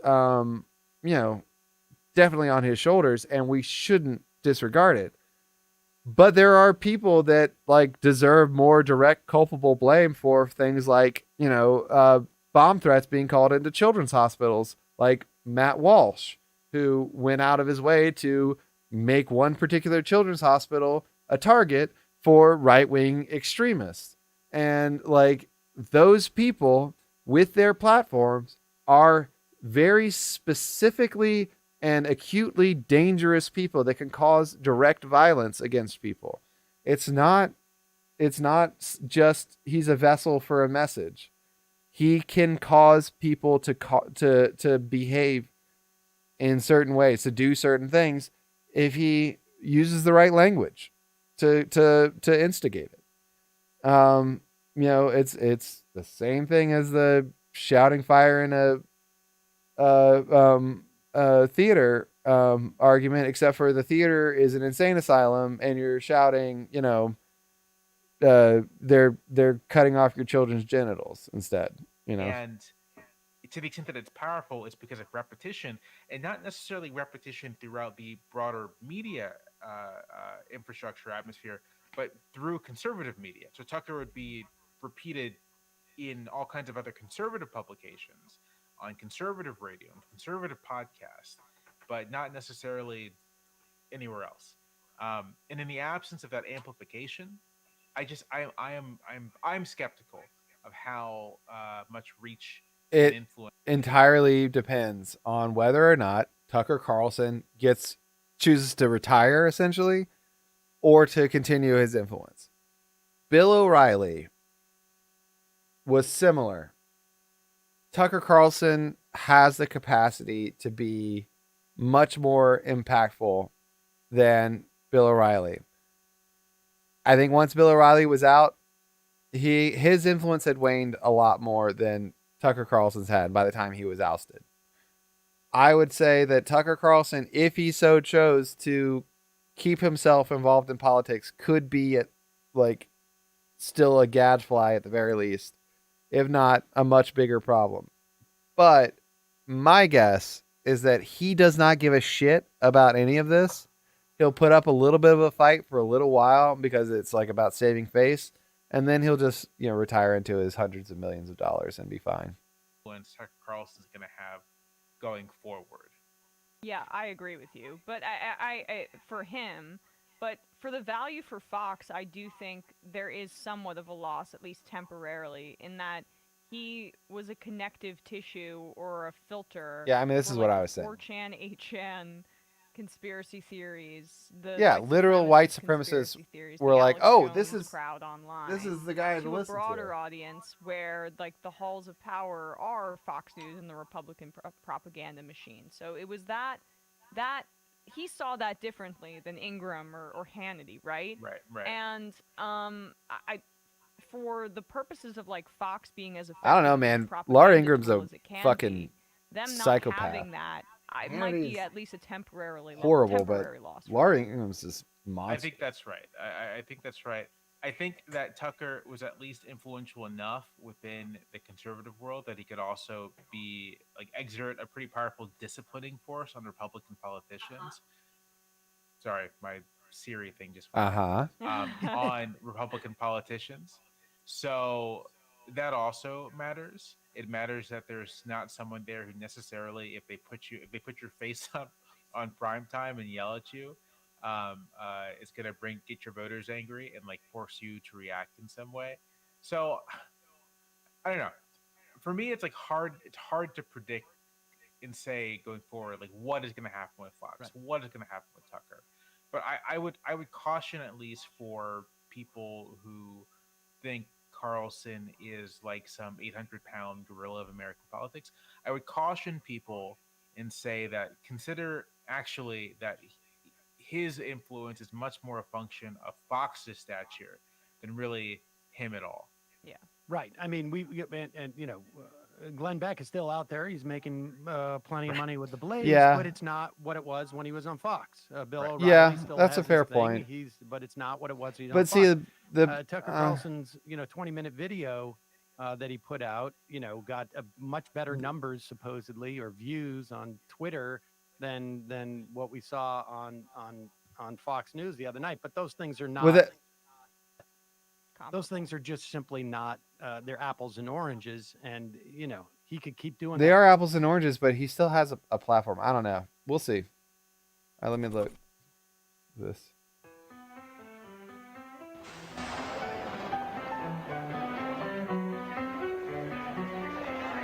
In Central Station, there are 1 million stories. Stories of hopes and sorrows, joys and dreams. But today, an act of destiny will bring two strangers together in Central Station. Winner Best Picture at the Berlin Film Festival. Wow. The story of an That's a big unmarried deal. woman and a little boy in search of the father he has never known.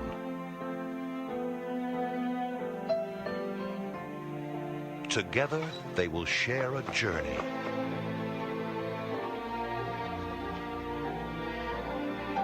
That will bring them together, tear them apart, and forge a remarkable friendship you will never forget.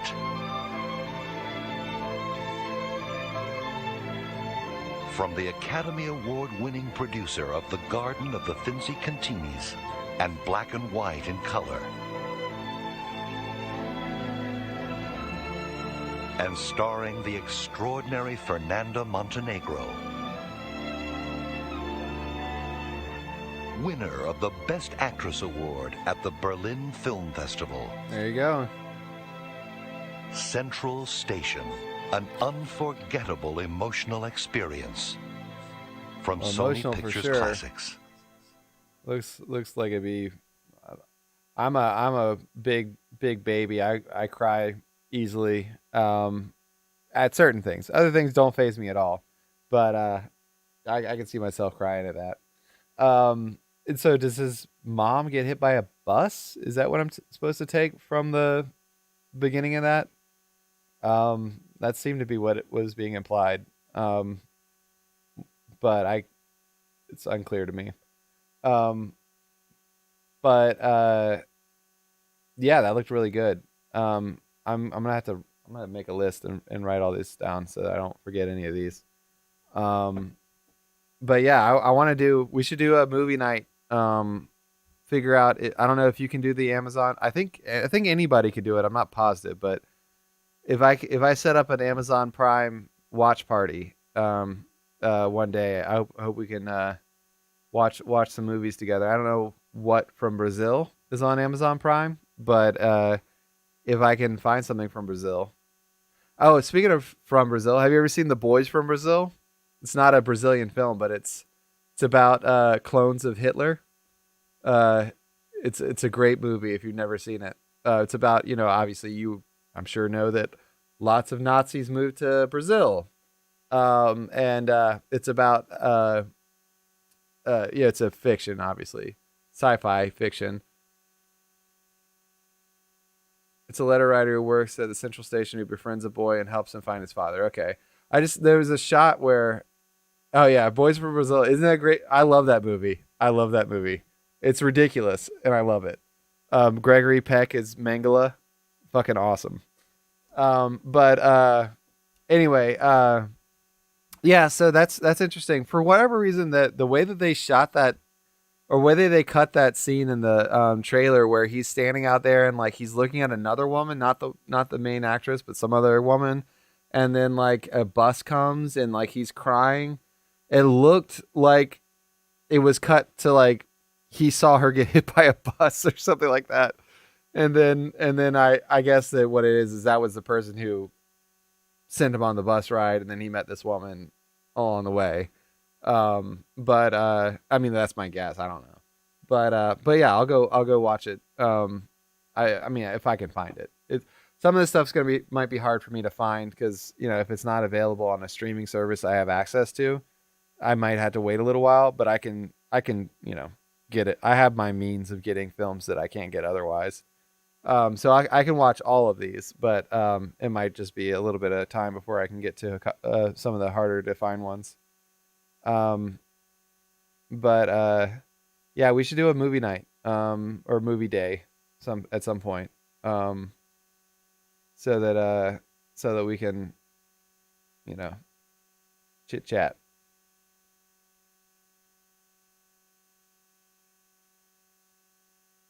Yeah, I mean it's funny, like one of the problems with DVDs, with any kind of like physical format stuff nowadays is that a movie can come out on DVD in another country, but because the DVD players here won't play that format, won't play that, that disc because of regional formatting. I can't watch it. So there have been certain foreign films that I really wanted to get, but I couldn't find in any U.S. version. So I just, I guess I could buy a DVD player from that country and then buy a converter, a power converter, so I could play it over here. But that's usually one step more than I want to do to just watch some movie. That said, I don't know if you do much torrenting, but you can pretty much find almost any movie if you go online in the right way. But yeah, yeah, Boys from Brazil, obviously not a Brazilian film, but you have you have Boys from Brazil on a US DVD. I see. Is that what you're saying? Or are you saying you have the Brazilian films that you were showing me on US DVD? That's what you were saying. And now that's what you were saying, I think. Yeah, I mean, I'm sure they're all available. Yeah, okay. I'm sure they're all available on DVD somewhere. Atlanta actually has one independent video rental store. You can't really rent videos here anywhere. Physical DVDs outside of this one store in Atlanta. Because Blockbuster came through in the 90s and destroyed all the local video rentals. And then Netflix came through in the 2000s and killed off almost all of the Blockbusters. Because Netflix started off as a DVD rental company, you would when I first got Netflix, the way you would get Netflix is that it would be a DVD sent in the mail. So you would get your rental DVD sent in the mail, you'd watch it, you'd send it back in a pre-stamped envelope thing, and then you'd get your next one in your queue, and you'd go that way and watch it on DVD. And then they moved into streaming, and people were actually pretty skeptical of the streaming service when they started it. And then it became so much their only thing that people didn't know that up until like this year, they were still renting out DVDs via Netflix delivery. But now they've just stopped doing that. So it's very hard to find DVDs that you aren't purchasing online. And even then it can be hard because nowadays, if it's a new movie, quite often they don't even make a DVD of it. It's so fucked. I will never, if I ever start putting out features, which I hope to do, I will always put out physical copies of it because I do not want my film to languish somewhere in the streaming archive of some asshole distributor if I ever get so lucky. But that said, I want to have physical copies out there, if only so that someday somebody might pick up a copy and have a DVD player and put it in there. I'm rambling. I'm going to press play. And Fox, they still technically have him under contract. They could keep him off of the airwaves and maybe on regular, like off of like a video platform until 2024. Based upon what they end up negotiating. But this is what I was working on, but it's it will be interesting to see if there is a fundamental change in the ecosystem. But I'm with you in the sense that like there's an imprimatur of just being on television that increases.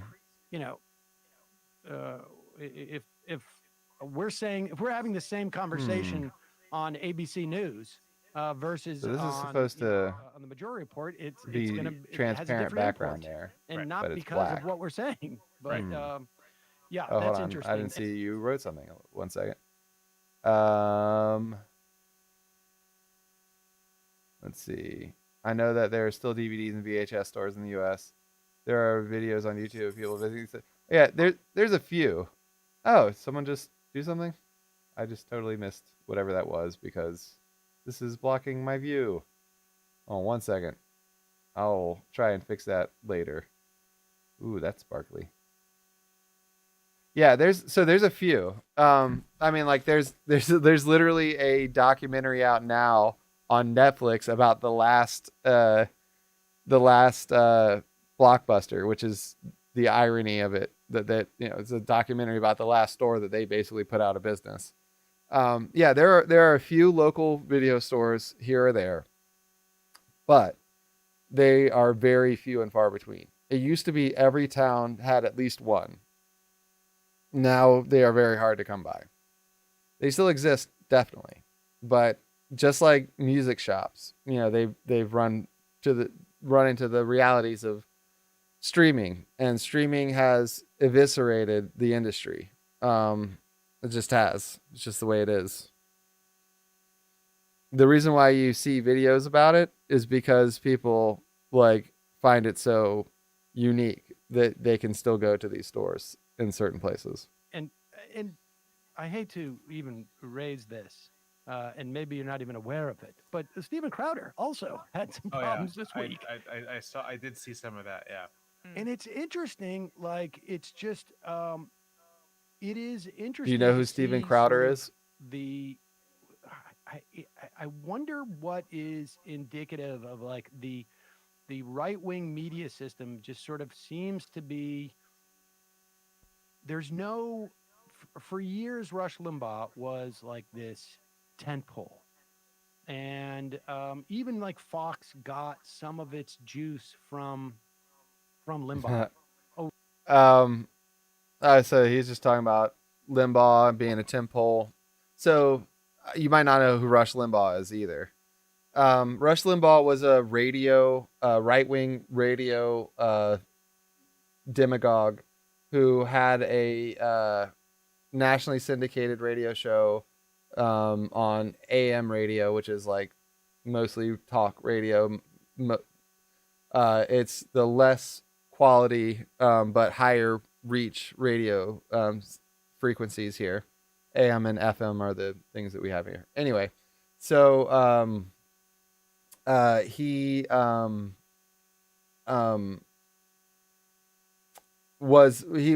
created essentially the Fox News world. This world of like ultra angry right wing, just very much focused on the culture war stuff. That all really comes out of that kind of punditry comes out of Rush Limbaugh's example. He was the biggest name for 3 decades. He died about 2 years ago, 4 decades ago. A year or two ago. Finally, a fucker died. I mean, if anybody really helped ruin this country, gets like big props for being on the top of ruining this country. But anyway, so following, as Sam Cedar was just saying, following Rush Limbaugh, you get Fox News, you get other imitators, and one of these imitators that's a modern one is a guy named Steven Crowder, and he wears like a gun like on his podcast. He like is constantly bashing gay people or trans people or women or ethnic minorities or whatever, and he's doing it all from this kind of what we would call like frat boy kind of aesthetic. Anyway, he had some like internal politics issues with some other right-wingers that were on the same right-wing channel as him, called the Daily Wire, which is run by a guy named Ben Shapiro, who's another right-wing demagogue, but comes at it from a ultra right-wing Jewish Zionist kind of perspective. Anyway, he wanted, it was basically like they had a business disagreement that ended up with Steven Crowder leaving his channel and going on and getting this big deal with another channel, like tens of millions of dollars we're talking about here. But anyway, so Steven Crowder was talking shit about his former employer and some of his former employer's as well as the other fellow former employees, which are right-wing demagogues. Specifically, there's a black woman named Candace Owens who's this monster, this right-wing, anti-black, anti-woman, racist woman, black woman who this is just awful. It's awful in every way. But she went after Steven Crowder in this like cryptic language about how they have all the secrets about him that he doesn't want people to know, so he needs to back off, basically. Well, turns out that Steven Crowder is in the middle of a very, very messy divorce where he has been recorded on tape being fucking awful to his 8 months pregnant wife, among many other things. And anyway, it's not like off brand for him, so I don't even know if it'll hurt him, but it is really, really disgusting. Like, I was shocked, and I think this guy's a disgusting, awful pig anyway. But I was shocked that in real life, like not just on his like podcast, that he would actually be as horrible to someone who allegedly he's supposed to love. That it really was like I was taken aback. But anyway, Steven Crowder is having a very public face plant when it comes to his marriage, and so that's what's they're talking about. Just so you know. O'Reilly, when he was at his top of his game, went onto radio because Limbaugh had created. But it will be interesting to see if there is a fundamental change in the ecosystem. But I'm with you in the sense that like there's an imprimatur of just being on television that increases, if we're having the same conversation on ABC News versus on on the Majority Report, it has a different import, and Right. not because of what we're Yep. saying, but yeah, that's interesting. And I hate to even raise. I mean, I think it's both, though. It's and maybe what you're not saying even and where aware you're of it, saying it. But Steven Crowder also had some Oh yeah, problems this week. I did see some of that. Yeah. And it's interesting, like it's just it is interesting to see sort of the I wonder what is indicative of like the right-wing media system just sort of seems to be there's no for years Rush Limbaugh was like this tentpole. And even like Fox got some of its juice from Limbaugh. O'Reilly, when he was at his top of his game, went on to radio because Limbaugh had created that. There doesn't seem to be that sort of like radio's still out there, but it doesn't seem to have the same. I don't know. I feel like there's some type of fundamental change in the right-wing media system. Part of it could be just because there doesn't need to be a star because it's its own sort of like closed loop now, and they don't need the mainstream media, so they don't need like a big figure. It's self-sustaining. I think that's right. I mean, I'm thinking about when Limbaugh was a host for like 2 nights on Monday Night Football. Is that what it was? Yeah. Way back when. Yep. And then he said something incredibly racist, and they were like, "We can't have this guy here." Which you would have thought they would have figured that out before they hired him. But a testament to Limbaugh's mainstream penetration was that the producers of that show that were looks like, terrible. "Let's get Rush Limbaugh on here as a regular commentator."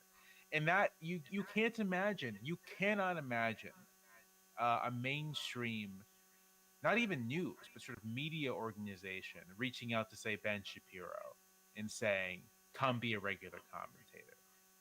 But then at the same time, he doesn't need it because you're right to say that it's a sort of self-sustaining environment, a closed environment that has a large enough audience that you can make a good career within it, just pandering to that audience. But the problem, and I think the Crowder stuff is actually really illustrative of this, the problem is that the currency of the realm in this closed This is world awful. isn't really, it's not intellectual rigor, it's not facts, right? Like the ability to find new facts, bring new context or anything. The currency of the realm is just like vitriol. And disdain and disparagement of your political enemies, and all the ugly stuff of politics. And Oh, I that see what I did itself wrong. selects for personalities, for people who aren't just playing a character, but might actually be pretty ugly themselves. Right. And that as well kind of like limits the reach beyond the closed world of the voices of those personalities. That's not to say that none of this is like inconsequential. It's consequential. It's like not a good thing that some significant percentage of Americans like marinate in all of this all day. But I do think it's important to like keep all these things in perspective and just consider how the closed world of conservative media is not really conducive to reaching out beyond its borders, either in terms of the people, the personalities involved, or the message. One of the other things that's been happening this week and last week too is kind of it seems to be total collapse of Ron DeSantis as a viable presidential candidate. And I think Yeah, one that's. explanation for it is Oh yeah, that that's another like thing, Vitor, is that you be a little bit happy that the guy that has passed the "Don't Say Gay" bill, and like pushed it, is also face planting hard. He is totally fucking up any chance at his obvious ambition to be president, which is super duper and funny. he takes his cues from conservative media. And what plays and works for conservative media and the consumers of it is actually kind of weird and alienating to people who are just living their lives and minding their business with no real connection to that world. That's undoubtedly true. I mean, that's undoubtedly true, and I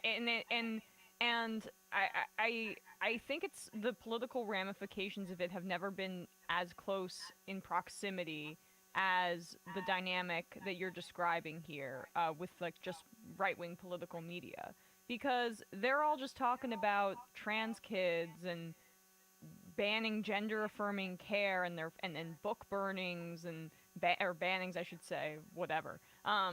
These bizarre fixations that are also coming out of that same ecosystem, and there's no real crossover appeal to it whatsoever. I mean, I think that the fixation on DeSantis was like, all right, well, he can appeal to the crazies with this stuff, and he can be a creature of right-wing media, but also he went to Yale, and he's someone we can control, and he's not Trump. But that's not possible anymore. That's untenable in the Republican Party, and I think like that flame out also speaks to the messaging that Republicans are fixated on and how little that's going to help them in a general election.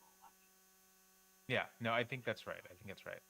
I called that the Bachmann effect. Do you remember her response to Obama one year, the State of the Union, and she had a direct feed to the Tea Party was doing like the closed circuit TV, but CNN also put their camera there, and she was doing it to the Tea Party feed. And the CNN camera was coming in from here, and it just was one of the most bizarre looking things in the world. And it was the perfect metaphor for like, you just can't speak to both of those cameras simultaneously. They're just too far apart. And I think, DeSantis has he's either going to be Donald Trump light, or there's no other lane for him there, I think, to win in that Republican primary.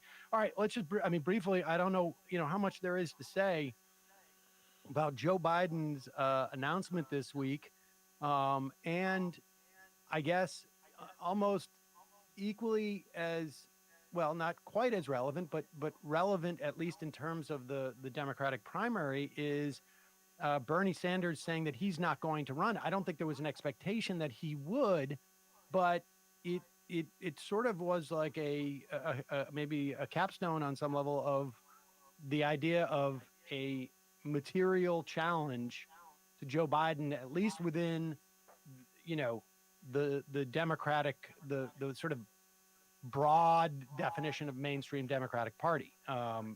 We have Marianne Williamson, we have RFK Jr. RFK Jr.'s, name alone is going to get him some, at least do well in the polling initially.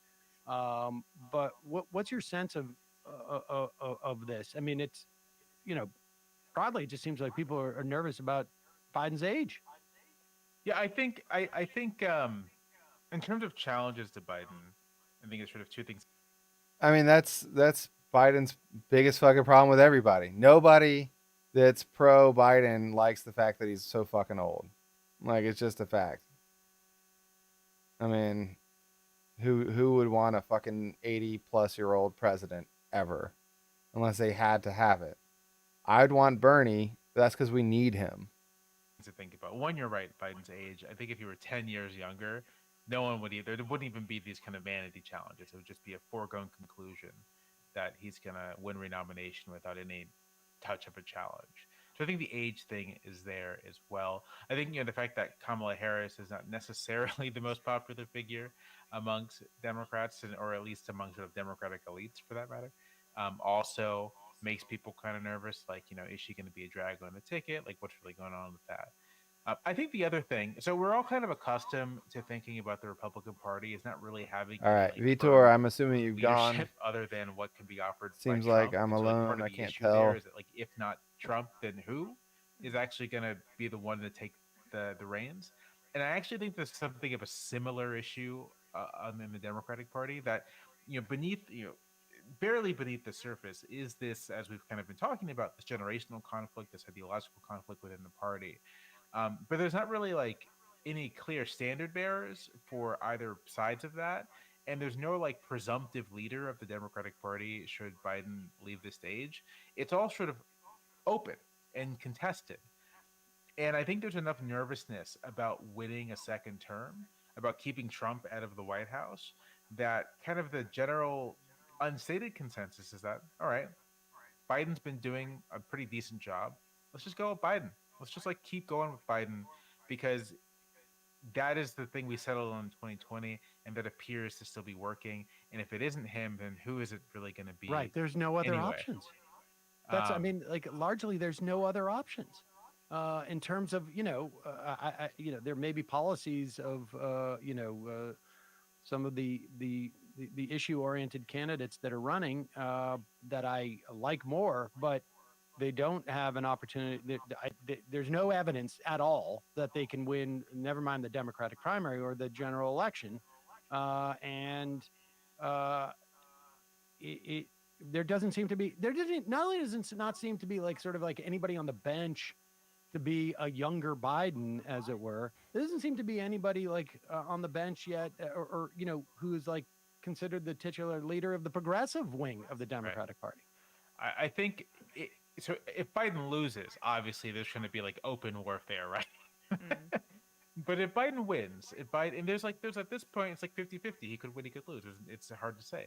But if Biden wins re-election and serves out 4 years, be right back. It's at the end of that we're really going to see the contest for like the Democratic Party go forward. And the interesting thing to me is that even there, I mean, you might think, well, Biden, 8 years of a moderately liberal president, kind of centrist, would set up the moderately liberal centrist wing of the Democratic Party to really take the reins. But the interesting thing about the Biden years has been the extent to which he has included progressives, for the most part, as like a co-equal governing partner. Like there hasn't been a lot of trying to distance himself from progressives. And I think Bernie's endorsement, or his deciding not to run at the very least, is like a testament to that. Like Bernie has a voice in this coalition. It's listened to, it's taken seriously. And even for all the friction and conflict that there's been, it's not really, this hasn't been Clinton part 2, right? This hasn't been Bill Clinton I'm part back. 2, where what existed of Yes, a progressive he's back. thing was just shut out completely. Back There's again. no say whatsoever. Alston's back. Obama. Or Obama, I was about to say, or friend. Obama, where the progressive wing was not completely shut out, but was certainly not anywhere near the center of decision making. At least under Biden, the progressive wing has been somewhere near the center of decision making. So the extent to which Biden has been trying to hold this coalition together by sort of like including people also sort of means when he's gone, there's no real clear of the ideological wings. There's not a clear leading, wing there. And it really is truly open. And I do think that, again, if he wins, if he serves his 4 years, we'll see a real fight for who's going to lead the Democratic Party. And I do think there are people are people in the Senate, in the governorships. There are people out there who could make a real claim to trying to lead the various wings of the party, trying to lead the party. But it's going to be a real contest in a way that there really hasn't been in the Democratic Party. It's been a minute since I've been inside. Because we've gone kind of from Obama, and then for much of the party, Clinton was the obvious standard bearer. But if it wasn't going to be Clinton, there's probably going to be Biden then too. I remember and then my to Biden. legs back. And now when he's off the stage, it really will be fully open in a way it hasn't been since I would say 2008, right? Or 2004. But even in 2008, you had like Clinton was the presumptive front runner a year or two like in 2006 she was the presumptive front runner, it seems to me.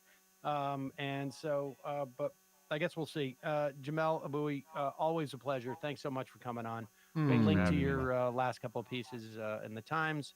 If folks aren't aware of the New York Times, we will. But I really appreciate you coming on. Thank you for having me, man. I appreciate it. Thanks. Thank you. All right, folks. We're going to take, I guess we don't even need to take a break, do we? No. I think we have our next guest, Tim Heidegger, on, who is going to address, I'm anticipating, frankly, an apology. And so we've had him on in the past. I went on his show. I don't want to go through the whole history of this, but I was on his show. He made some comments about how much he thought I should be more like Don Lemon and Chris Cuomo, two people now off the air because of both ethical issues and sort of really some inappropriate statements that I thought. But I wanted to give this guy an opportunity to both apologize and to explain himself. He is the host of Office Hours Live. I get confused because I feel like there's been a bunch of shows called that or movies or something, Office Hours. Tim Heidegger, are you there? Hello? Hello? Tim Heidegger. Are you there? I understand you don't have a computer or something, so you had to call in. No, I'm out living life and doing stuff and taking meetings and on my way to actually a pretty big lunch. But I wanted to call in because you called me out the other day, mispronounced my name. I'm sorry about that. That happens.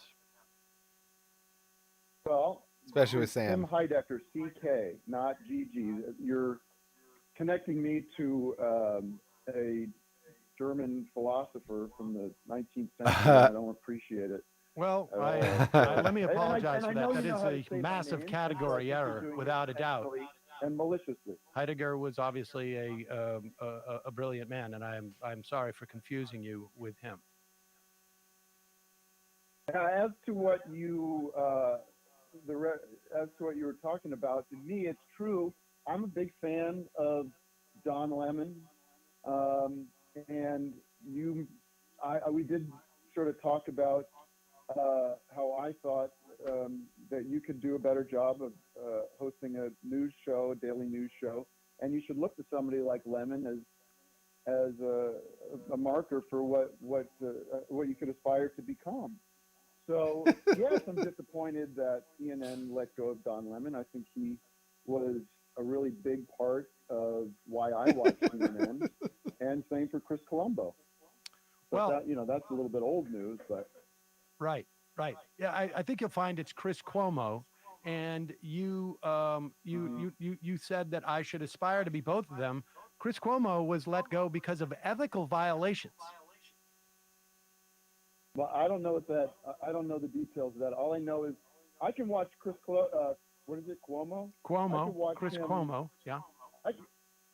So I could watch him every night of the week now on Newsnight. I don't know if you're following him on Newsnight. It's a great network, news network. It's similar to CNN. It's the same Cuomo that I loved on CNN. I could watch him he was sparring with what's his name, Piers Morgan the other night. It was terrific. So whatever, if I'm watching it on CNN or Newsnight, or if I'm watching Fox or MSNBC, I want to get the guys I like and find out where they're going to go. I think Don Lemon's not going anywhere. I think we're going to find him, maybe over at Fox or MSNBC or Now This, or maybe he'll start the Lemon Network. I don't know. But I mean, don't you feel?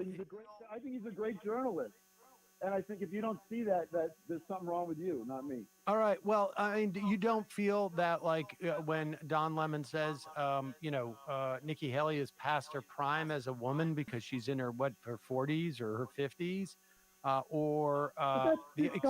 me just finish, Mr. Heidecker. Listen, just Don's got. Hey, whoa. And Chris Cuomo, who was basically, advising his politician brother on how to avoid all the scandals he had and not disclosing that to the audience.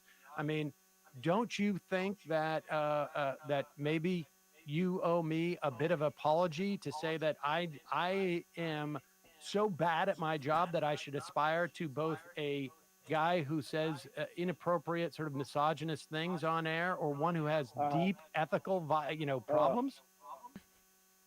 Okay, you done with the filibuster? Listen, here's what you need to understand. Don and Chris and, even somebody like Richard Quest, who I love. And I hope Richard Quest gets that morning spot now that Dom's left. I hope Richard Quest gets the opportunity to rise. I don't know who Richard Quest is. I really don't know who that is. I don't know who that is. That's not the point. Richard, you don't know who Richard Quest is. He often covers royalty on CNN. For a while, he was covering, I think, space. He covers the British, the royal family in England. Yeah, I don't follow that. Wait a minute, Sam. You're in journalism. You're in news. You don't know Richard Quest. I just don't have any interest in the monarchs of a different country. Okay, let me ask you this. Do you know Gary Tuchman? I don't know Gary Tuchman. Okay. All right. Okay, this is nuts.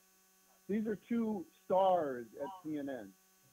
And I don't know that, if you don't know them, then how are you going to talk about Don Lemon? How are you going to talk about Chris because Cuomo? I know Don Lemon and I know Chris Cuomo. I don't need to know other B-list or C-list people at CNN. I don't need to know the people on Entertainment Tonight, where apparently you get most of your news, to make a comment on, obviously, a story about someone who was a journalist without any ethics and a journalist who was saying misogynist things. I mean, these are the waters you swim in, Tim, and it really, you should be embarrassed. You really should be. Well, no, you should be embarrassed because you don't know who Richard Quest or Gary Tuchman is. I think you should be embarrassed for knowing who those people are. Here's what you need to understand about Don Lemon, and here's what you need to understand about Chris Cuomo. These are two guys that have something that you don't. It's called swag. It's called attitude. It's called understanding how to work the moment in an interview.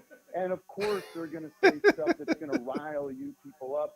Of course, they're going to shake things up, where you become sort of disconnected from what you get. It's exciting. It's fresh, and that's going to rattle you people. I get that. But there's not been a better broadcaster of news and information the past 25 years than Don Lemon, and you're not seeing the last of him. He's going to rise to the top, and you're going to see him. I don't know what's going to do next, but I can't wait. So you're sitting with bated breath for what Dom Lemon, as you call him, is going to do next. What's your biggest hope? I can't listen. Let me just say something. This isn't a partisan thing. I love it all. I love Tucker Carlson. I thought he did a great job broadcasting. Mm-hmm. I'm a big fan of Rachel Maddow and the All In with Chris Hayes. Great show. I love the Fox and Friends in the morning. I love the Morning Joe. I mean, I love all these things for different reasons. How do you watch all of these programs that are actually on at the same time? Do you record them? You record them and watch them later? I do record. Yes, I have my DVR, my TiVo set for. I watch Fox and Friends live, and I record Morning Joe. And then I was watching the CNN This Morning until Don Lemon got fired, and then now I'm watching Fox and Friends. And at night I do Hannity, and then I tape Maddow, and I tape Jake Tapper, and I watch that stuff in the morning before Morning Joe. Tim, that's a lot of news. That's a lot of news. That's a lot of news. And hi, Tim. It's Emma over here. Yeah. Hey, how are you? I'm doing all right. Yeah, I mean, I get a lot out of it. I get a lot of information, of course. I get a lot of different perspectives on what's going on in the world, and I get different sides of the same story, which I think is helpful. It makes me a broader, more open-minded person. I think, I'll watch Laura Ingraham, and then I'll switch over to MSNBC. I'll get some Chris Jansen.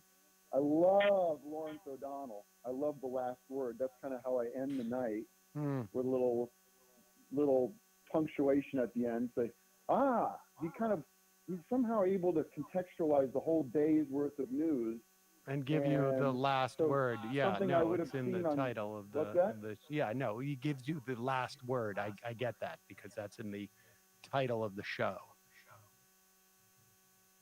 Yeah, and so something that Laura Ingraham might have said earlier that I caught that sort of took me by surprise, or I didn't agree with. Lawrence is there to kind of. Is there any news shows that you don't watch? I mean, honestly, at this point, it doesn't seem like you're terribly discriminating. You don't care about ethics. You don't care about the sources of your news. It doesn't.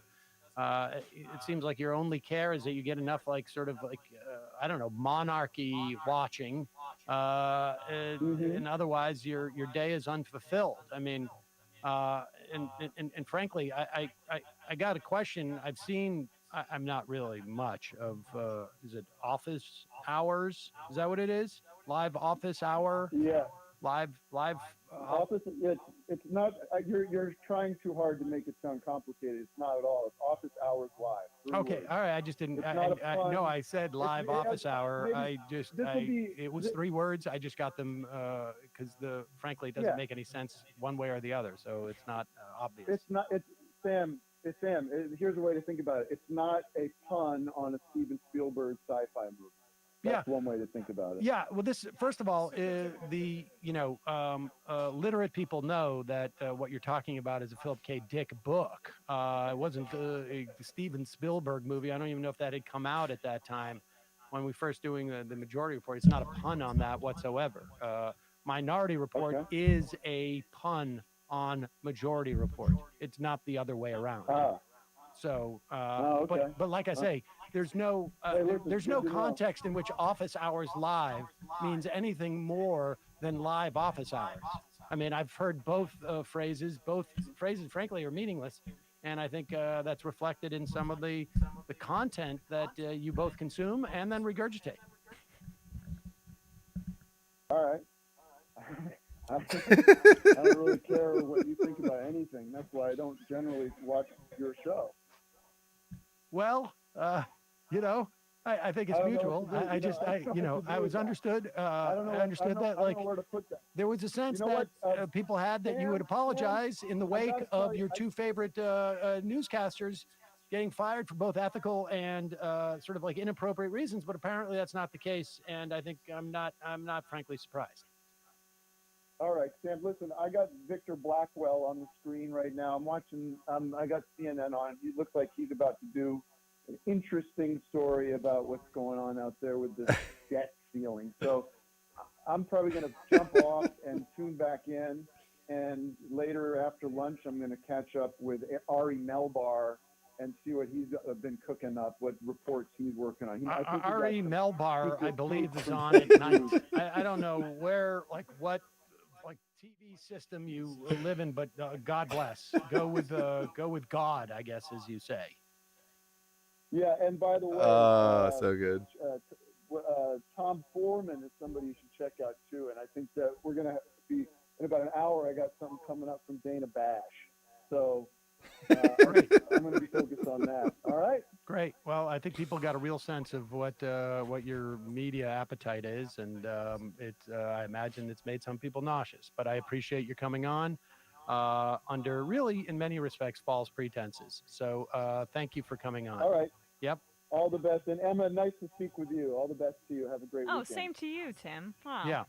Tim. Glad we got something Heidecker. positive. You seem like you know what? Not to be confused with someone who actually achieved a lot in the realm of philosophy and thought and public intellectualism.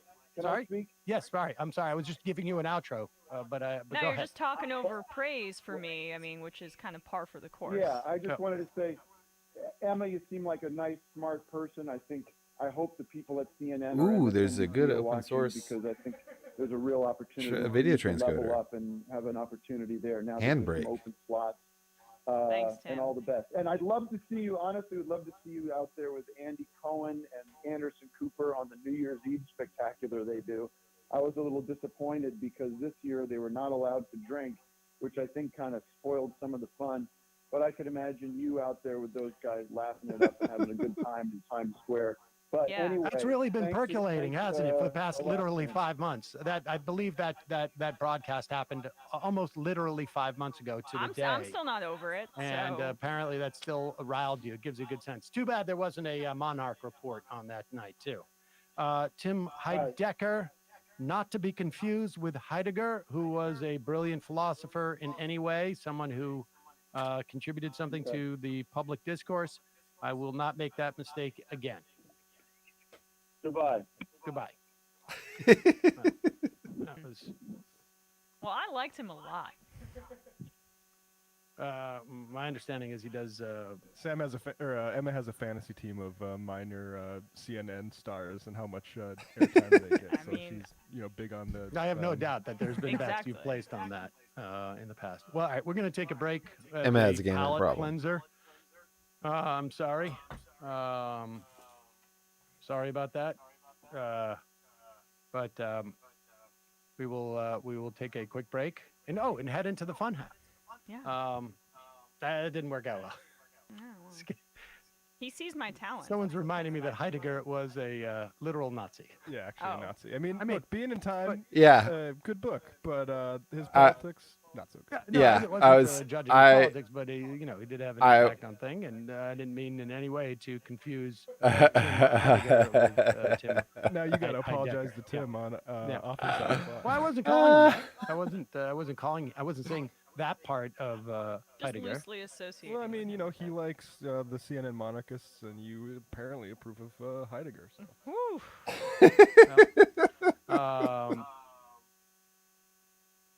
Folks, it's your support that makes this show possible. You can become a member at jointhemajorityreport.com. When you do, you not only support the show, you get the free half free of commercials, and you get the fun app, and you can IM the show via our free app at majorityapp.com. Also, join the Discord. We've got over 8,000 people on the Majority Discord, majoritydiscord.com. Don't forget AM Quickie.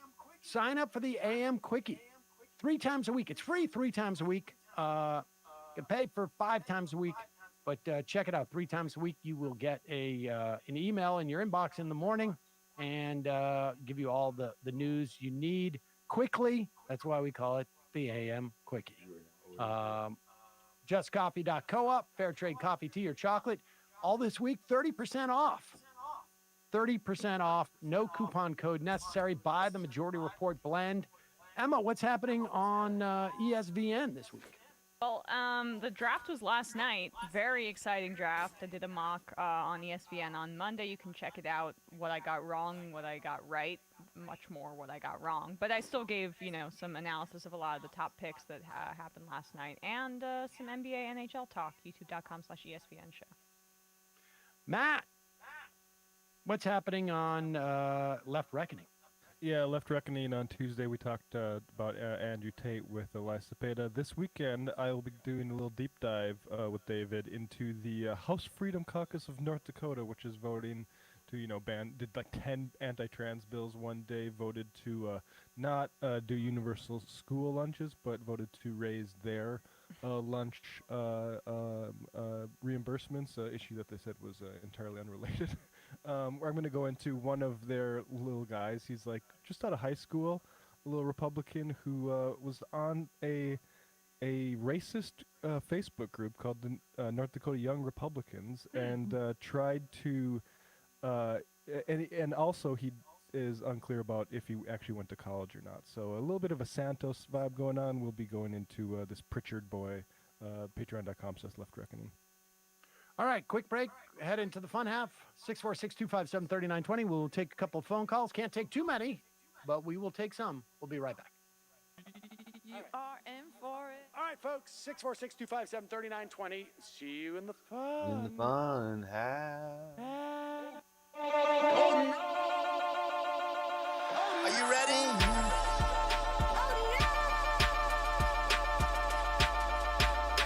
Who sent us this? Alpha males are back. Boy is back. And the alpha...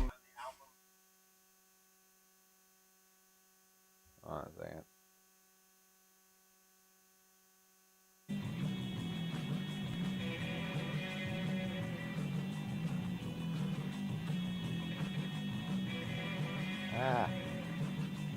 No. I want to see the chat. I want to see this. Boom. He's feeling that. I think they just like worried that like I'm not going to get in as many votes. And They're the probably DNC. right. They're right. I mean, it's just. Just want to degrade the white man. Alpha males are back. I take all of it in my throat. Alpha males are back. Snowflake says what? The alpha males are back. You are a madman. And the alpha males are back. Oh no, Sam Cedar! What a fucking nightmare! All right, I got to pack. Yeah, or a couple of them. Just put Should them I in go rotation. off?